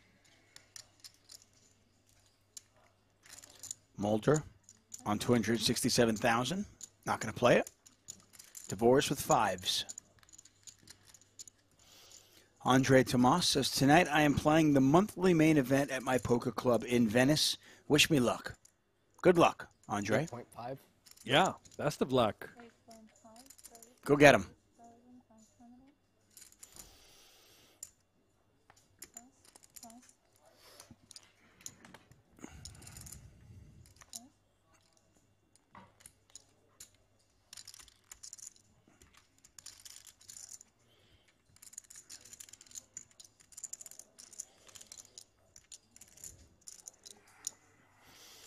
I think we got your Vegas dust storms, by the way, here in L.A. Yeah, you got the winds storms going on. We got some howling winds, yeah. I thought the dog's inside. It looks like it's a little bit clearer here, so that would make sense if it headed out your way. A little chillier in Vegas today, as it has been. We've had beautiful weather. I think today it's, you know, maybe in the 60s at the moment, Tuck. Springtime, Vegas springtime is my favorite. That and fall. I was actually, to have the World Series of Poker in October and a little bit of November, that was just absolutely wonderful. I wish that was a year. I wish that was a yearly thing. I know that obviously isn't going to happen, but what a pleasure. April, May, October, my favorite months in Vegas. Divorce with the check mark. He's going to take that one down up to 289,000 chips. Brent Hanks, David Tuckman calling the action. 2022 Super High Roller Series. This is event number 6. Danny Tang won the 50K short deck earlier today. Jason Kuhn finished 3rd in that event. Lun Loon was our runner-up. This is day one coverage of the 50K No Limit Hold'em. We'll have the final table here for you tomorrow, 7 a.m. Eastern.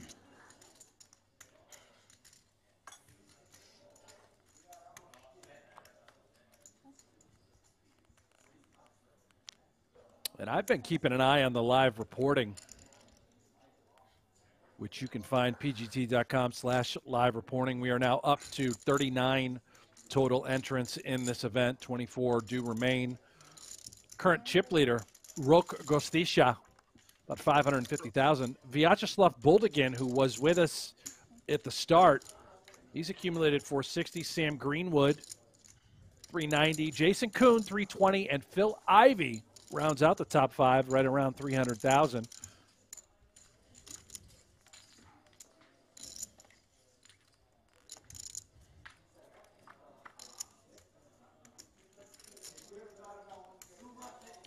Seven high flop here. Mulder with a straight draw. Backdoor clubs. Just overs for Parsonen. Boldigan does a good job there. I mean, we saw him get eliminated at our table. So I guess he re-entered and has been able to run up a stack.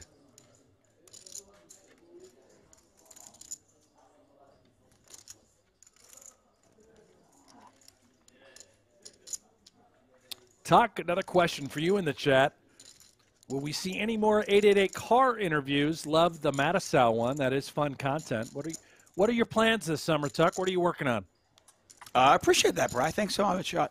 Thanks so much. Yeah, the 888 Ride series that I've done for a few years, I've had a lot of big-name players in the car with me, and it's been a lot of fun. We had Mike the Mouth last in November.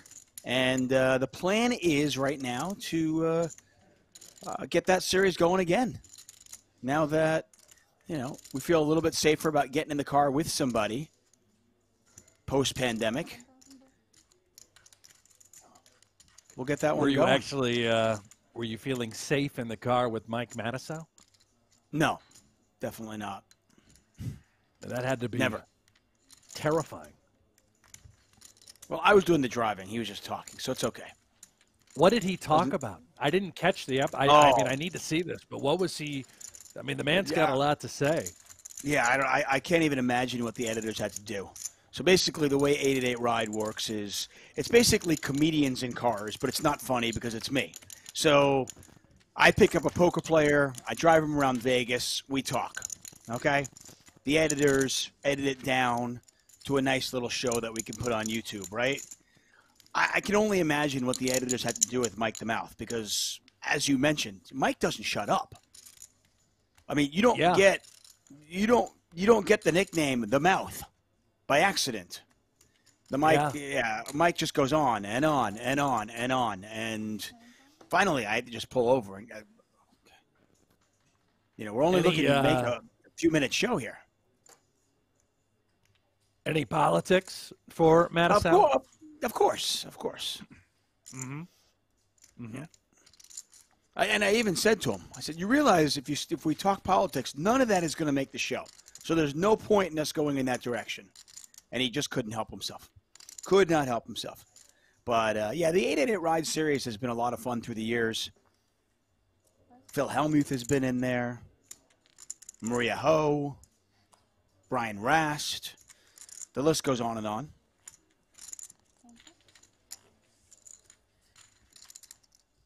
I'm sure Hellmuth never talked about himself at all. No, not at all. He's such a selfless man, just giving. Now, he was actually a really good, it was a good interview. Pair of jacks, backdoor hearts for Adams. Not much going on for Schindler.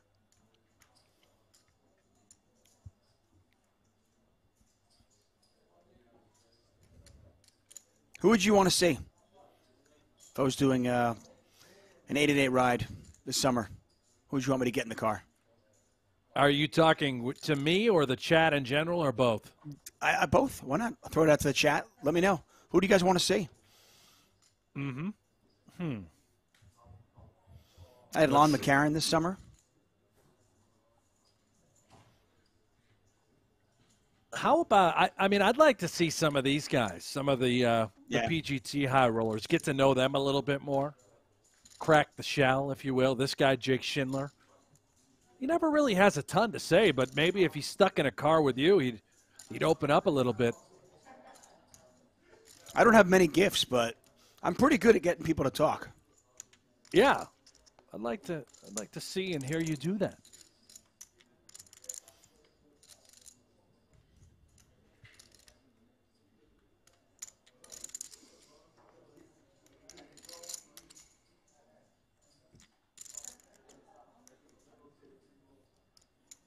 How about Mickey Appleman? Ooh. Can you bring back Mickey? Throw him in the car with you?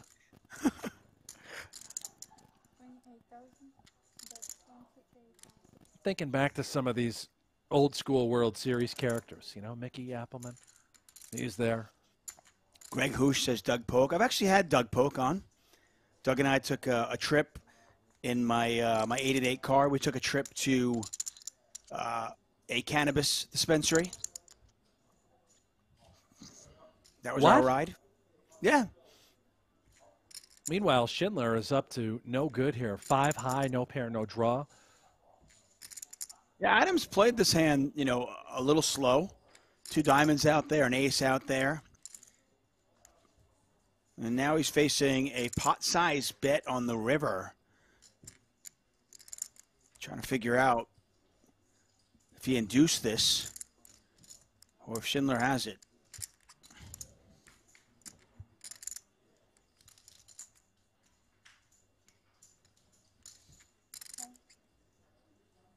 Nice call there from Adams.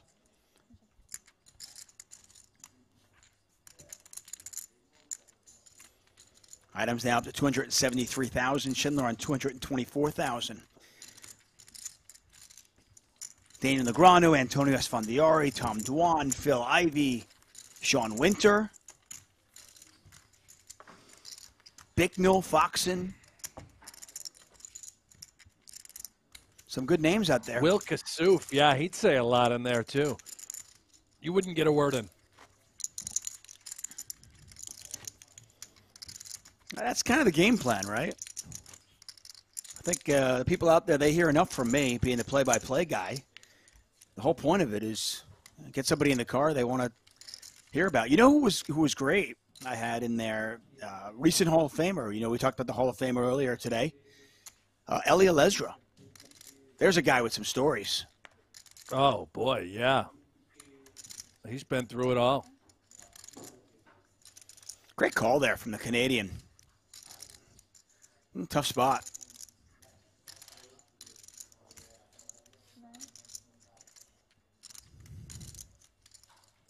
I mean, calling not that hard with a pair of jacks on the ace-ace board, but calling a pot-sized bet.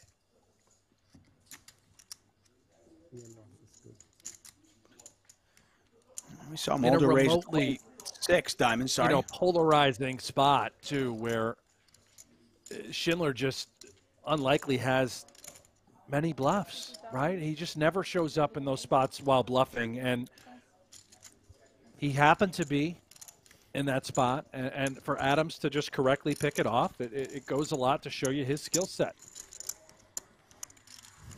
Well, DeVore shows you his skill set. Taking ace-5, 3-betting with it.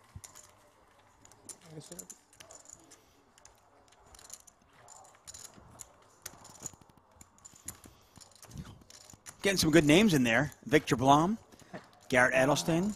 One cappuccino, please. Thanks. I don't know if you really get good Garrett suggestions at the World Series. I think he plays once in a great while the main event, but other than that, he never comes out for tournaments.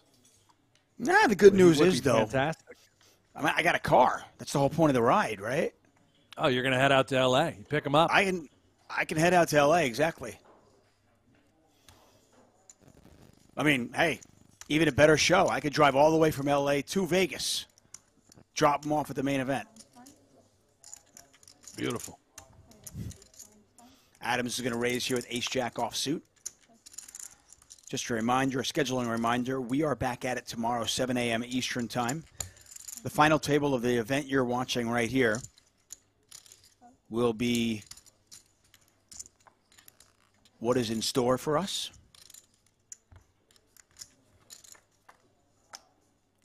April 13th, 14th, and 15th, we've got the Super High Roller Bowl. That's right. As Brent alluded to earlier, the most likely scenario, what a flop for Ibinger. Top pair and a flush draw.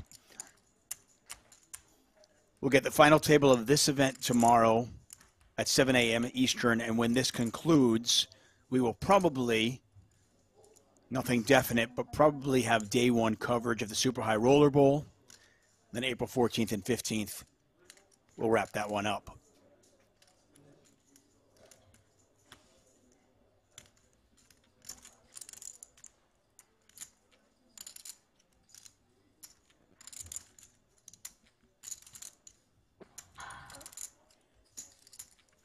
Officer Ibinger typically wears the orange poker code hoodie. This is a different look for him. Getting a little action with an absolute monster right now.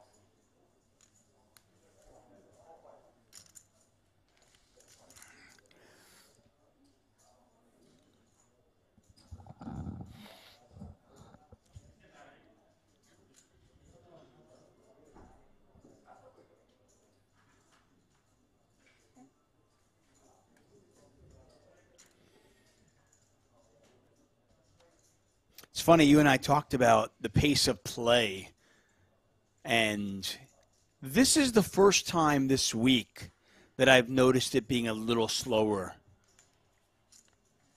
Because we've covered No Limit Hold'em before as well. Ibinger does make the flush. Today's the first day where I've noticed it just a tad slow.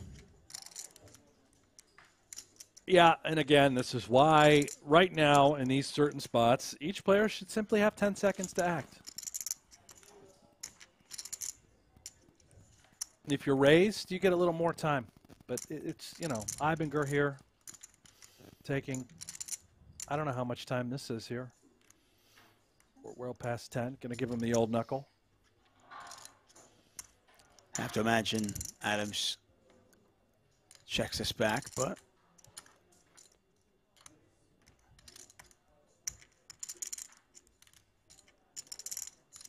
he's considering his options.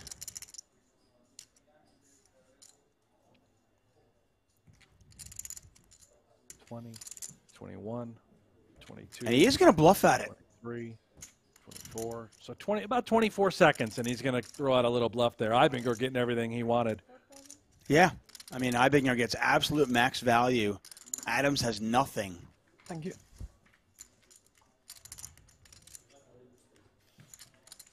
Perhaps targeting an 8 is the goal of Adams' bet here, as the flush does come home. He does have the Jack of Diamonds in his hand, of course. Queen, typically, especially of the diamond, would be a terrible card if he were, in fact, up against an 8. But as we can see, Ibinger just has the goods. Adams stepped right into it. Oops.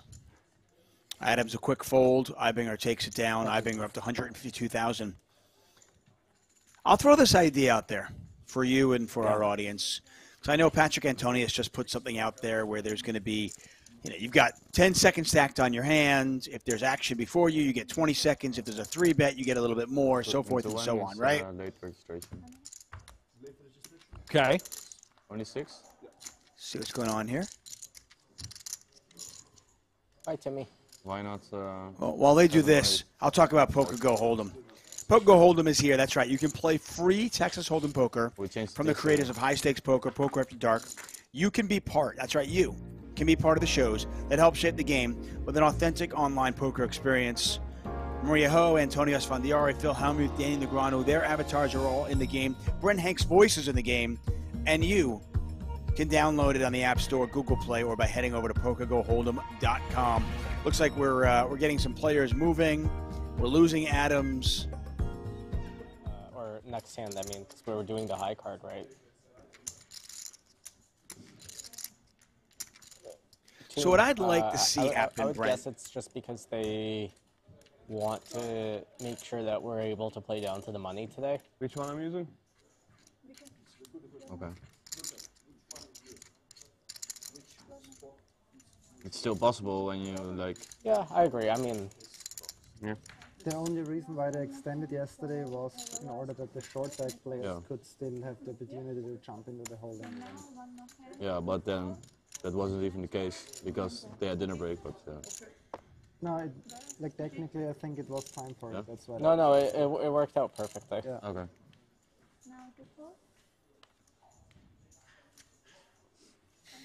Don't know exactly what's going on. How many bullets? Just second. I didn't have the. Boytas give the opportunity. Joining us, Timothy Adams. Moving to another table. Why you're here? That's why you're here. You're fresh stack, right? Fresh, yeah. Boytas, brand new in this tournament, just joined. Where's Andras? Schindler's going to raise with Queen 10. He has a final table at GG. Couldn't call. He won't play because of the. Oh, he played the 10K? 10K, yeah.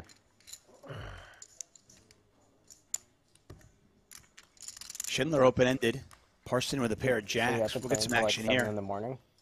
Or 6? Yeah, he said that's late. Sounds Yeah, like I Boytas thought has about just it, joined and us. then- That is Human Zero Online, talking about, I believe, or excuse me, What maybe a that's grinder. Omaha for Rolls. I think it's Omaha for Rolls. Either way, someone that he's out here on the Yeah, trip with, tabled a respect for that. He GG played 10K. like 2Ks, everything. Let's tune in. Yeah. And apparently made the final table. Well. Yeah.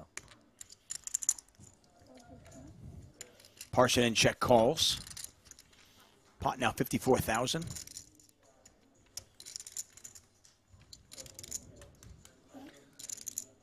How old are you? 29. 29. You're younger, right? Yeah, 27. We don't get much table talk, so I can propose my idea when they're done. What age did you start? I think like 17, 18 maybe. Yeah? That's so early then. Like 14, I think. 14? Probably, yeah. You played in like home games or something? Like home games? In, yeah. the country? 3-year-olds and yeah, like home games in the city. So Schindler with the double barrel. He bets 40,000 in the 54. They're already playing high stakes by big sizing. Parson in. I wouldn't say Not a that. believer. He's going to make the call. Sometimes yes, sometimes broke. Oh, yeah, Parsonen's locked in here. He seems to have Schindler right where he's at. Like 100. Yeah, me too. Backdoor diamonds got there. That's a concern for Parsonen, clearly. 50 now for 3 months and win 100 pints. If Schindler had a hand like 9-10 of diamonds, and here we go, incoming.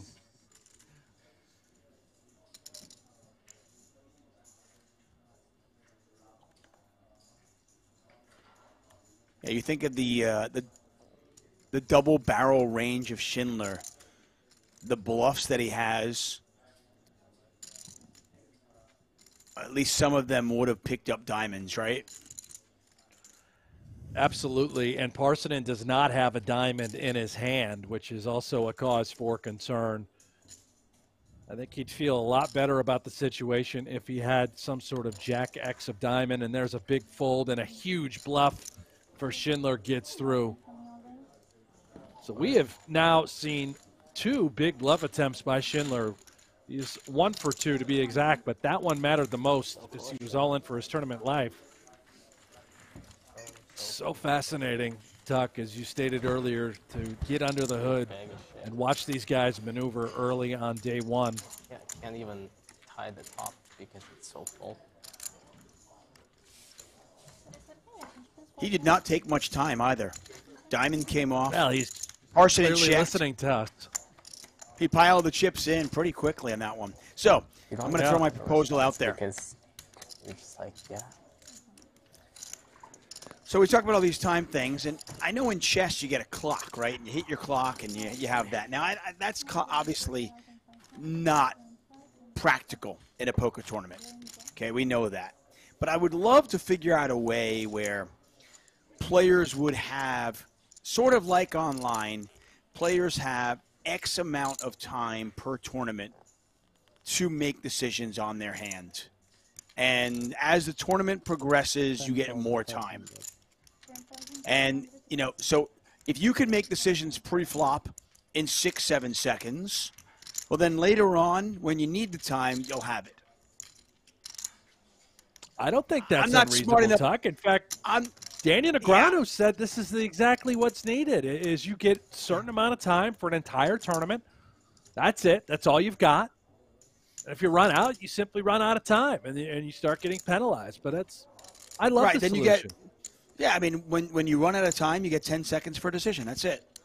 But, I mean, it's just one of those things where, you know, maybe every level, every 3 levels, whatever it is, every break, you get a little bit more time added on. And, you know, that way the players who do act fast in situations that are trivial, pre-flop or whatever it might be, they're rewarded because they have more time later on when they need it. Certainly reasonable. I like it. I don't know practically how it would work. I mean, maybe everybody has a card or something that you got to, you know, you put your card in, and so every card has their own separate kind of, you know, timer on it. That's the difficulty, right? I don't know how it works. It's doable to test and to figure out for these smaller fields, particularly these high rollers, you know, where it's much more manageable. But, you know, you take that concept of the World Series of Poker where you've got thousands of people in an event, it just doesn't seem possible.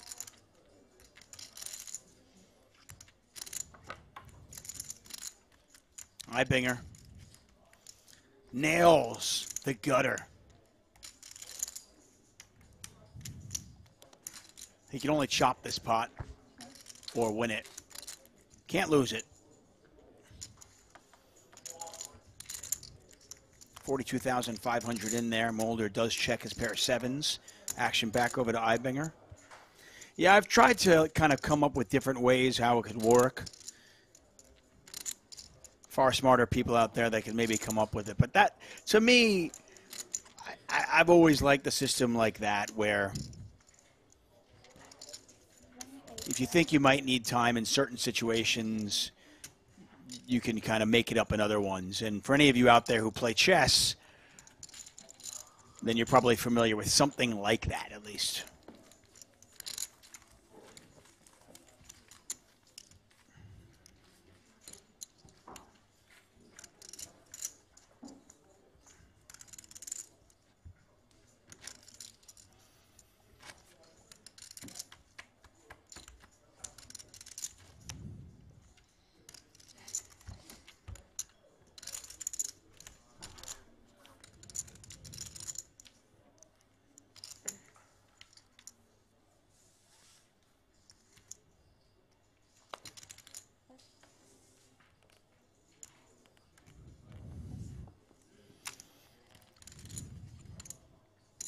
(2022) Super High Roller Series, event number 6, day 1 coverage.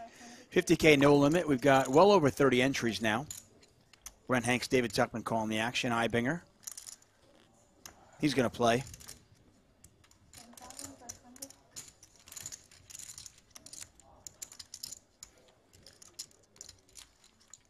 There's a look at the man. Boitus.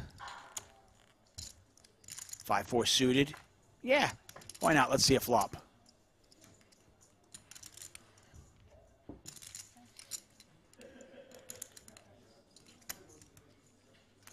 Douglas Pavic in the chat. What's up, Douglas? Says, hey, Brent and Tuck, I have the design, but the day job is in the way of getting it out. I've already started on it. Everyone uses their own phones. That's interesting. You've got the technology in hand. Most people do have a phone. Huh. The problem with that is what happens if somebody doesn't have a phone? Are you now telling people they have to have a phone to play poker? And I hate phones at the table. Hate them. In fact, I want to remove them entirely from any of our feature or final tables inside the studio. I think you should. I think it helps the game. I think, number one, it speeds the game up. I think from a social perspective, you get more talk at the table. People aren't stuck in their phones. I'm all for it. King high was already the best hand. Running kings, going to ensure that. Boitis. Not going to take a shot at this one, though. Can you imagine a bet from Ibringer will be a fold? But Boitis, I mean, kings and sixes with an ace kicker. Do you call a small enough bet if it's for a chop? I don't know. Unlikely, but. Yeah, I will tell you that, you know, you and I talked about prop bets yesterday or the day before. I wish somebody would offer me money to get rid of my smartphone. I'd love to not have one. I know, the Really? logical. You just don't want one in general. I'd love the excuse to get rid of it for a little while. I know people in the chat are probably just going to be like, well, Tuck, just get rid of it. You know? I reminded you of the bet. And I don't think, I can't do it on my own. I need added motivation. No, just the hand. But I would love the incentive to just get rid of the stupid phone and, you know, Are you not look at addicted it. to your phone? Is that I mean, is probably it a problem? no more. Probably no more, no less than anybody, you know, most people today. Yeah. I mean, I have a problem. I take it with me everywhere. I'll find myself sitting on the couch. We all do, don't we? Checking Yeah. out Twitter or whatever, yeah. I mean, I think society in general, I think the vast majority of people probably have, you know, a problem. You know, I don't think I'm on my phone more than most people, but probably no less, though.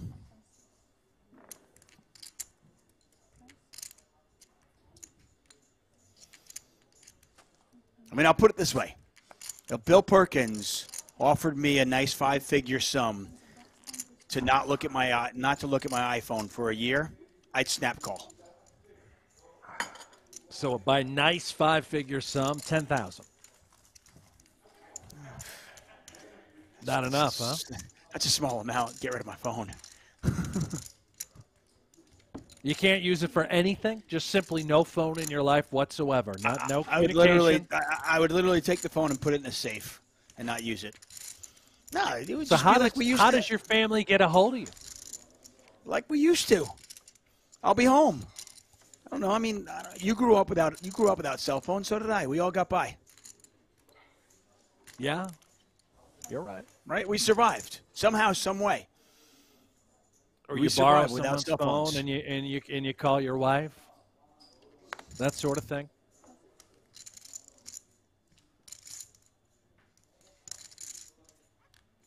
And maybe you figure out part of the prop bet is you can have like you can have a flip phone that has no internet or something like that. Boyd just picks up kings. You seem like you have zero interest in this. The vegan thing you do for a nice amount of money, but the phone thing, no way. You need it, right? Oh no, talk. Listen. There's always a price. You know, I don't know what mine is for the phone thing. I have to have, for my job, I just have to be in constant communication with players and talents across the board. I don't think I could get away with it, but there's always a price, you know. I might get fired from my job, but perhaps the price is right where it doesn't matter. There you go. Well, I could still use email, right? I could take my laptop with me everywhere and just have it.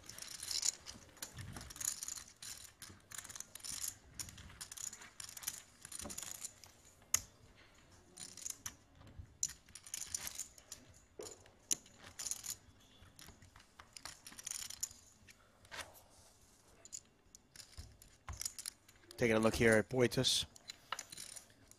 Taking a long look at privilege. Boitis. It's our Boitis cam. Yeah, we have a special Boitis cam there.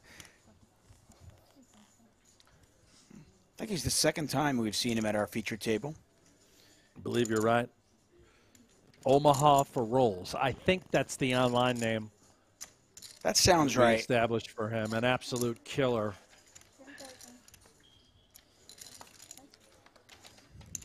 Yes, that is right. Laszlo Boitas, Omaha for Rolls. The Hungarian, he's 28 years old.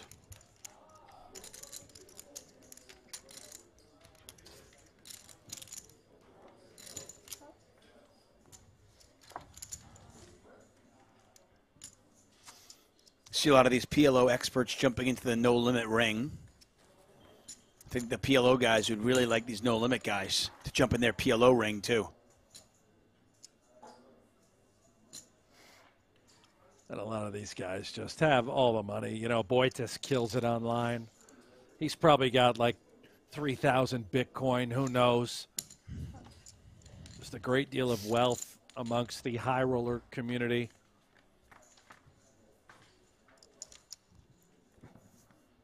Six-eye flop here, 2 hearts. Ibinger open-ended with the 7-4. He's up against 2 players, both with King-Jack. Yeah, I would definitely give up my smartphone. Dutch guys doing it for 1 Bitcoin.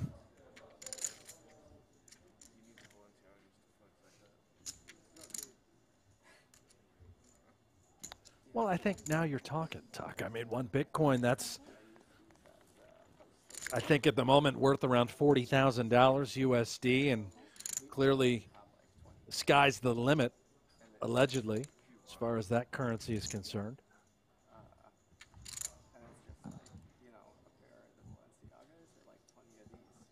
And this is great here by Ibinger as we tune back into the hand. In an orthodox line, we defend from the big multi-way, flop texture that favors us, and we simply just lead.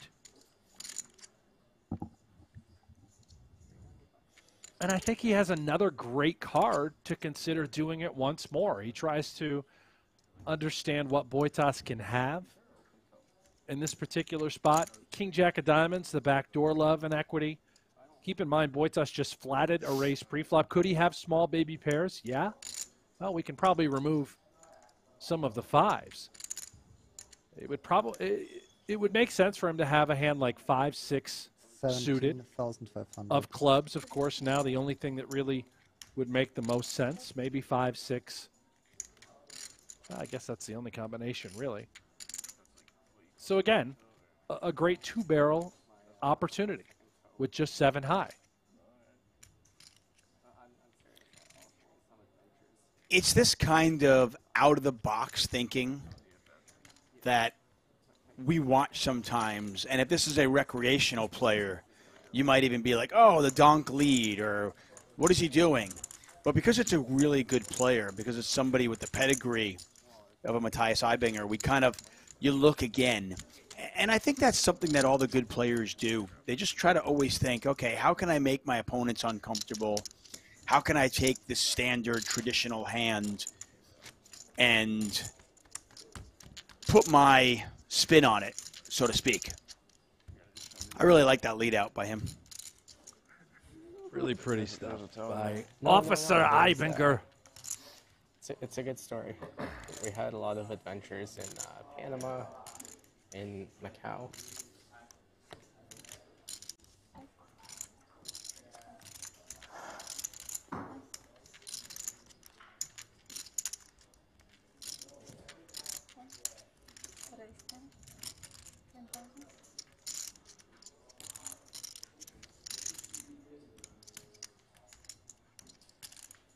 Schindler raising it up with the ace deuce. Blinds are 2,500, 5,000 now.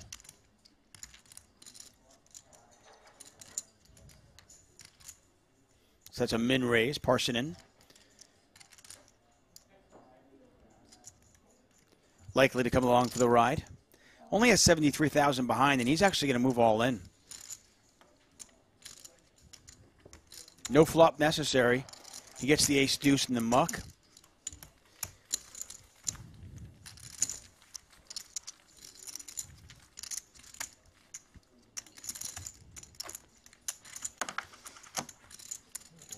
Elis still kicking himself, I think, over that Schindler hand. Uncertain if he made the correct decision, folding ace-jack to Schindler's shove, where he just had queen-10 high for a missed straight. I would imagine, Tuck, that a lot of these guys by now are privy to information that has been captured on the stream. They're learning in real time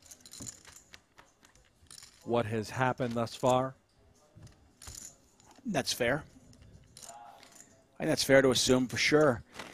In a spot like that, when you have ace-jack, and again, the board was king-jack, X, and then running diamonds, so Schindler had queen-10 for the misdraw, but he did have the 10 of diamonds. Same time. It's just for different sizes. What was the card? I think you correctly pointed out, yeah, he missed the straight in that spot. But he's playing diamonds the exact same way. So while we want to be results-oriented, we can look at that one spot and say, yep, you made the bad fold with ace-jack, but over the long run, I don't know if it's a bad fold. If that makes any sense. No, I think it does, right? I mean, that was, he had a key card in his hand, that 10 of diamonds, to tell a story. And if Parsonen had a single diamond in his hand, it might have made the call a little bit easier,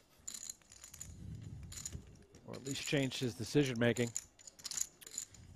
Yeah, I mean, I guess my point is, while in that exact spot, he folded the winner, I think more often than not, if he makes that call, he's probably going to be shown the goods.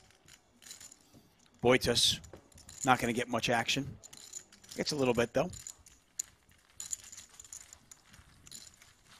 28-year-old Hungarian. More of a PLO player than No Limit Hold'em, but a good player, a good poker player nonetheless, for sure.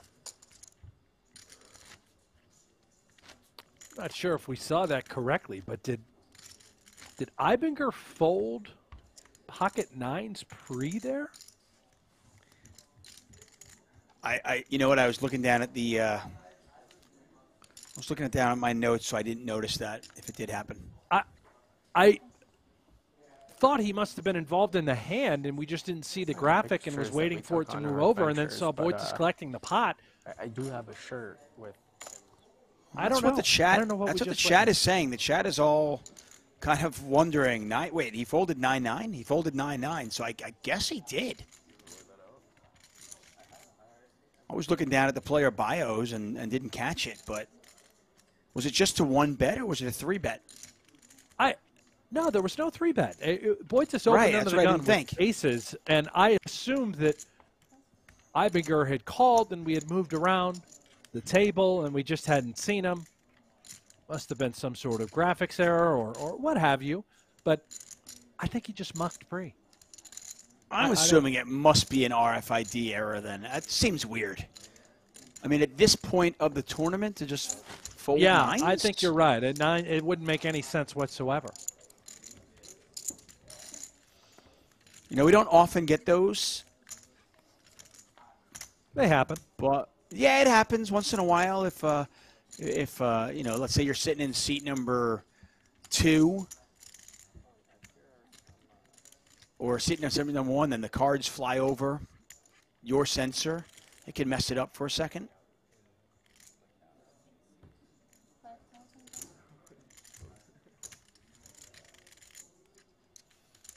Michael Fermani confirming, he said it was single raise and he was on the button and with 9-9 and he folded. Yeah, that just doesn't make any sense. 17. Mulder betting 17,000. Boitas is queen 3 in the muck, and we continue on. Again, this is just day 1 coverage. The original? Giving us an opportunity to look under the hood at how these players think. It's Reiner. No, not Jeff. Huh? It's on the party poker patch. Yeah. Maybe somebody at some point can ask him about that hand, but I'm gonna go on the assumption that there was a graphics error or an RFID error, and that he did not just he did not fold nines there. Or although Andreas Weber points out, hey, right moment to fold nines pre when your opponent has aces. It's just weird. It's spooky. I don't buy it. I don't think so. I'm guessing it was an RFID error, but yeah, that was bizarre to say the least.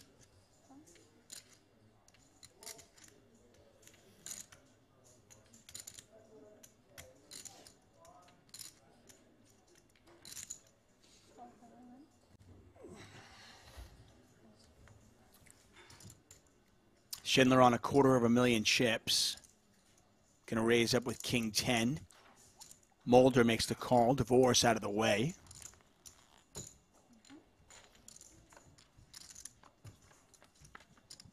And here we go. Mulder, I believe we're on the button. 5-4 suited. If we can play the button with a hand like 5-4 suited, certainly we'd play nines. Ibinger. Yeah, yeah. I'm just not buying it. Same. I mean, there are some times where you're near the money, you're at a final table, there are ICM considerations where you can sell it. But at this point of the tournament, I just cannot imagine a scenario where you're folding nines with a button to a single raise. Panama? For any reason, really. Even if I knew my opponent had aces, okay, great. Like non-degens. Even more of a reason to call it nines. Yeah, exactly. I would say it's like...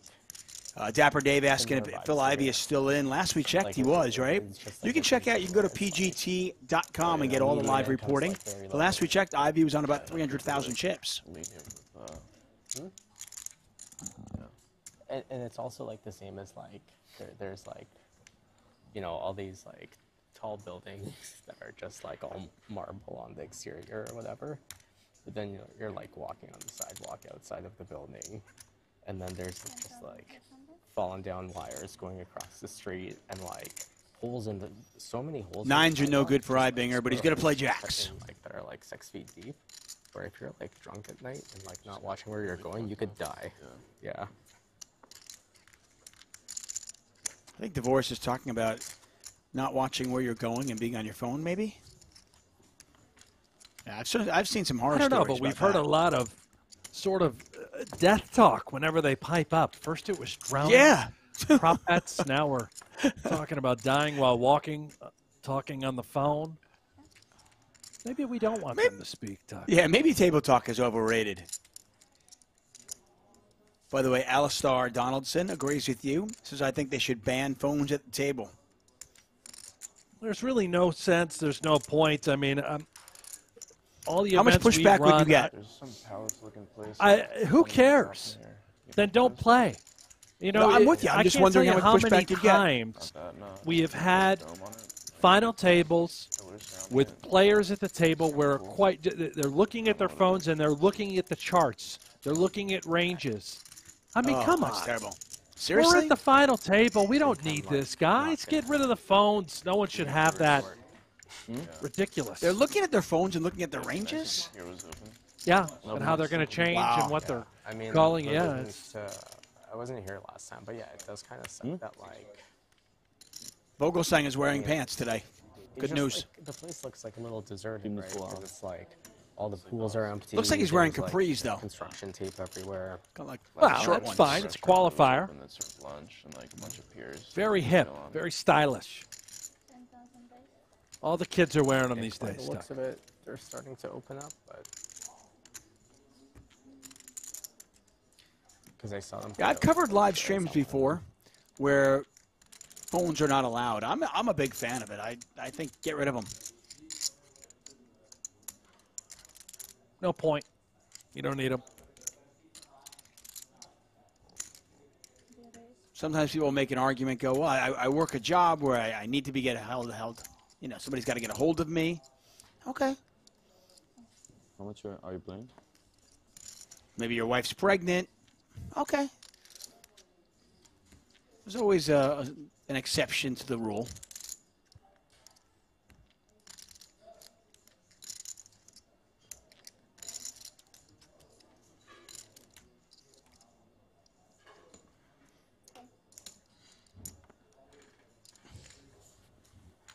Mulder raises, calls a 3-bet from Schindler.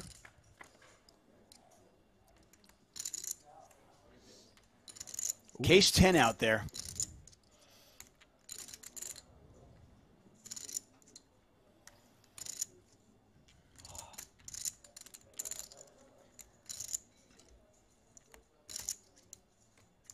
Schindler's made some hands today. Kind of expecting Certainly to have more has. chips. Made hands, gotten some big bluffs through. And I think he's very likely going to get a little action here from Mulder, having connected with a 10 as well. That case 10, as you pointed out. I don't know how you... Great price. Yeah, I don't know how you call a 3-bet pre, flop a 10 on this board, and then just check fold.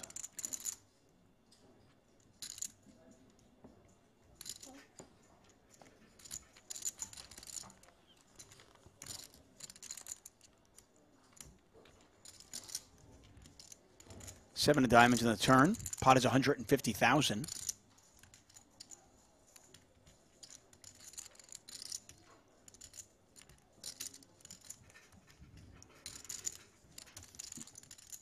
For Schindler now, mindset, 150 in the middle. You can see the stack sizes next to both opponents. It's hard to put your opponent on a 10, right? It's extremely difficult. So what is the more likely scenario for him to have? Can have a lot of jacks here. Can he have draws, hands like king, queen? Yeah. Certainly could be the case.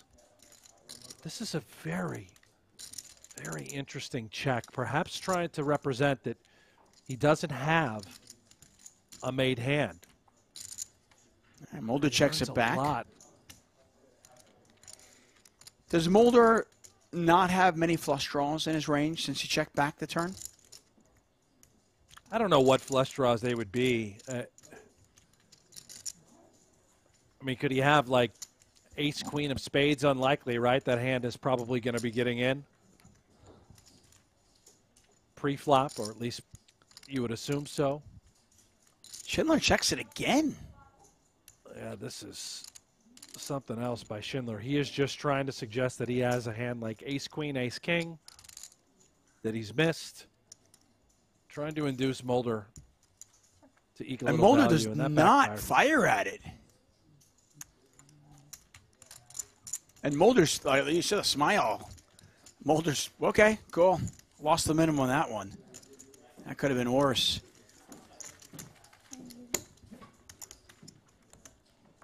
Interesting hand from Jake, for sure.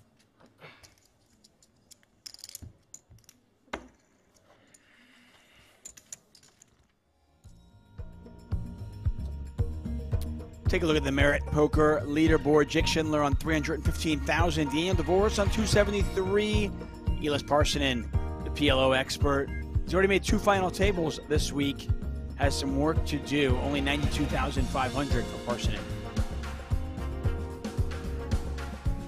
I think the chat a little confused by Schindler's fancy play, thinking he missed out on all the value, and you know it's possible. He could have missed out on a little bit more. It's hard to give your opponent a 10. I think we can still target a jack. Queen jack suited makes a lot of sense. It's not going to be a lot of unsuited hands unless it's exactly ace jack off that's in there facing a 3-bet. I think, yeah, see, I think you nailed it on the head there, Brent. If we don't give our opponent a 10, which, I mean, we've got 2 of them. There's one on the deck. There's one on the board, so it's very unlikely our opponent has a 10. You know, we're trying to get value. And if Mulder has a jack there, he's likely betting the river, right? I think he's probably going to try and get a little thin value if he has ace jack, right? Maybe not even thin. It just seems like an easy value bet. But Schindler also allows Mulder to keep his bluffs in play by opening up the turn and, again, the river. Let's say Mulder did have king-queen with a spade.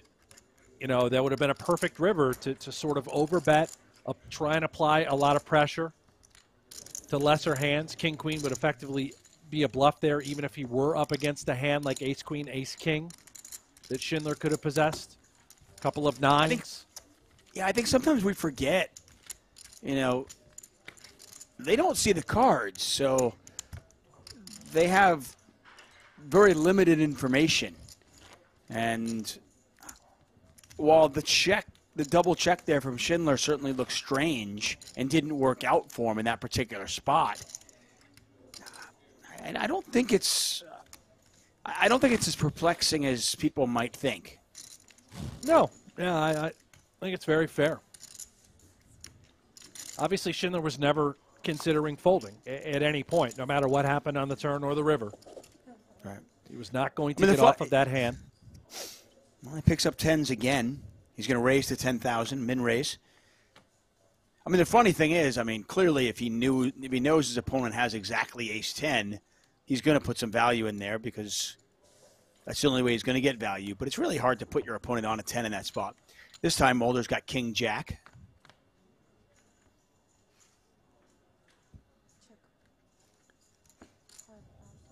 Ace-ace-3.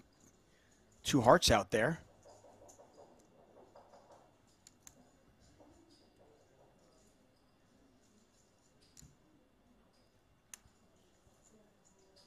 Tobu says that was the best Hanks has ever analyzed the hand. Wow. Appreciate that, Tobu. Yeah, it doesn't happen often. Let's face facts. I'm pretty sure that's a backhanded compliment, but you'll take it, right? Hey, listen, I'll take anything. Any sort of compliment, I'll take it, Tuck. There's no shame.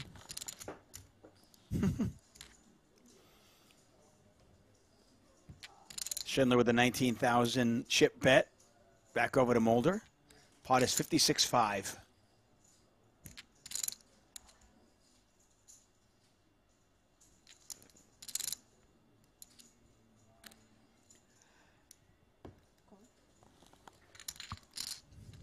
Mulder calls.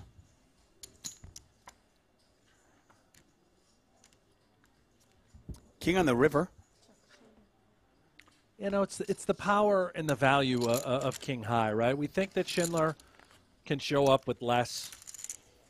Sort of feel like King High can be the best hand.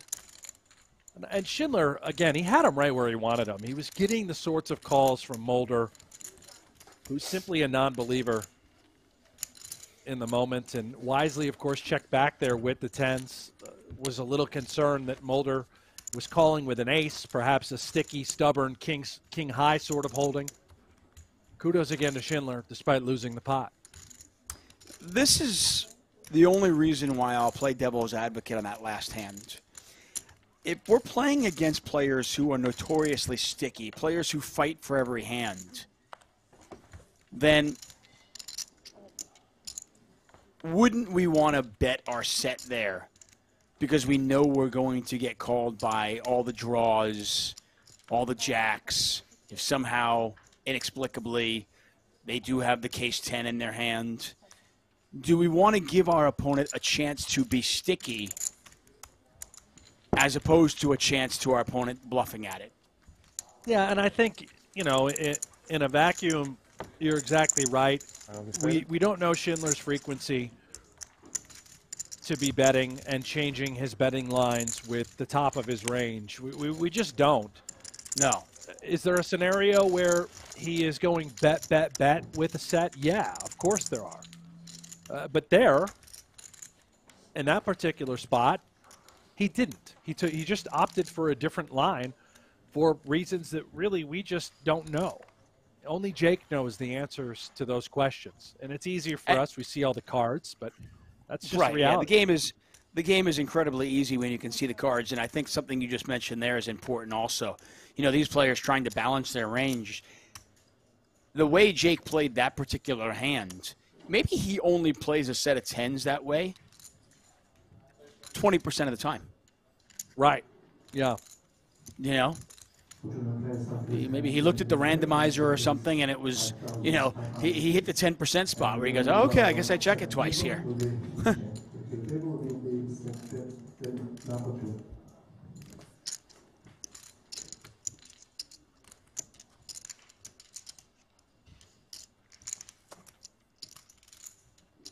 Keeping in mind, by checking monsters like that, you do protect your ability to get the showdown with lesser hands also.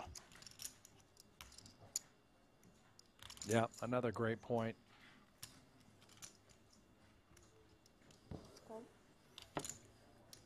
I think it's something that, you know, even commentators, we forget sometimes because we're like, why would he do that? And then you forget that these great players might, you know, play a particular hand one way 80% of the time and then play that same exact hand differently 20% of the time. King high flop here, no suits. Nobody's got a king. Divorce with a pair of sevens. Mulder also with a pair of sevens. Divorce on the slight free roll over Mulder, as he has backdoor diamonds. We've seen Mulder. He's very active. He had 5-4 of hearts, last orbit on the button. Saw a flop here again, 9-7 of hearts in position. Terrible card now for Divorce. I think he may have considered sticking around later streets, but this is going to be an opportunity now for Ibinger, I believe. He's got the jack of clubs as well. Unlikely that Mulder would have checked back very many kings. Even if he had a hand like ace high, I'm not sure Mulder would have checked back on the flop while in position.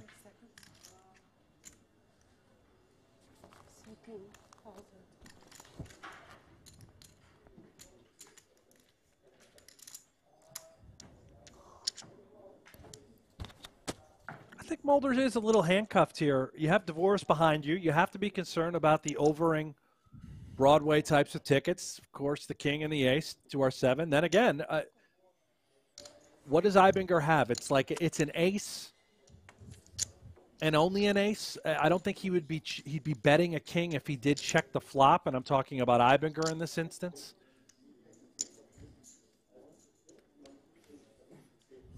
Oh, Mulder, sticky on the turn, gets rewarded on the river with his second pair.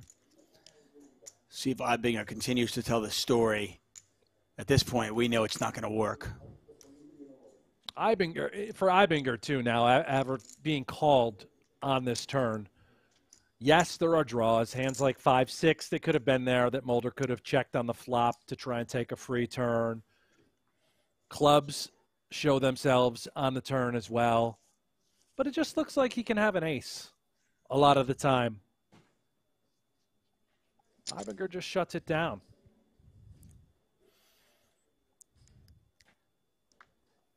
A couple of people in the chat, Tony Bai, Gmon, say, you should commentate a hand with all the cards hidden. That would be fun. I've done that a lot. I assume you have as well.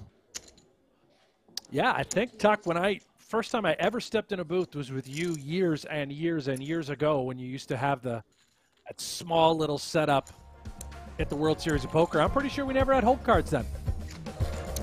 It's a totally different game, but it certainly opens your eyes to everything that goes on and how difficult it is to really put these players on hands. I think the players are going on a break. Give me a second just to read one more here. V-Sock says, Schindler is a far better player than any of us. None of us can rightly criticize his play. I think you can criticize him, but you'd probably be wrong, and I know we would as well. We're going to go to a break. Back in 10.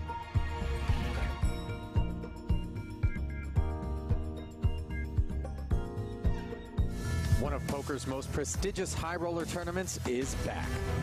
With a $300,000 price of admission and a $3.6 million first place prize, luring 36 of the game's elite to a 3-day fight on the felt. But only one will follow in the footsteps of Brian Rast, Rainer Kempe, Christoph Vogelsang, and Justin Fonemo as the next champion. Their journey starts tonight at the 5th installment of the Super High Roller Bowl.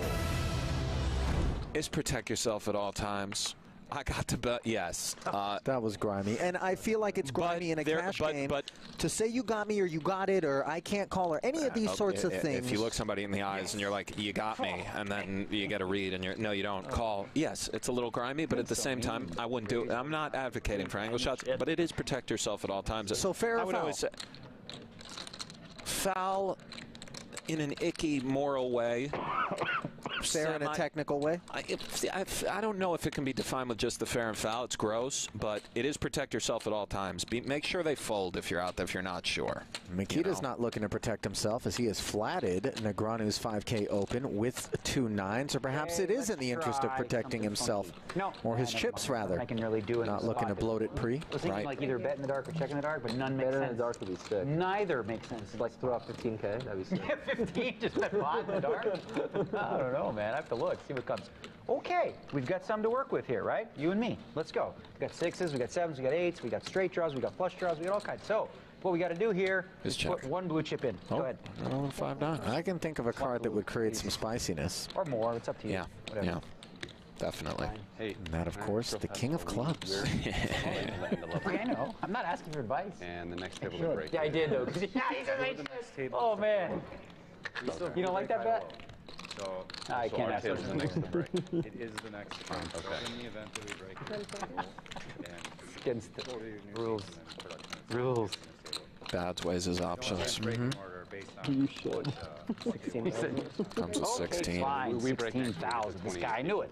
I knew this frickin' flop. Daniel calls. No, Daniel under the gun here. Kind of wrapping a big pair. He can have some of the stuff like this, but does have some big pairs here given this line. And wow. In she comes. And Negranu knuckles, by the way, turns the stone nuts, and it's going to look a lot like he's worried about the 4-liner here with his range. Of course. Negranu can have 10-10. He can have the Jack-10 suited. Feel it. So good. I think Bats bets this, Nick. Right now. It's a great hand. We see. Yeah, buddy. It's a little under a 3-1 dog running into the absolute disaster bazooka of the world. You think he just checks back so he can call all bets on the end? Aces, kings, and queens are now bowing out. We might be well served to check. 9s full on the end. The turn Makita brought it away. The turn and the river brings it back in, and yeah, tough one for Daniel. Switch it up now. It's actually going to be tough for Daniel to give Makita credit for a boat. The nut straight is strong here. Not that many boats, Ollie. Exactly right. It's very strong. I played good cards. That's right. That's some very pretty good cards. Good card. 60,000. That's really bad news for me. 60? Ooh, I was going to do it to you really, for real, on the turn. Yep. I was really going to do it to you on the turn. All right, I need a minute for this one. If he folds this, Ollie, you bet on the flop? I'll be pretty blown 16, away. 16, 32. So none of that matters. You either got it or you don't. Question is, what could you have that? 10 seconds. It is under the gun 1. Full house makes a lot of sense, right? 7-handed. I'm going to use one of these because I'm going to take my time. So, full house. Which full house? Let's see. 7s or 8s? 7s or 6s? 6s or 7s? You would check back the turn for sure. 60,000 now. I think my hand might be too good to fold, but ho-hum. Let it go one time, Daniel. What do you have, though? Raise me on that flop.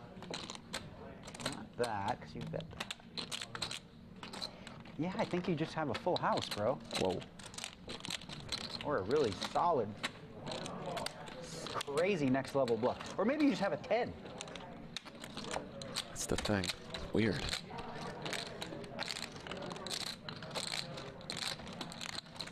See the deer. 10 seconds. Does he come with this? I still haven't made up my mind yet, so I'll use it. No, he comes with the second time extension. Why not? So,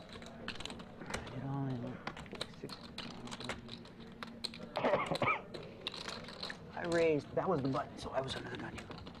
So you don't have...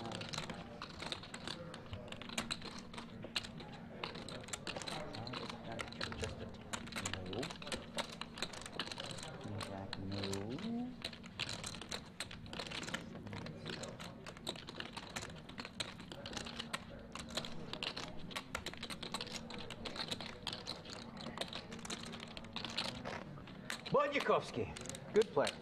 Good player. A bit less, I would have paid a long time ago.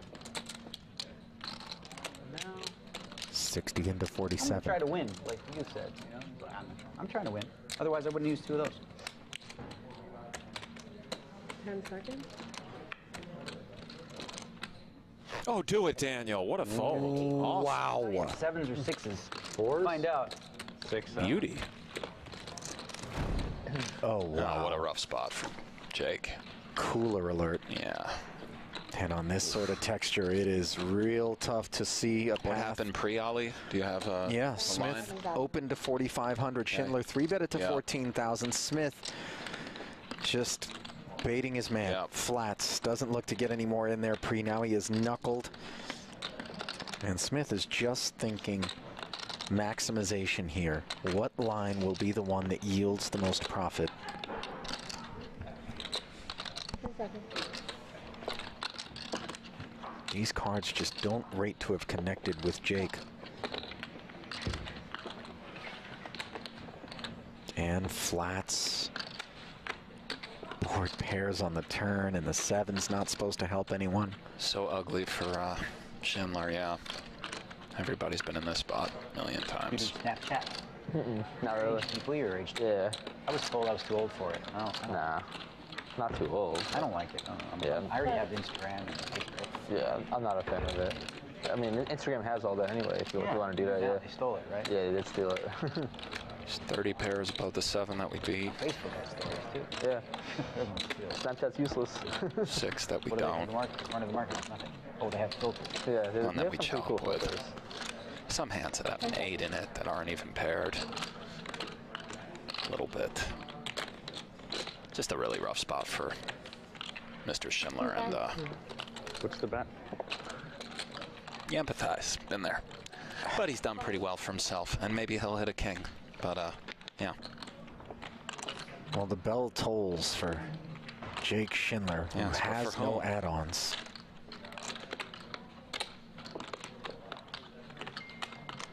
$28K, second barrel. And this... No, Nietzsche working a little bit, by the way, kind of giving Smith the once-over. Not even in the hand. Maybe he's just looking at something else, but I think he's kind of eyeing this pot, you know, paying attention. Looks at Dan, looks at Jake. By the way, if I'm Schindler, I'm feeling pretty good about 2 kings right now. Oh, yeah. Kind of looks like 10s and 7s for Dan. Something like this, Maybe of course. jacks. I mean, it's, you know, Smith opened under the gun. Doesn't even have the goofiness. And this is an awful card for Smith. He makes aces full, but just a ton of action. It's interesting because we'd love King Queen to keep barreling, yet I would gravitate towards leading here because Kings and Queens just simply shut it down. Jacks as well. Maybe Dan just leads. I don't know how. And it could look like a desperate lead, by the way, if he did, as we see him check, right? It's one of these spots where he's not going to lead. He doesn't have a lot of bluffs here, but it's a spot where I just want to lead with aces full and check a lot of most other stuff. And I know that's unbalanced and bad, but it comes up so rarely. I don't know if Schindler's just taking off with something like 2 Broadway cards. Maybe King still can try to get value, which is pretty sweet if we're Dan. We have all sorts of checks on the end. It's great to have great hands in our checking range, of course, but... Do we take the ace X's out of Smith's range at this point if we're Schindler? I feel like we can and maybe go for value, right? Ace of spades and another spade is possible. So the peel with ace big of spades? Ace king is allowed to just still have fought. Even ace queen can fight a little bit. Something like ace 6 suited is, I guess, impossible, but...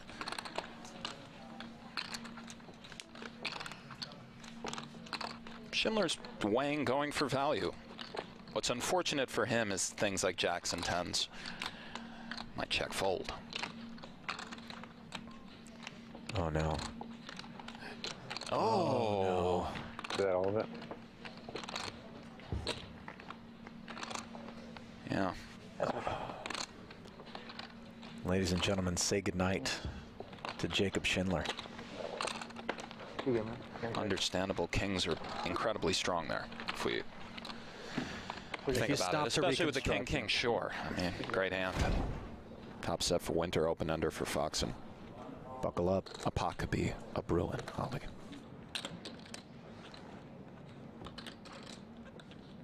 Exactly half pot, laying 3-1 to the open ender.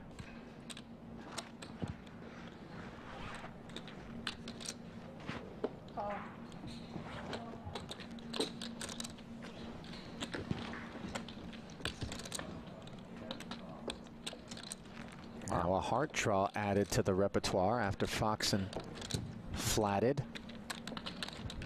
Just about a $250,000 in the middle.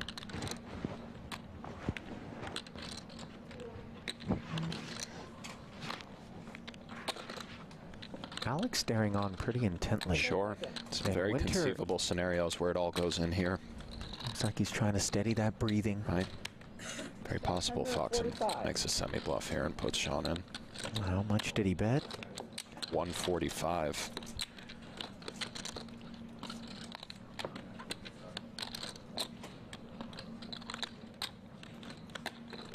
Jam here is pretty natural. You have some fold equity in. Just under a 2-to-1 dog versus this, the absolute bazooka. So let's see.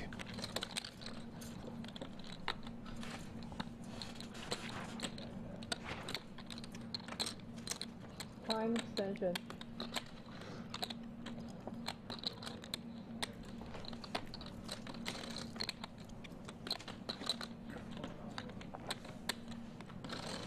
Chip lead pot on our hands, Ollie. What do you do if you're Foxen with this holding, Nick? I think a little bit of calling and a little bit of raising. Both are good. I could easily see jamming it in if I was out there. Sort of depends how wide you think Sean is. Do we have an additional read on how Sean is navigating this spot with the 3-bet pre-bet bet? I think it's unusually strong. Perhaps I'll call. Alex has Sean well covered. All in. All in. Does jam it in. Of course, Sean is calling, and he will hate to see this hand. Just right. That's 7-8 of hearts. Feeling when your man has something like King Queen, etc., which I don't know does this. But here we go, Ali. What a huge river for both Winter and Foxen. Yeah. Straight and flush draw is as good as you hope to have without having the set of nines beat in this spot. 13 outs once. For Sean Winter's tournament life in a $1.226 million chip pot. Here we go. To the river. Boom. Oh. There it is. Yeah. Pretty rough for Winter. 3 bets, big blind button, 2 black nines, 9-6-3 rainbow. Good luck. Just really a gross way to bust, obviously. Good game, Sean. One of the best. He'll be back. You know the drill. Brutal. Chidwick out 10-8 suited, respecting the under the gun open. Looks like Talal has defended the small with 7s, understandably. Foxen out with the Queen 6 offsuit. Heads up. Mateos. Oh no, Adrian. Oh, looks like 1.4 million is coming over to Shikurchi in all likelihood, unless some really scary cards come off that slow down both players. But set over set on the 8-7-4, 2 clubs versus the small blind defense. Pretty brutal flop for the Conquistador. Yeah, we've just got 4%. Train wreck in progress here, Nick. 90. Talal's knuckle draws a bet of 90 from Adrian. There's some draws out there. Shikurchi may look to put the action in now. Unclear. Fuse has been lit, though. And it looks like a raise. 335. 335,000 total. No, man. You feel for this. Yeah. After the long grind, great player. Bottom set. No good. Just 1 out. We can feel the pain. Brutal. 10 seconds. And, it's flat, Ali. Maybe. I'm maybe surprised. a road to a version of some kind. I really thought Mateos was ready to get it in there and charge any of the prospective draws or over pairs. And now a 9 of clubs is not a welcome sight for either hand. Player. Welcome back. The sun has set in northern Cyprus. We are at the beautiful Marriott Royal Hotel Casino and Spa in northern Cyprus for day 1 coverage of the 50K No Limit Hold'em. This is event number 6. Earlier today, Danny Tang won the short deck event. That was event number 5, the 50K short deck. 5 final tables, 5 cashes for Danny Tang. Finally taking home the biscuit. He won it all this morning. Day one coverage. We got a new featured table. Carrie Katz at this one. The Milkman. The Mullet. Michael Adamo. Getting a little bit of flavor of some other players here as we look at our Merit Poker leaderboard. A new featured table to finish out our day. The Dominator. He's made it. The Milkman, Badzakuski. And we have not seen yet That's the one that matters the most. Hazu and Michael Stoiza. Those are two players, Tuck, that you and I have not yet covered. I have one. I've done one. Happy to have them join us. Everyone. Yeah, that is Brent Hanks. I am David Tuckman. Thank you for joining us. Chad has been spot on today. They've been helping us out. We do appreciate that. No ante. Made it easy. Oh, yeah, that one. There's a look at one of our new guys, Hazu. Pretty hand, Jack 10 suited. All in. And just 88,000. I believe the blinds are 3,000, 6,000 with a 6,000 big blind ante. 182. It's like Hazu is going to get some action here. What do you think? Gosh, both of our newcomers just getting right into it. All in. So is all in. Katz picks up ace-4. Sometimes if you peel back the ace-4, sometimes it looks like pocket aces. First one was short deck. This one was the 4, the .84. Yeah, short deck, Jack 10 would have been a sweet hand. Still a sweet hand in this game. Yeah. 10 with a flush draw coming. Yeah. Always. Never easy. Never easy. Yeah, short deck flop. Short deck too. Short deck, you'd be like dead. Yeah. Sweating bricks. No short deck. So is it with Don't the speak king so of soon, my clubs? friend. Don't jinx me. Hazu in a bad spot. And ace on the river. Not El Jefe, Carrot Cats would have made trip aces and won the hand, but did not call. Yeah, that was a So solid he's start. kings hold, Solid first and he's up to 250,000 chips. Keep open. As we bid adieu to Hazu.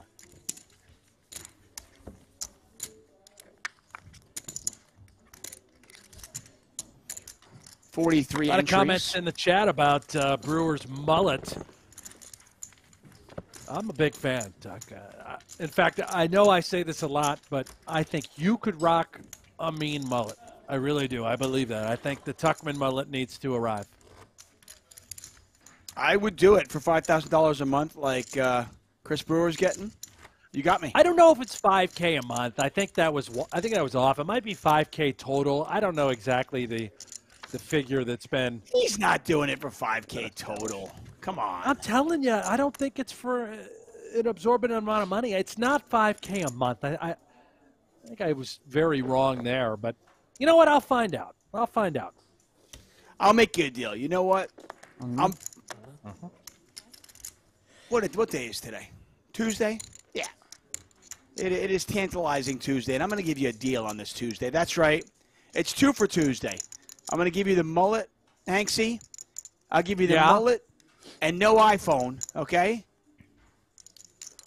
$5,000 a month. Both for $5,000 a month. It's 2 for Tuesday, okay? I better just look for $5,000 somewhere. Just put it on the PokerGo tab. It's fine. You got petty cash, right? Yeah, it'll be fine. You're right. You play It'll be like fine. Nobody will notice. Close to 300? 300 around. Thank you.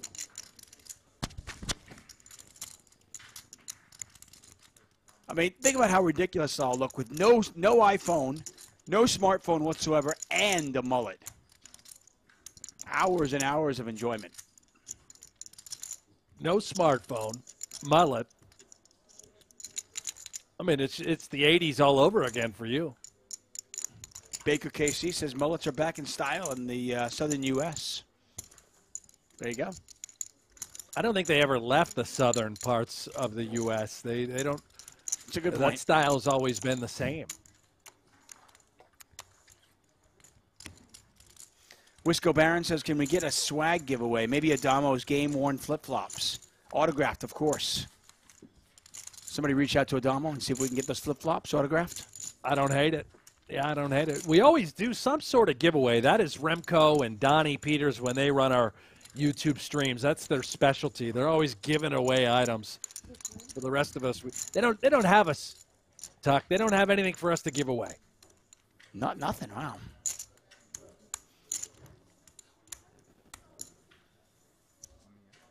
Well, I mean, listen. If somebody wants to offer me money for me not to use my iPhone, not only will I not use it, I'll give it to you. You can have the damn thing. There's my giveaway. Wow. I'll even autograph it. Or we're giving away hours and hours and hours of free streams. I guess that's probably good enough.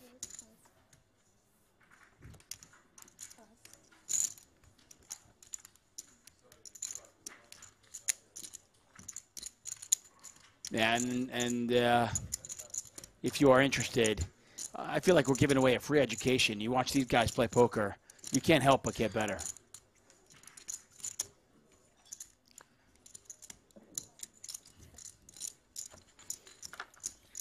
I would ask you, I mean, obviously you don't play poker like you used to back in the day when you were crushing, winning bracelets, torturing people's lives on the felt. But now that you do a lot of commentary, have you noticed your game is better than it ever has been? I think it is. Yeah. I mean, just nonstop conversations, seeing these guys being under the hood. For me, it's I'm a visual learner. You know, I can't run the solves all day. I don't have the time. But doing these shows, understanding, or at least trying to understand what it is and why they're doing what they're doing, how they perform, it's the best thing that's ever happened to my poker game, no doubt.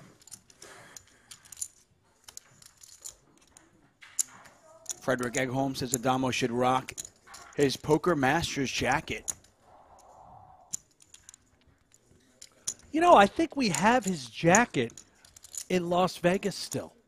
I don't think he took it home with him on the flight. Yeah. He left it? Still have it. He left it. If I actually won one, if I won one of those, not only would I wear it out of there, I don't think I'd take it off. I'd sleep in that thing. I'd be so proud. Like he took the super high rollerball ring, but left the Poker Masters jacket. I could be mistaken, but I'll find out. HP Stretch says in all caps. By the way, no need to do it in caps. If you're playing mid-stakes, this won't make you better. Yeah, I disagree wholeheartedly.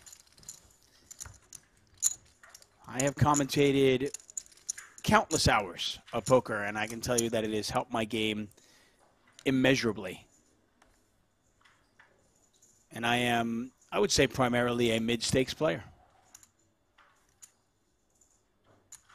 You don't. I don't know what do you define mid-stakes? Right, you're just playing.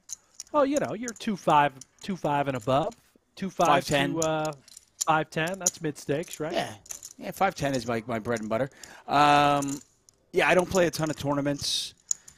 You know, having kids, it can be difficult to put that kind of time in. Cash games are a little easier for me. You know, you can go put in 5 or 6 hours and get home for dinner.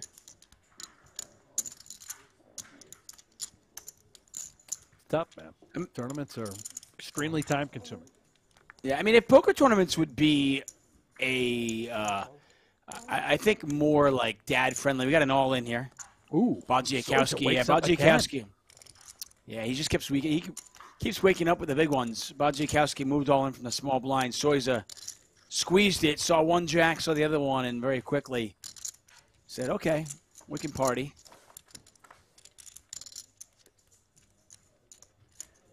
Queen 9-3, 2 diamonds out there, nothing at all for the milkman.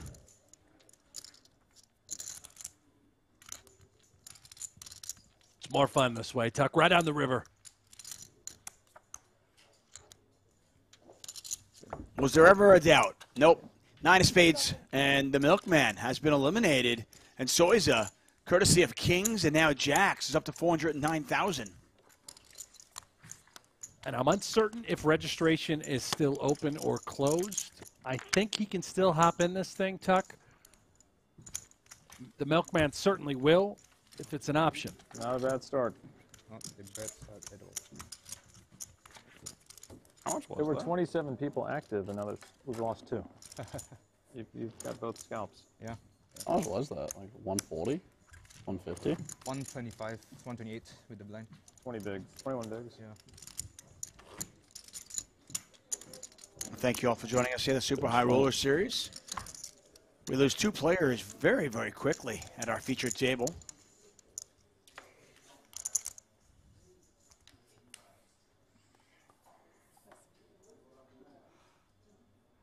And if you do want to follow along, live reporting elsewhere, perhaps the Ivy tracker, just check out pgt.com. I'm okay if you win. Click on live reporting. Seconds, You will see all the updates happening from today's 50K No Limit event. Tuck and I doing the bonus coverage now. And, of course, tomorrow we'll bring you the final table. Around 120? 121. Thank you. Look at Carry Cats, Ace King. Adamo, the original Razor with Ace 3. All of it.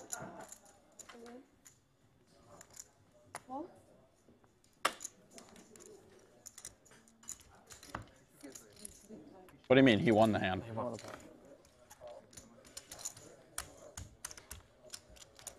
And it sounds to me like registration is, in fact, closed. Yourself, for this wow, okay. event, as payouts have been released. That would seem about right. It's 8 levels. That, yeah. 8 levels at 40 minutes a pop, and I think they're approaching the dinner break out in Cyprus. It is 9:42 in the morning here, which would tell me, I believe, if I've got my math correct, I think it's 7:42 p.m. in Cyprus. That would make sense. So they've been going for about 6 hours. I'll give you your top 5 right now, as it stands. Chip I like it. Tim Adams, the Prince of Poultry, 855,000. Jason Kuhn is in second, going for his 6th final table of the trip. This. Just unbelievable. Unbelievable. Is third. Daniel Dvoris is 4th. Vyacheslav Buldigin, 5th at chips. And I have to mention 6th because it's been the talk of the week. How about Phil Ivey? He's in 6th place right now as it stands. Unreal. Unreal. Is Ali still in there? Ali is still in the top 10. He's hovering around 9th place, 200,000 chips. Michael Soiza, unaccounted for thus far. We know he's eliminated 2 opponents here early on at this feature table, so he certainly will be jumping into the top 5 after back-to-back eliminations. Jason Kuhn is just not human. It's unreal. All in. El Jefe going to stick it in. We got a coin flip coming. Yep, Ace-10 versus the 6s. Now, I know we have somewhere in there. It's open for Ace-5. The, what is it? Well, no human? Fives. The online guy? That greedy. Ace-5 out of the nasty. 0 human, 0 Ignat. Yeah. That's Ignat, right. That's good flop. So far, 6s are good. Adamo looking for an ace or a 10. 9 or a jack gives us a nice little sweat, though. Jack especially. Ooh, or how about a queen? Well, that does it too. Neither player with a club, but an 8, an ace, or a 10. 6 of diamonds. 6 of diamonds will work. El Jefe with the full double to 230,000. And Adamo, I believe, has been. Good. Yep, Adamo has been eliminated. I told you, you're getting the losing out of the way early. Now you heat a level 7 and 8. Dropping off left and right. I think we're now down to 20 players remaining from the 43 total. I've seen this radio. Jefe is healthy. You want to get healthy? Play a little bit of free Texas Hold'em poker. Work on your game. From the creators of High Stakes Poker, Poker After Dark, and more, be part of the shows that help shape the game with an authentic online poker experience. PokerGO Hold'em is available now in the App Store, Google Play, or by heading over to PokerGoHold'em.com. I want to get in there and play against Maria Ho. Avenge flips against him. My, her knocking me out of the main event many years ago. So you've been knocked out of the main event by Maria Ho and George Holmes. Yes. Anyone else very notable that has eliminated you? Let's see. I don't think so. No. Pretty good. I don't think I've been I don't think I've been knocked out by anybody else notable. Yeah, they're moving somebody. Deepest run I made, I think, was day 5, maybe day playing. 6 They don't do the weight, in the yeah. main. That's a deep run. Years back, it was relatively deep, and it was Unless the, like, John breaking Racner tables sent when me they do it, packing in a hand that I wish I could take back. But long story short, You still and the crazy thing is, like 13 years later, you still remember the hand, don't you? It's just insane. it was for the chip lead of the main event. Yeah, With, that deep. Yeah, it's insane. It's just- At the time, I was just so like, I didn't think of it like I do now, but I got in jacks versus aces for way too many chips. It's just amazing when you think about it. The World Series of Poker main event is such a unique animal. It's such an amazing event that you can get knocked out, especially if you get knocked out day 5, day 6. You will remember that knockout hand if it's significant. Or remember the significant hand before the knockout. Years and years later, you'll be thinking about that. And I have a horrible memory, but that Was one... Was it the year Racner came in second? Yeah, it was that year. Oh, wow. It was the chip lead pot that deep. We were the two big stacks, and he had me just pipped. He actually had aces the hand prior, and I just didn't believe him when he put in the 4-bet, so I 5-bet all in like an idiot with two jacks. I mean, in fairness, back then, we were getting into pre-flop wars all the time. People would do that with ace-6. So yeah, we were, and I use we relatively. I don't think John was. Like, John's always just been real steady, solid. He wasn't a lunatic like the rest of us. You got caught up in it. I get it. Soiza, he's got a gut shot looking for a 4. Brewers' 8s are good right now.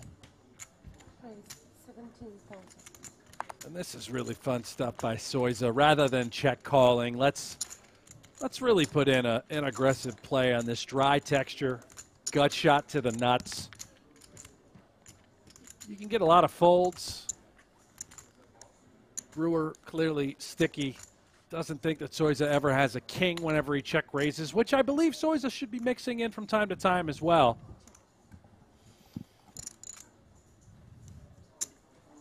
Yeah, I've heard players talk about that. I want to know your take.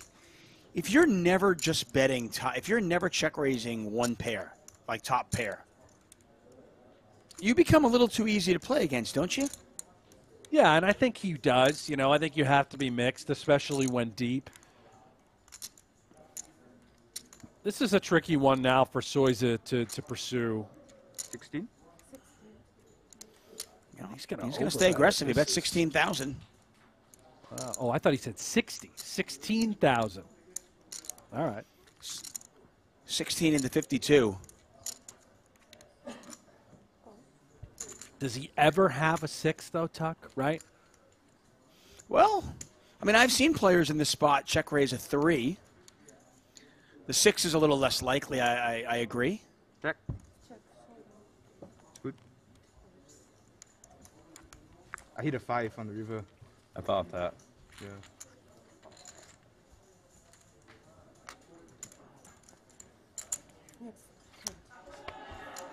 I was thinking I was a lot more scaled to call once the 5 came. Say what?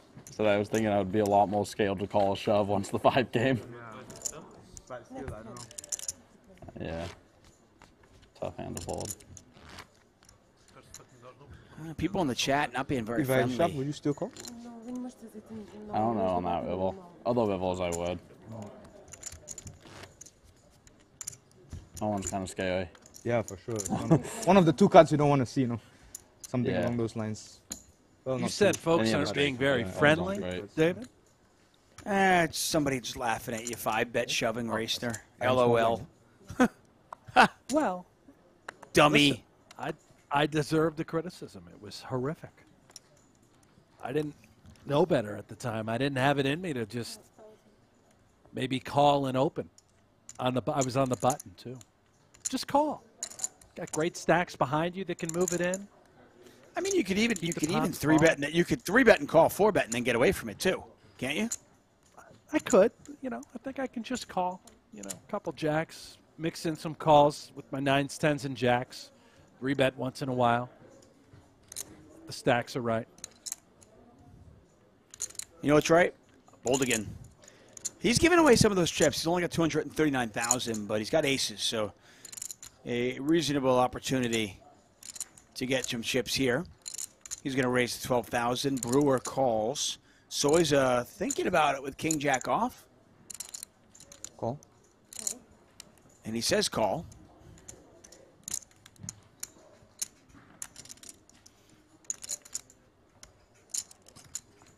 Adam Pascal asking what you had. He had jacks. John Racner had aces.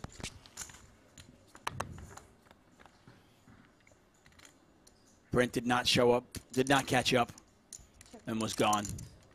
Sad story. It's very sad. You know what, though? I feel like had you not 3-bet and then felt compelled to 5-bet, get it in against the aces, who knows? Maybe you would have final tabled that event and never worked for PokerGo. Maybe you wouldn't be here. Think about how your life would be different. Somehow I feel like it's all worked out okay. I feel better about it now, Tuck. Thank you. Yeah. You're That's right. what I'm here for. I mean, let's be honest. Had you won, let's say you won $1 million. Back then, you were pretty stupid. You probably would have blown through it anyway, right? Oh, yeah. Oh, yeah. Yeah.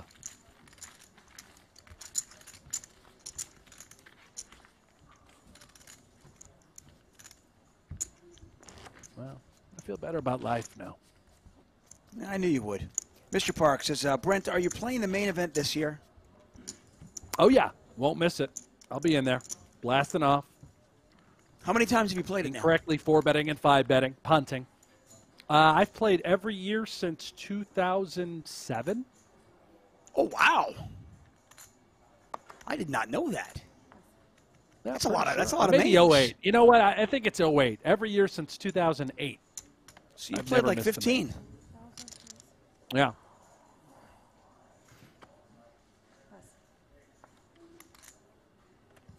Definitely stuck. Yeah, that would be. Well, I mean, that day 5, day 6 score must have been pretty good, though. You can't be stuck much. No, well, I mean, what was it? 70,000 or something? 60,000? Yeah.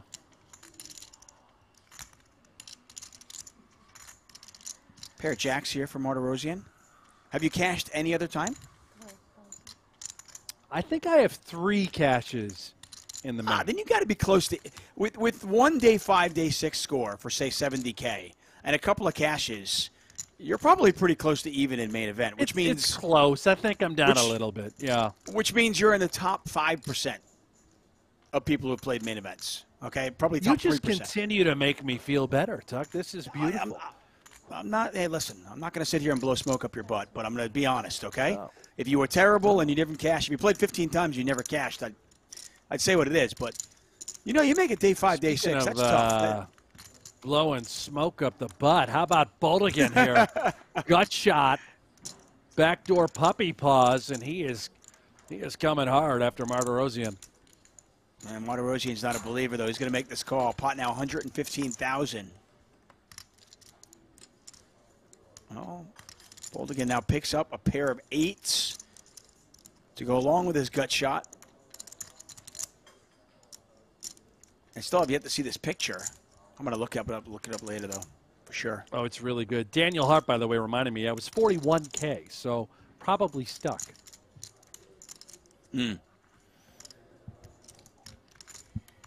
Still impressive nonetheless.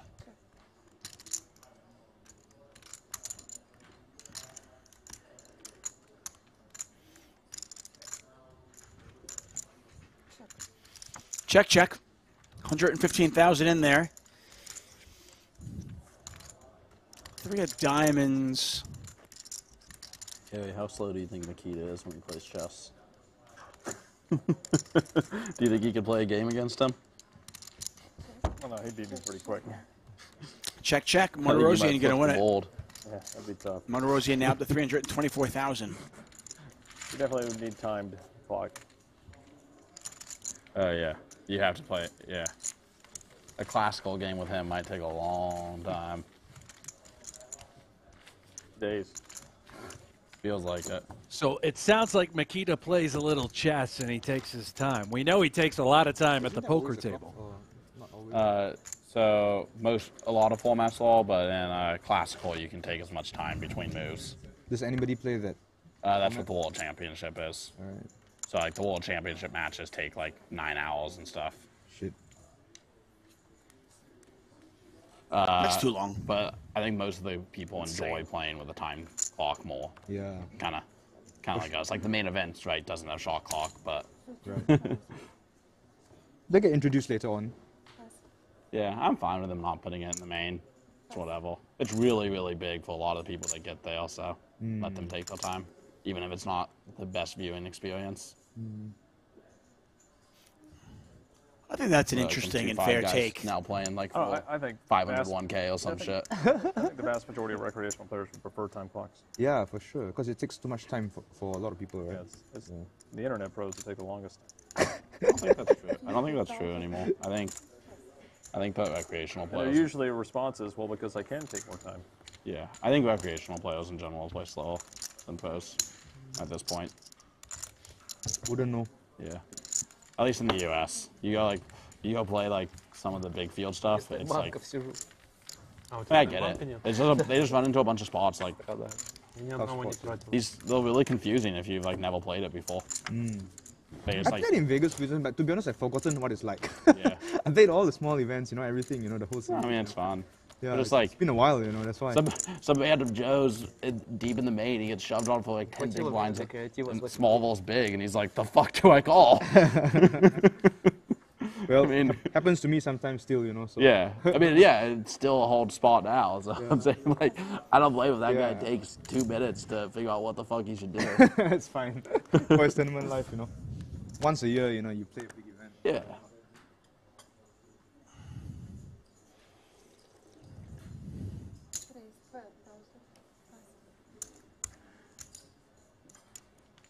I wonder what the new room is going to be like in the new casino.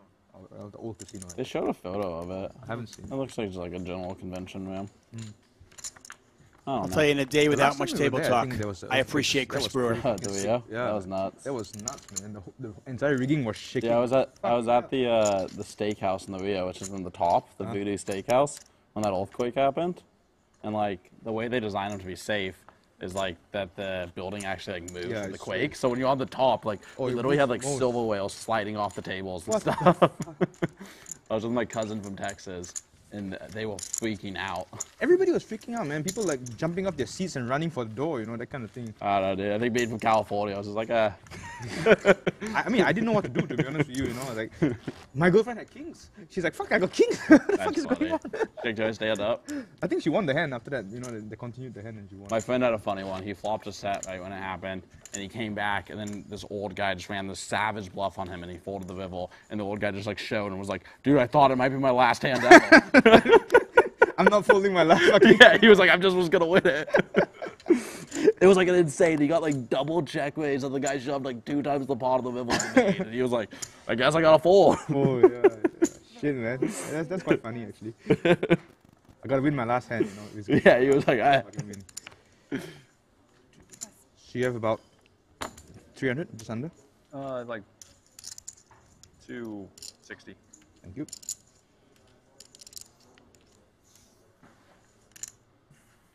Call.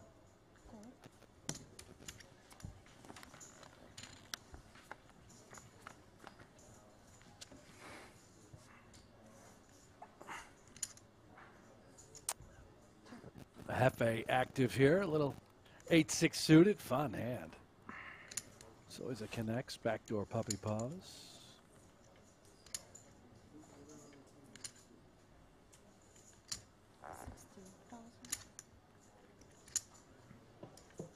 Let's watch Carrot Cat's get to work. Semi-bluff, 3 to the straight flush. The event that the shovels come through the back door. Clearly a 9. The dream ticket.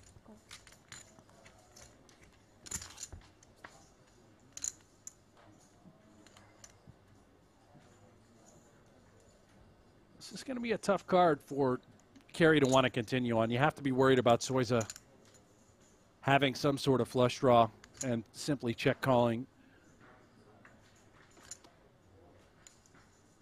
Unlikely we'd even fold out a 10 at this point. If he were to bet, he'd be just solely targeting a 7.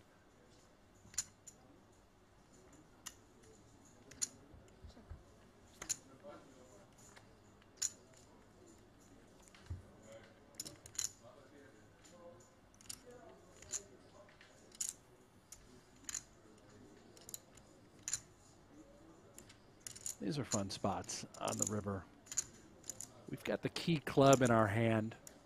Just a measly pair of 7s. Do we think that Kerry would just be shutting it down with his semi-bluffs?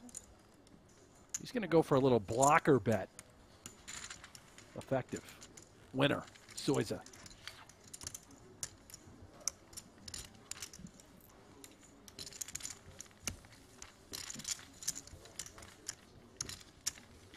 Jamie W., I'm pretty tired of hearing commentators complain about tanking. Like, don't watch live streams if you don't want to see tanking. Jamie, I think you're sort of missing the point here. It's not just commentators complaining. It's the masses. It's unwatchable. In fairness, from a commentator standpoint, I don't really care. You know, right? I mean, this is my job. This is what I do. Whether the players play fast or play slow, I'm going to be here calling the action regardless. It's just, I think from a fan's perspective, from a player's perspective, from a fan's perspective, it's more enjoyable to watch it a little faster. From a player's perspective, like I said, I don't know how anybody can play if it's super slow. I just don't find it interesting. I have no interest in playing if people are going to play super slow. The main event is the only tournament that I'll play if it's with the risk that it might be somewhat slow. But I'll call the clock on people without any issue. 4 green. I was making lots of friends last year in the main event, calling the clock on people. Yeah, I mean, it's – and you have that option, and you're going to do it all the time. And I would encourage others to continually call the clock whenever it does become a problem at a table. All of it. Yeah. I let them know. I said, listen, it's not personal. The right thing to do. I go. Especially in PLO. Willem's all right as well, I guess. I go, we're at level 2 of a tournament. Somebody bet 3,000 into, into 18,000. This is not a 3-minute this is not a 3-minute decision. I'm not folding. I call the flop. Sure, why not? Yeah. Middle pair top kicker. Brewer calling with the ace. Not surprised. Martirosian, backdoor equity. Now drawing dead. You are watching the 2022. Sorry, go ahead. Typically, range advantage, Martirosian, this sort of texture off the button. However, Brewer's going to have some aces. He's going to have some Broadway hands he would elect to simply just call and defend from the big blind with. This is an interesting turn. I think it's still on Brewer, and this is the school of thought now. Even when we have an ace here, and that board pairs on the turn, such as that queen, we simply lead. Shut down the action, keep your bluffs in play. You would have a queen from time to time, a jack, an ace. Theoretically, it's something you're going to become accustomed to seeing and highly should be employing in your own game as well.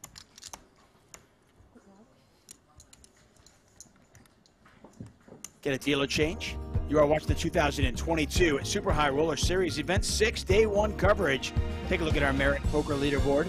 This is just for the feature table. Michael Soiza sat down, picked up kings, picked up jacks. They both held. He eliminated 2 players. He's on 377,000. Gary Katz trying to put together some scratch. He's got 231,000. Chris Brewer, the mullet. He's been entertaining. A lot of table talk here. He's on 177,000 as we watch this field whittle down. Got about 24 players left. Over 40 entries in this one. Each ponied up over 50K, so prize pool of over 2 million. Brent Hanks, David Tuckman calling the action. I want to thank all of you for joining us.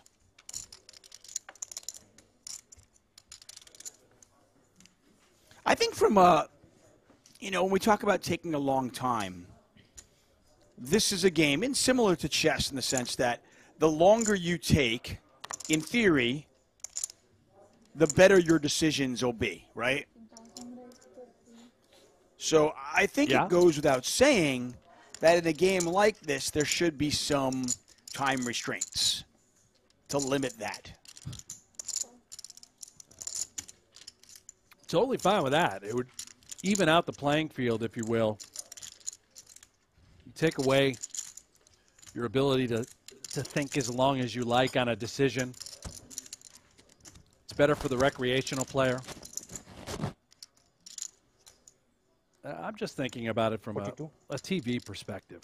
You know, a lot of these are being made into episodes. They're going to, you know, they're going to air at some point on television, and yes, they're going to be edited. Yes, we're going to clip and cut out a lot of the tanking, no problem. But you know, there was a time where the live stream of the main event and various World Series events were on ESPN. That is unwatchable when something is going to last that long and folks are going to tank nonstop. And it has become a problem. It's not like we're just talking for the sake of talking. It is a problem for this game. And Norman Chad, maybe the timing wasn't perfect, or maybe it was. He had all the eyes on him and on the players while listening to him talk about the problem with tanking. And could he have picked a better situation maybe to address it? Sure. Maybe, but to your point, I mean, that's the one time of the year where he has the attention of everybody. So if it's something that he needed to say, I'm fine with the time and the place that he did it. And I was certainly fine with his message. You know, listen, I mean, this game is near and dear to both of our hearts. I'm passionate about this game. I love it. It's not just my job, but I love it. If I didn't, I'd do something else. And I know it's the same for you. You know, it's a game that we grew up with. I want to see the game continue to grow. And I will always say what I think is right for the game to grow, for the game to be more fun for everybody. Yes, and players in the tournament when you're on and raise the blinds. 4,000, 8,000, 8,000 people enter at the end of this level. Gonna have a 45 minutes dinner break. Blinds up.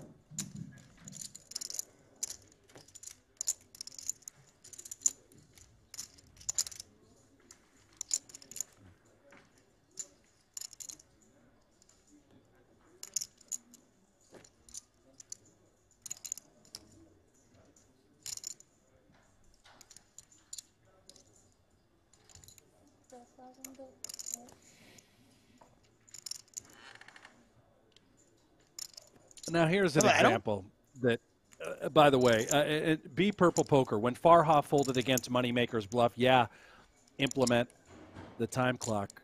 No, there's going to be situations where clearly you're going to want and need a little bit more time. Some people, let's face it, by the way, when they're overly dramatic, when they have antics, the cigarette dangling out of the mouth, it's quite entertaining to see somebody, you know, nervous and in the moment and in the spotlight. But when it's no conversation, extremely dry, and happening over and over and over again, that's when it becomes a problem. Yeah, I agree 100%. I want to make sure it's clear to everybody, at least from our point of view, and I think you and I share the same opinion.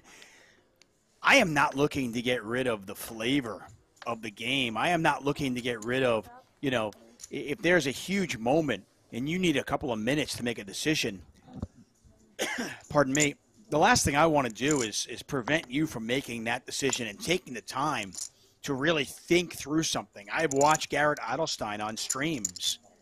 Think about, this guy never takes more than 20 seconds to make a decision, but I have seen him take 2 minutes in certain spots. Huge moments where somebody check raises for $100,000 in real money. That's awesome, seeing his mind working.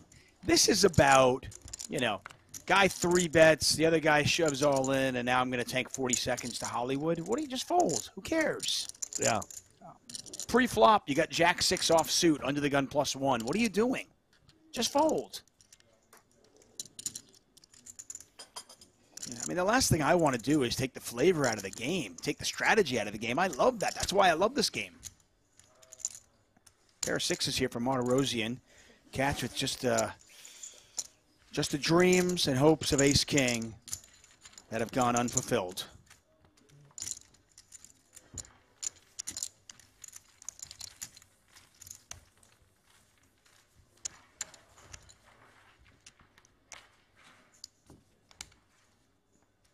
I love it. Orion says, time to bring back smoking at the table. Well, that means we got to bring back the oranges so we can all have them next to our noses to smell. Wasn't that the whole point of Johnny Chan with the orange? I don't know. That might have been. I don't know what the. I thought it was just a lucky orange. The smoking bothered him, so he wanted the orange to sort of freshen the scent. Yeah, that makes sense. I heard the stories about the LA poker rooms and the smoke-filled rooms before I got into the game, and I probably would not have been a poker player if smoke was still around when I started playing. How much do you have? Can't imagine. I just can't imagine walking into a card room and just sitting in a cloud of smoke for 8 hours, 10 hours straight. Brewer's going to limp in. That's interesting. Martirosian with the king deuce. Brewer on just 140,000. As you can see, the blinds are 4,000, 8,000 with an 8,000 big blind ante. So Brewer limping here on what is about a 17.5 big blind stack. We'll call it 18 big blinds.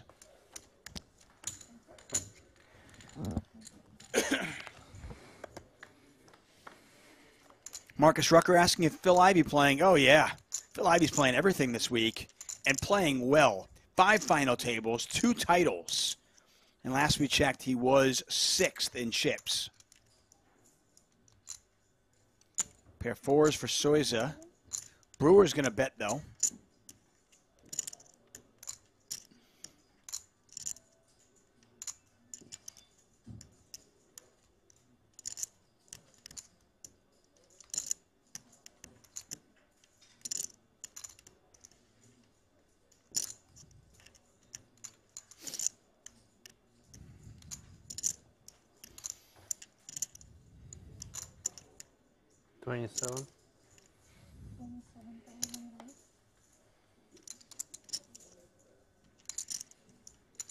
Martirosian attacking. Not much going on, but he's just not a believer. There's some dead money in there. He's going to go after it.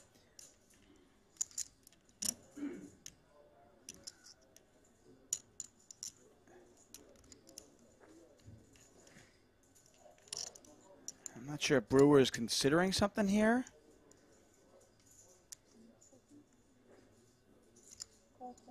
He is. Look at this. Oh, Hanks. Wow. Yeah, so the best hand folded. Brewer bet. There was a call in there, and Martirosian check raises. Brewer calls him with just king 10. Yeah, this is sick, and it's like for Martirosian, what does Brewer have? What you just have to give him credit for having an ace here, right? A big hand. On Brewer's stack? Yeah, I think so. Remember, Brewer limped in.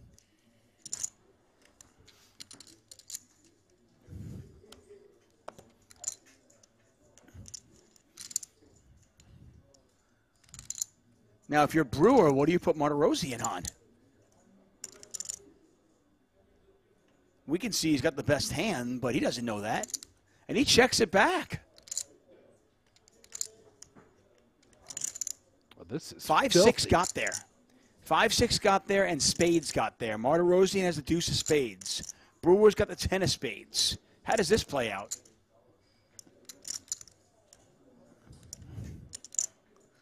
My gosh, what is happening? Martirosian clearly does not give Brewer credit for having an ace. Brewer knows that, Green aware, turn. says, buddy, Green, I'm yeah. calling. Yeah.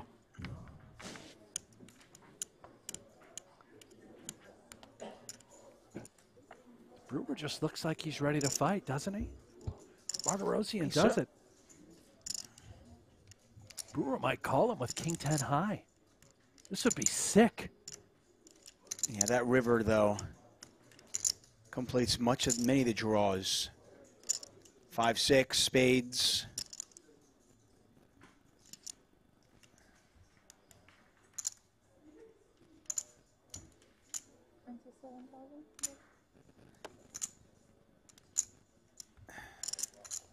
It's just so believable, right, by Martirosian, yet he has absolutely nothing.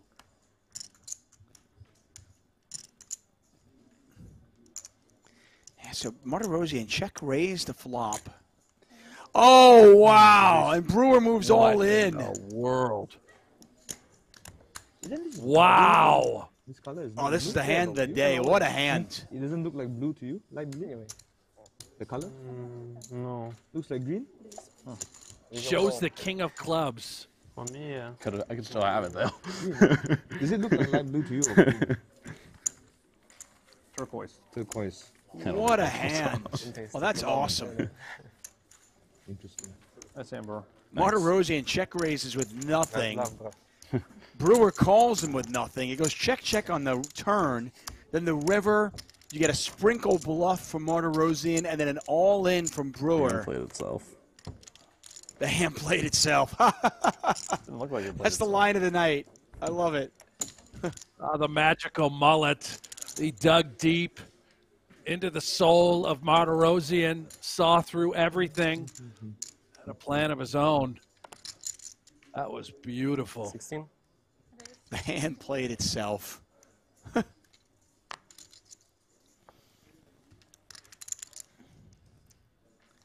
Oh, two players taking it to the streets, just battling. You gotta love to see that. That is fun.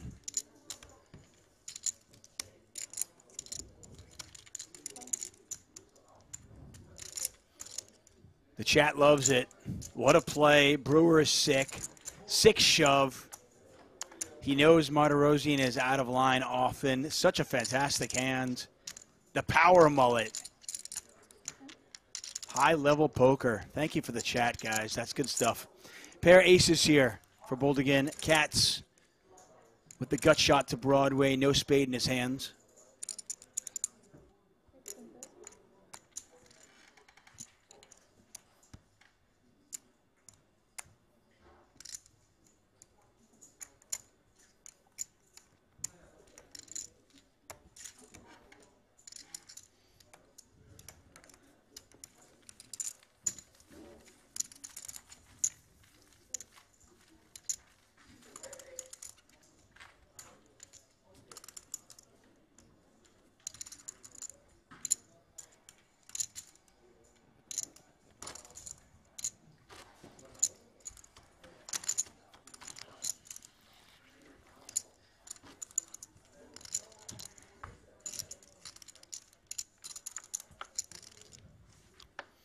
Five-handed at our featured table.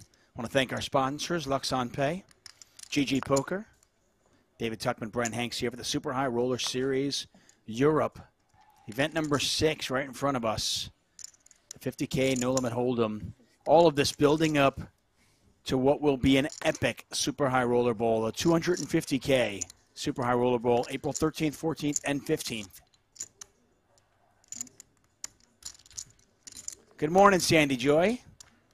Good afternoon, good evening, wherever you might be in the world. It is nighttime over in northern Cyprus. King high flop.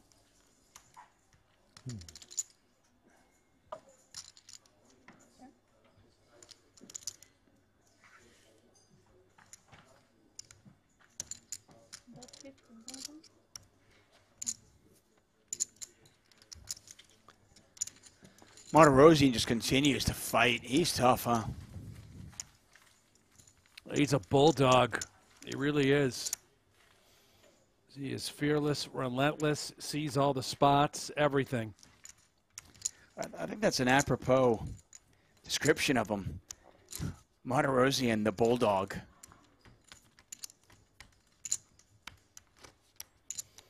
Janice, how much you have now? Salthammer asking how many levels you can late reg in this tournament. I believe it's 8. Levels are 40 minutes long, so registration has closed on this one. Yep.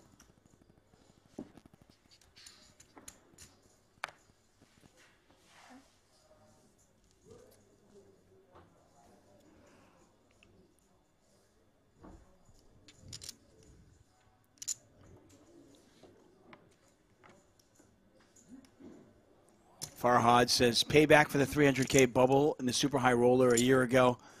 I'm not quite sure if that's payback just yet for Brewer. That was a, I'll tell you what, though, that's a painful bubble. I don't know if you remember that. Yeah, did you see that hand where Brewer opened ace-king, Martirosian? I think he ripped like 9-3 suited, I want to say, and Brewer just begrudgingly had to call it off. And Martirosian dished out a terrible, dirty, no good, very bad beat. Sent Brewer home packing. That was incredibly painful. I mean, I had no dog in that fight, but just watching Brewer and watching him go out that way was very, very painful. Brewer with 10-8, Soiza with 7-4 on a king 6-4 two-club board. Eddie Watson asking if Negreanu has been playing out there this week. No, Negreanu tweeted that he was thinking about going out to Northern Cyprus, but decided to stay in Vegas. He's watching his good friend Phil Ivey play and dominate at that.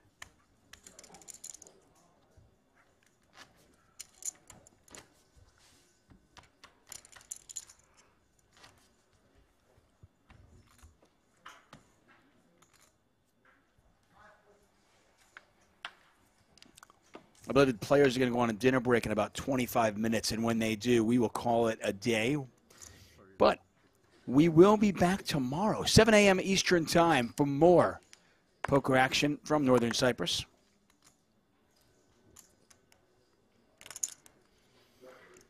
If you have any questions in the chat, ask away.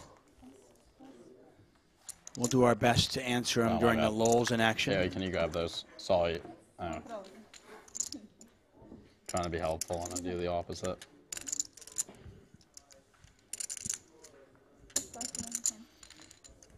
And Vikas Duel points out ace queen versus 10-4. Yeah, that was a different super high roller bowl where Brewer stone bubbled against Justin Bonomo. So he has done it twice in the biggest of buy-in events. It's just so painful. Yeah, and you know the saying. You know the saying when they always talk about how it all evens out, right? Not when you're bubbling the super high roller balls. It doesn't even out. It was warm. 6 is still good here. See if Martirosian wants to take a shot at it though with king high.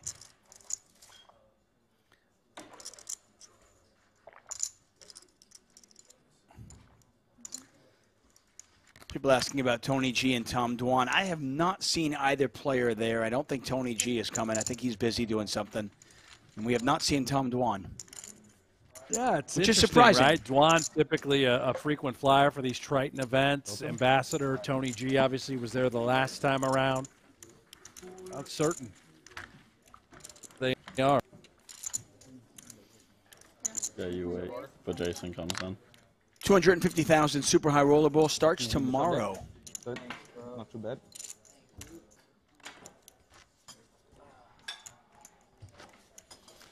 There he is. Jason Kuhn. He's back. Yeah, the only one having a better week than him is Ivy. And it could have been better. Kuhn has received 2 brutal beats at the final table of short deck to be eliminated in 3rd place. And in both of those situations, he could have very easily won it had his hands held up.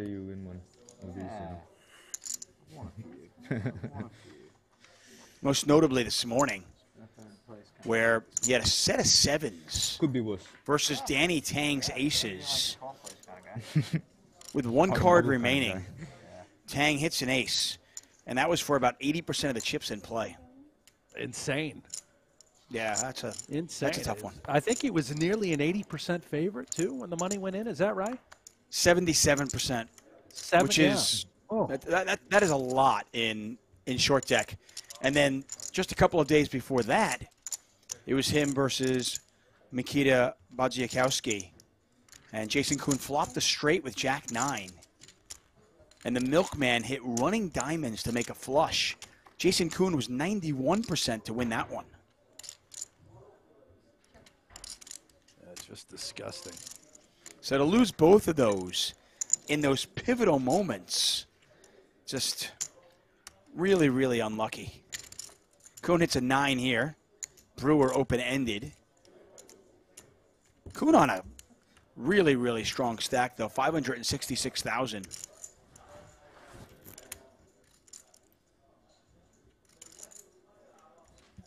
You know, and the pain, the bad beats, the suffering at the poker table that a guy like Kuhn and many of the top pros go through, it has a tendency to drive them even more. You know, it gets him all fired up, and not in a way that's going to affect his play emotionally and tilt, but it's just more, I think, reaffirming that I put myself in this spot. I know I'm playing great. The money went in. I was a huge favorite for hundreds of thousands of dollars, and I got unlucky. And he doesn't dwell on the fact that he was unlucky. He's just driven. Look at this bet. Yeah, betting second pair, no kicker. Yeah, he is betting for value with second pair, no kicker on a wet board. And I think he knows, right? Brewer, we've seen it already here today at the feature. The guy does not like to fold. He fights. He scraps. He's got a mullet. Does he look like the kind of guy that's going to fold ace high to you, Tuck? Well, he might fold to me, but I don't know if he's going to fold to Kuhn. Move a little bit. This way? Yeah.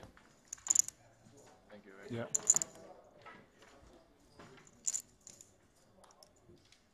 Is he raising? No, that's a call. He just called. And Kuhn shows him the bad news, and that's a great value bet from Jason Kuhn, who's now up to 632,000 chips. Yeah, somebody, when Brewer first started playing poker, somebody told him, you can't win if you fold. And he has taken that to heart. Tuck. Ivy. Oh, wait, wow. We just got Ivy? Okay, cancel dinner. Let's just stick around. Yeah. I mean, Ivy, I'll go all day, Kuhn, Tuck. Cats. We got Ivy and Kuhn. This is amazing. Got Martirosian and Brewer going absolutely bananas every other hand. I imagine this must mean, are we down to like 18 or 16? The fact that we got all these players? I can tell you right now, I'm going to go to pgt.com, take a look at the live reporting. And it looks to me like we are down to 18 players. Yeah, Tuck, current chip leader, by the way. 16. The Prince of Poultry. Tim Adams, the Canadian. He's got 1.3 million. What? Sam Greenwood, another Canadian. He's out there. He's third in chips. We know Kuhn is second in chips after that pot like a moment ago against Brewer. 159. Rook Kostisha and Vyacheslav Boldigan. That rounds out your top five. The bet is 16, right? Yep. Cool. Do we know how many cash in this event? Is it 6 or 7? Well, let me tell you that in a moment. Payouts, which are also found here. Top 7 get paid 439 PGT points to go along with $731,000 first place prize. Wowza. Minimum payout for 7th place is going to be $86,000. So, top 7 get paid, 18 left. Brewer with a gut shot. Soiza with a pair of 4s and a flush draw.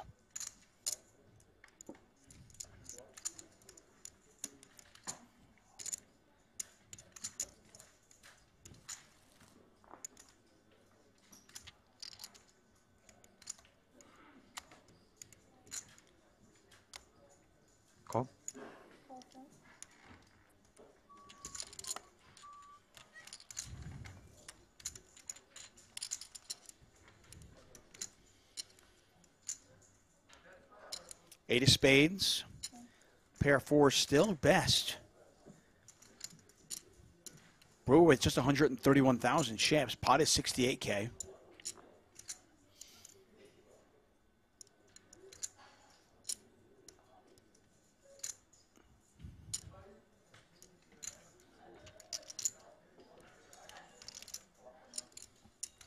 $40.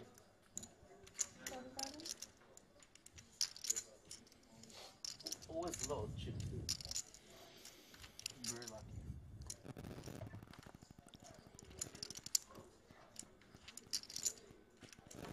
Brewer telling a believable tale here with the Oh, King Jack. Obviously, Jack 10 the Oh. nuts. And how does Soiza doesn't care. there?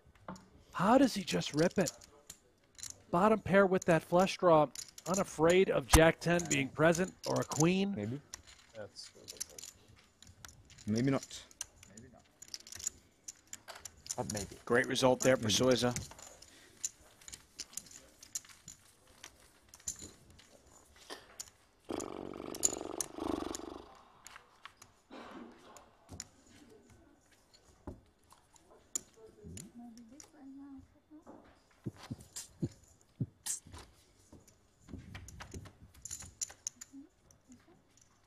I just wanted to go all in on the Vival, though. That's I really fine. just wanted. I really just wanted Stick to. it in. Yeah. Oh, bro, I had a 5. It'd be pretty hard to I fold. was big blind, so this is correct, yeah. Oh, not against you. I meant against him. Yeah. Nah, against you. I think I just did good. Just had an ace high that made sense.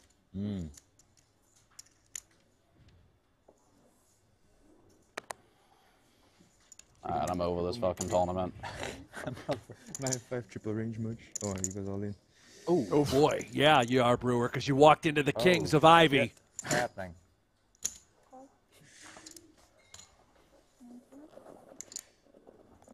Pass. While this might not work out for Brewer, me. let's not forget That's the a bad heroics sign. from just about 20 Mike's minutes ago. already falling out. They'll totally get off of me. They know. It's on you. Carry with a very slow peel. It's all full in there, don't. But an ace is no good for me. Yep, only 2 aces left in the deck, as we I've can yet see. to have a pail today, so I think I'm due. Actually, that's not true. I had queens once, but I lost. And aces once, but I lost. And sevens, but I lost. So I'm due.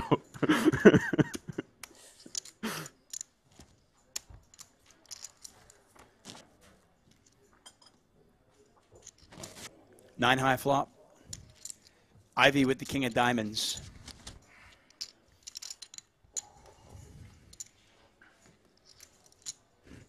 No help there for Brewer. Brewer's looking for an ace and only an ace. We know there's only 2 of them left in the deck, and that is not one of them. Deuce of spades. And Chris Brewer can only shake his head, hand his chips over to Phil Ivey, and walk away. But again, let's not forget such an amazing play just 20 minutes ago. Oh, no. Unfortunately for Chris Brewer, he just couldn't get anything going after that, and he has been eliminated. We're down to 17 players. Ivy, now very healthy. I can hear the crowd, Tuck, screaming in the background. Ivy, Ivy. There he comes. Ivy's on the loose. Kuhn up top, though, at this feature table. Yep, Merit Poker leaderboard. Jason Kuhn, 628,000. Michael Soiza, 437. Bill Ivy with 370. Gary Katz has some work to do with just 158,000. But you heard Brent Hanks talk about Gary. Nobody plays a short stack better than Gary Katz. Well, he does it. It's amazing, right? It's masterful. There should be courses written about his short stack play. He just seems to always be there forever. Shows up at final table after final table. Might not have all the chips, but he gets there. He's what they call a tough out.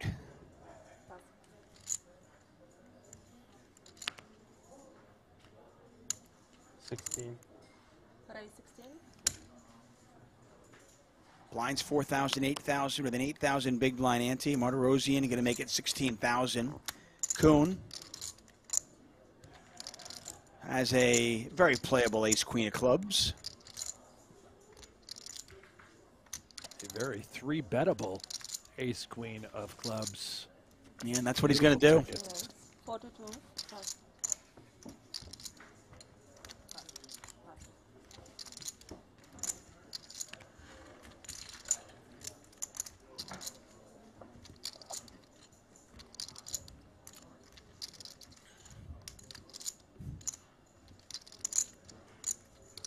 Mitch Heck says, is that Ivy from Short Deck?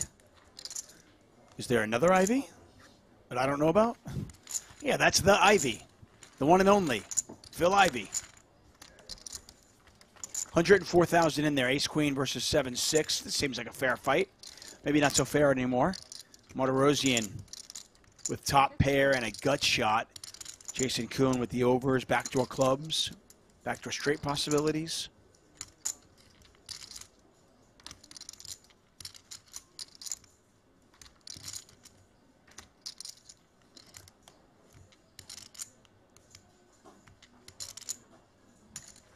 But 20,000.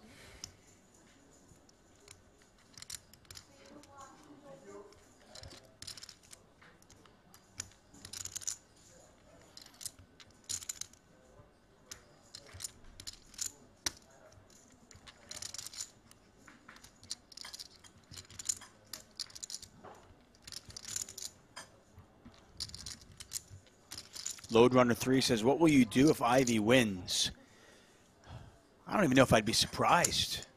What is 82? And Martirosian raising here with top pair. Against the 3-better.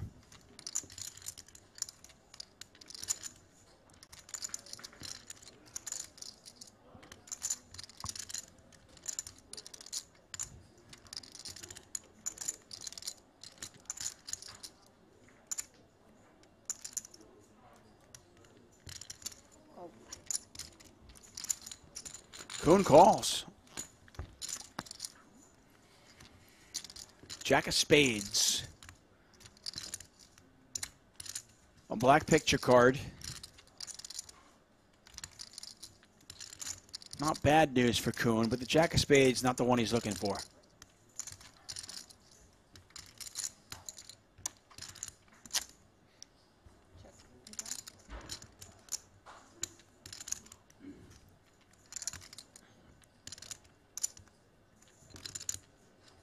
Just love watching these players and how they don't give up. Just, they fight and fight. And after check raising, Martirosian checks back. Checks the turn. Kuhn checks it back. Deuce of diamonds in the river. Martirosian's got it. This pot's got over 250,000 chips in there.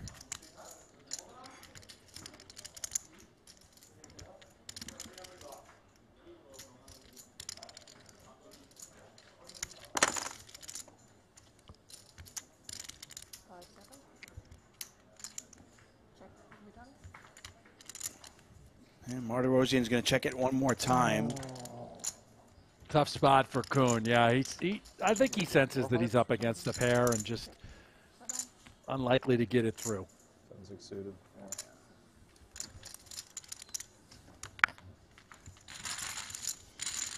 And Martirosian gets some nice value out of that one. He's up to 412,000. Kuhn back down to just over 500,000 chips.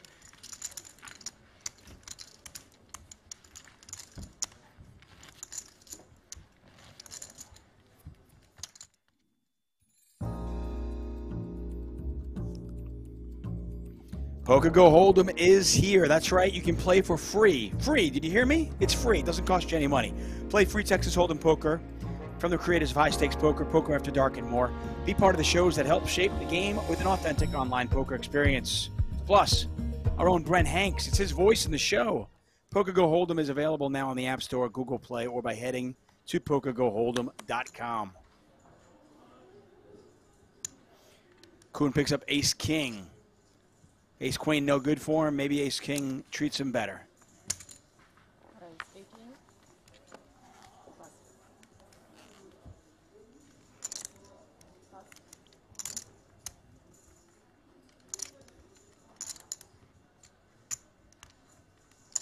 Bold again. on 292,000 chips.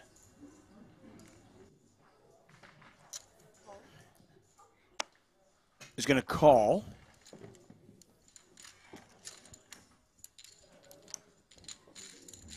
How much do you have? 2-7. 2-7? 2-7. A lot of clubs out there, 10 high. Ace King still good. Both players of the club in their hand.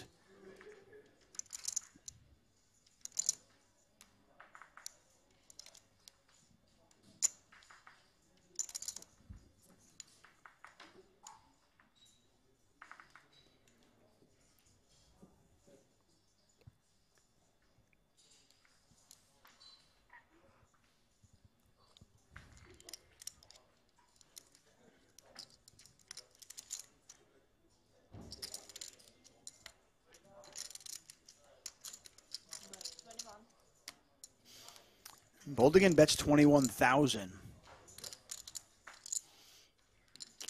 Hard to imagine one bet is going to get this job done.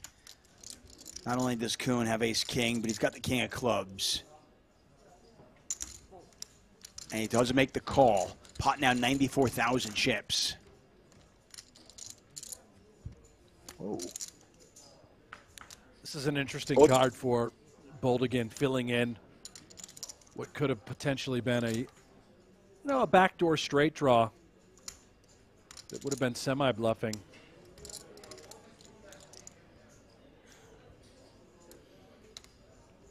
See what Boldigan wants to do. 94,000 chips in there. And he bets 45,000, so he bets just under half the pot. This will give Jason 3-1 on the call if he wants to make it. Sickening price. Boldigan really has been telling a believable story. That's the difficulty now for Kuhn. Would he ever value bet a single 10 as played? Well, I mean, it went check on the flop, so I feel like Boldigan might bet any pair. He certainly seems to know that he's targeting a relatively weak holding at this point from Kuhn. Just ace-king high.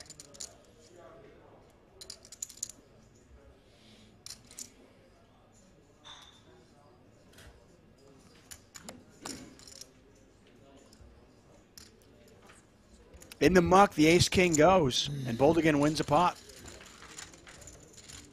That's really pretty by Vyacheslav Boldigan. Did you find the photo that I was referring to of him, Tuck? No, I haven't looked. I'm trying to pay attention. I don't want to miss any more pocket nines being folded, so I'll look after we're done. When we're done, I'm going to go make myself an omelet, and I'm going to look for Boldigan pictures. I'm going to find as many Boldigan pictures as I can while I'm eating my omelet. And that's a hit for Jason Kuhn. Kuhn, who's had just an absolutely tremendous week. It could have been better, as we had mentioned. Loses with ace-queen, loses with ace-king, and he's now down to 465,000 chips. Still a very healthy stack. But he was up over 600,000 a few moments ago.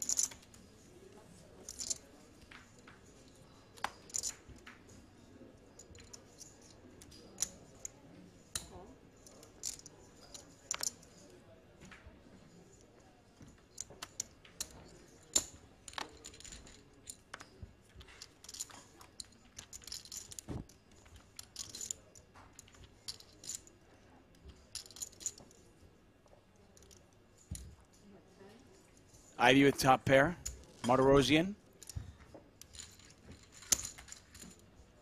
Lets it go. It just will not surprise me whatsoever if Ivy continues this tear at final tables, a 50K no-limit hold'em event. He's having that sort of series. 5 final tables, 2 wins. Made nearly $3 million along the way. The mystique of Phil Ivey is very real, and it is alive this week, that's for sure. He's back. That's on me, shit. Currently second in the PokerGO Tour standings, right behind Ollie. And within striking distance, by the way. Now.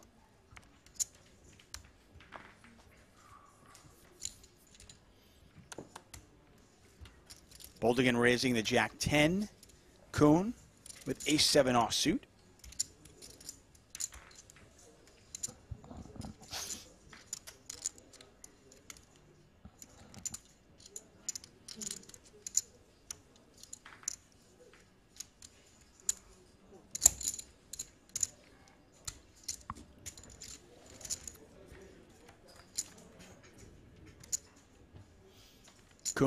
Kuhn calls, and for the first time in a while, he hits a flop. Ace-7-3. He smashes it.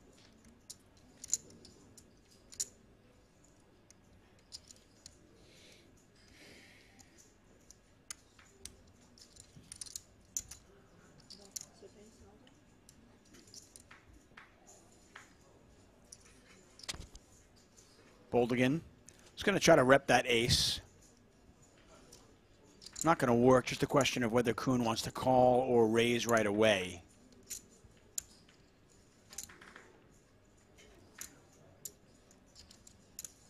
It's pretty unlikely we're up against another ace, right? Maybe for the times we are, we simply just need to put in a little bit of extra value here. You're going to miss the big blind increase. Unlikely any ace would fold to a check raise as well. What'd you say? Missing the big blind increase on my big blind. Yeah, I'm not a brutal bastard, am I? Blow up all my time banks on you. Perry would have used 2 time banks just to make sure it goes up on you.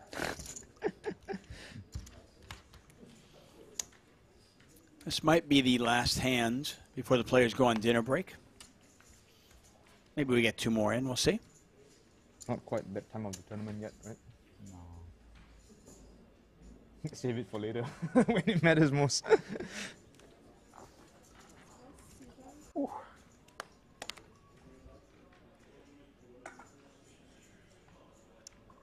$18. 18, nice. You play like 350, Arthur? 400. 400. Maybe 390. Martirosian raising it up with Queen-6 offsuit. The old, I'm going to attack the dinner break, the last hand before dinner break. That'll do it, Tuck. Man, what a day of action. Tomorrow we get to do the final table. Beautiful. Yeah, it's been a great day of action here. Take a look at the GG Poker lead out. Payouts, 7 places will get paid. Min cash is $86,000. Got about 18 players left. They'll play down to a final table tonight, and that will be here at 7 a.m. Eastern. Brent Hanks will be here. I'll be here. And they'll be playing for $731,000. After that, the Super High Roller Bowl.